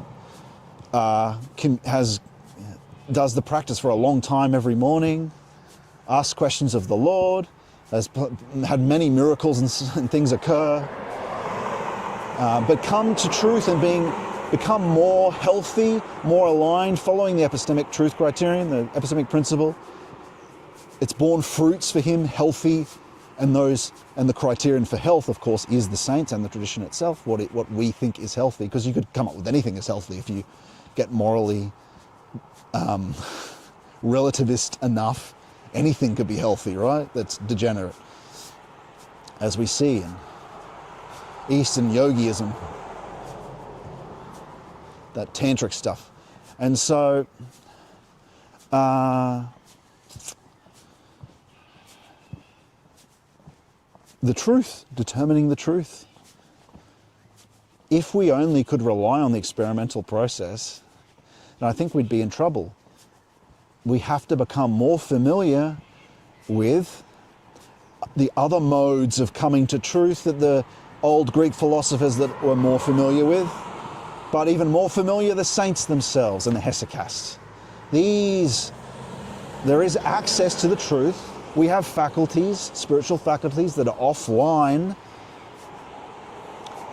that can only be brought online by Christ himself and by love of him.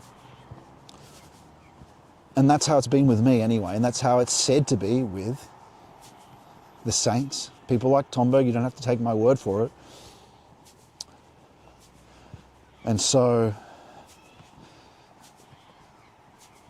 the solution to the paradoxes, to the combats, to the great issues, has and is always going to be Christ, really. Because these are very difficult issues. You'd have to sit down and talk a long time about whether ecumenism is a good thing, or maybe it's the wrong kind of ecumenism. These are huge things. These are huge hierarchies, huge churches. There are definitely some issues in Orthodoxy. It's a parish priest told me about some of them. I don't want to go into them, but many churches had these issues with younger people, and Orthodoxy is not immune from that.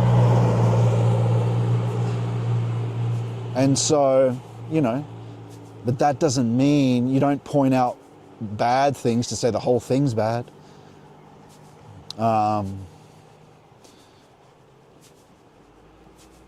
And another thing, of course, is that the devil seeks to attack those who are ascending the ladder more furiously. Many nice houses on this street, by the way. But the key is, again, with every individual man, it is so simple, the advice, that you don't really need to think about that it's so much in terms of concentration without effort with the Jesus prayer, following the way of the pilgrim like that book talks of, and Valentin, what Valentin talks of. Valentin in a much more complex intellectual way, which is very good for people that watch this channel, I'm sure, like that mode of thinking, who want to get out the mysteries, which ultimately, in this process of initiation, Christ helps you understand these mysteries far better than just by asking him, is this true, Lord? Is that true, Lord? Over time, his answers don't just give you a yes and no, he grants you a more essential knowing of the question itself. Little by little, it builds up over time. And so then you begin to realize, wow, this determining of truth is the way we do it now in modernity is not how it is supposed to be. You can pair that. I'm not saying we should not use science. I'll be the first person down to get a treatment. If I've got some illness, of course I would ask the Lord always and pray about it, whether I should do it. But I'll use the medication straight away. Don't deny the facts of science, just the projections of past and future, the false cosmologies. But yeah, so difficult issues, the answer, as always, is initiation. And then every man, this is a nice property, isn't it?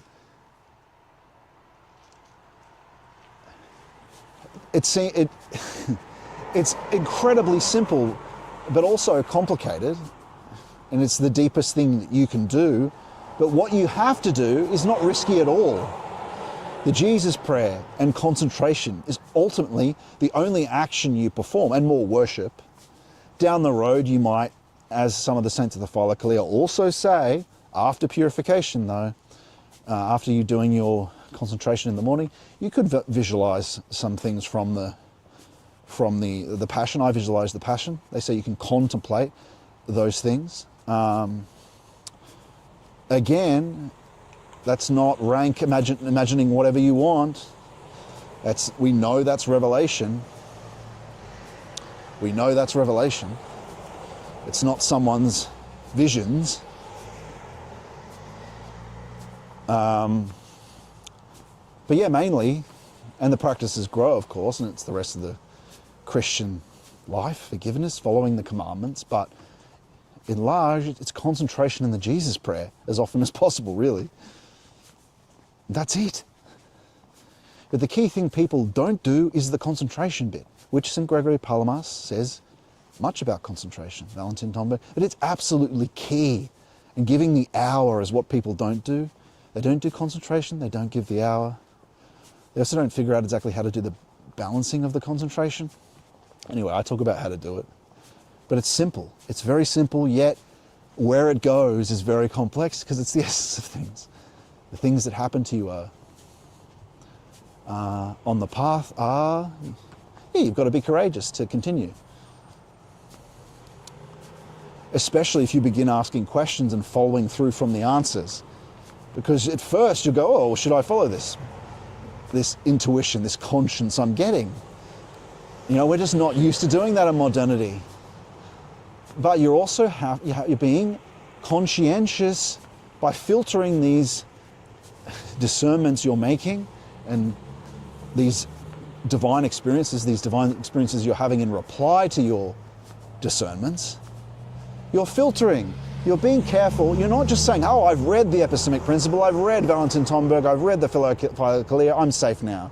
No, you do need to go, okay, these things that I've been doing, You have to sit down once a week or once a month and go, am I getting more healthy? Am I becoming more humble? Right? You have to put it through the criterion as a habit, not just I've read about that, therefore now I'm safe. Is it bearing fruit? Does it align with Revelation? Is it bearing fruit? Did I check 3 times? And then, of course, you can ask other people who have good discernment.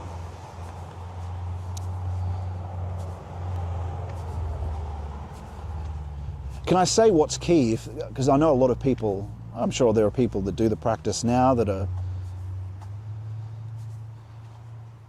listening, watching/washing.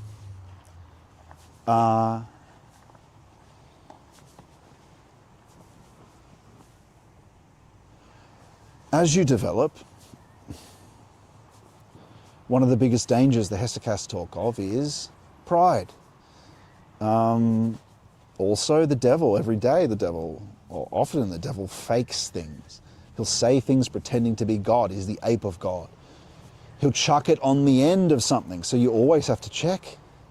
Any thought that comes to you pretending to be God, you have to ask if it was him. So that's one practice for later that you do. That's including conscience or intuition in your assessment of thoughts. Because remember, thought's not as essential. The other thing is, we do a lot of rejecting. St. Paisios, or even Unseen Warfare, talks about, it talks about countering thoughts with their opposite virtue, saying, oh, bless them instead. St. Sophrony and another book written by St. Sophrony on St. Symeon the Athonite, their way, and this is also, Paisios agrees with this, but Paisios does talk about combating, like some saints would do the opposite, but St. Sophrony, even as an old man, gave the same, he did it the same way, is that you just don't even do that. And so I've come through contemplation to go full into that St. Symeon, St. Sophrony mode of, it's the rejection of all thoughts. Don't try to counter them, get away as soon as possible just by thinking no and going back to the Jesus prayer. Not even like Unseen Warfare states trying to do the opposite. If you want to do the opposite, do it in the general life while you're walking around, bless people that walk past you rather than, but if some thought comes to you critical of them, don't bother trying to counter it immediately. Just reject it and go to the Jesus prayer. That's the best way. And that aligns with St. Symeon and St. Sophrony. And that's been my experience for the past 2 years. I'd started doing more of the other and it became getting tied up. Because even when it's a good thing, as St. Symeon the Athonite talked about, that in St. Sophrony, say that the devil says something that God could easily say, and I accept that, there are other things that unfold from out of it. Anyway, even if it's something that's completely innocent, if the devil says it. And so you just don't want to even be caught in a debate with them. You just, anxieties and impulses, you would just reject it,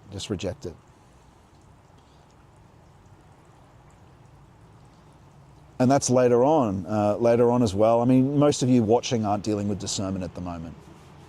So just concentrate on the practice, but as things come, any thought that's presenting itself as God, the practice we do is just rejecting it and then checking later. Because if you get excited about something before you've checked, then you see how the devil's got involved in transforming you in a small way. So you just reject it to begin with, think no, and then go back to the Jesus prayer. And then you could check later by asking through conscience and putting that through this whole method and mode. That's how it's done. That's how, and I've made the mistake of doing it the other way, where you start to get emotionally invested in things that you haven't checked yet 3 times and carefully or whatnot. Anyway, here we are, my friends, at the end of our day. I just wanted to give that. Oh, the other thing is, whilst we reject things, if thoughts of pride or vainglory come up, a good one I use all the time, this is from the Philokalia, is you think no, but you also can add, if it's pride, useless servant. Because in this hesychism, there's a tendency to inflation, right?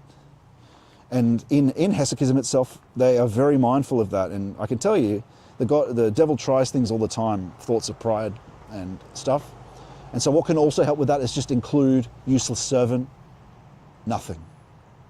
And that's been very helpful to me. Just those three things. Obviously just no. To most temptations it's just no, thinking no and then going back to the Jesus prayer. You might have to think it a few times again and again and again. Fine. But yeah, just adding that. And then maybe, since sovereignty recommends one, if it's a real clearly prideful temptation and thought, you could say, and because this sets the perfect context, my murderers have come. So no, no, no, my murderers have come. Back to the Jesus prayer. See, like just very quickly, no, no, no, my murderers have come. Wow, just a flock of birds just flew across them. Why? Because it's the deadliest of temptations, pride. And your murderers have come. If the devils, they want to murder your communion with Christ. And so once you get a taste of communion, once you get a taste of this stuff, the last thing you want is the anxieties of the touch of the devil close to you. The anxieties of a loss of communion, a loss of mysticism and the spiritual experiences that you can have in this process. It's all about the love of Christ though, right? It's just what comes out of the love of Christ. And so, my friends, what time do we have here? Looks like we're coming up on the end of our stream. 5:05, gone over a little bit. Here's some ducks though. Do you see them? I think this is a pretty good night camera. They're not even scared. How you doing, little friends? All right. Well, I'll just check the chats, my friend, and I might get some dinner, and I'll see you guys next week. We have another pilgrimage in Australia coming up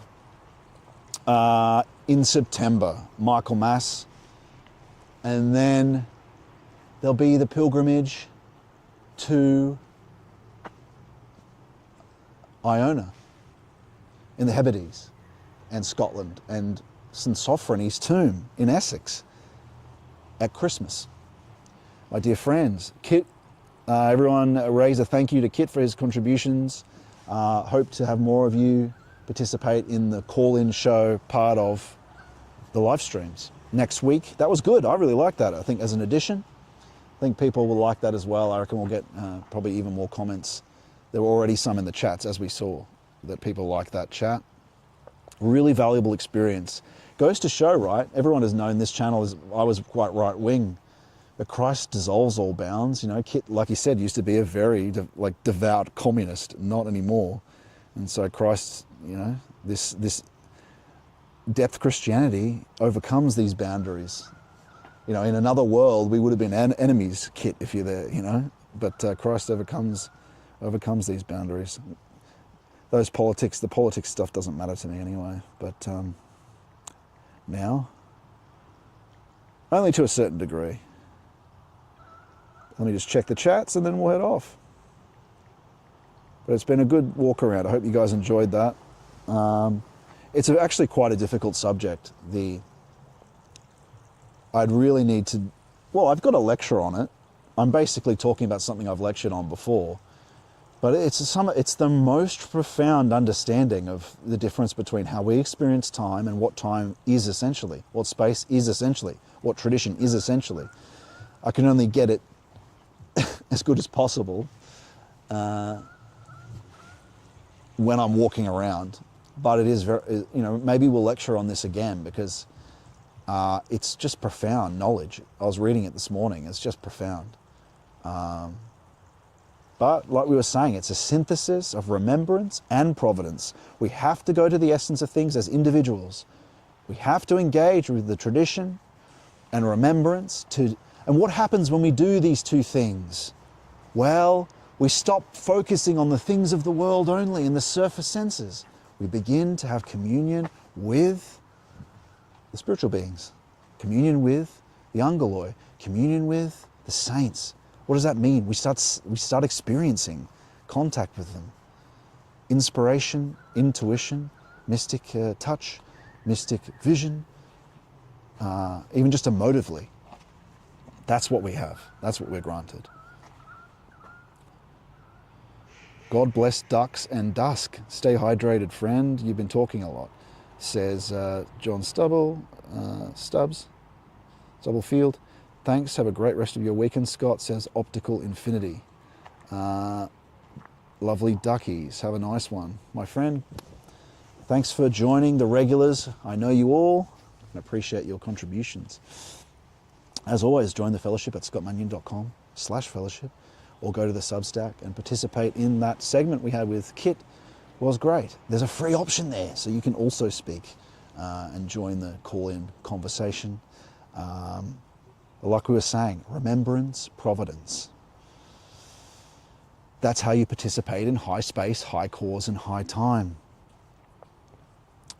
What is high space? It's communion and experience of the saints and Christ as a fact of experience. Because you've been remembering through participating in the tradition, reading the scriptures, doing concentration and worship, and what else have you been doing?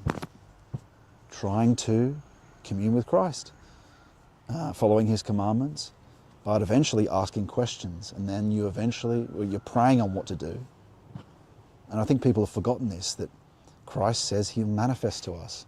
Christ says that he will guide us, teach us. I'll be your teacher. Even St. Paisios says that Christ will become your teacher if you're in the desert. And he will be yours too if you do the practices and then follow the lecture on what to do with how to ask questions and receive answers. He shows the phenomena first in the depth of practice, and then in response to questions, shows you the same phenomena. And those phenomena you experience in the depth of practice are the phenomena described by the saints in the Philokalia and match depth, mystic interpretations of the Gospels. You'll begin to understand, oh, that's what a brazen wall means. The rumbling of the Holy Spirit, the inaudible, the trembling, the holy trembling. All right, my friends, you've heard enough from me. Get to your practice. I'll see you next week. God bless you.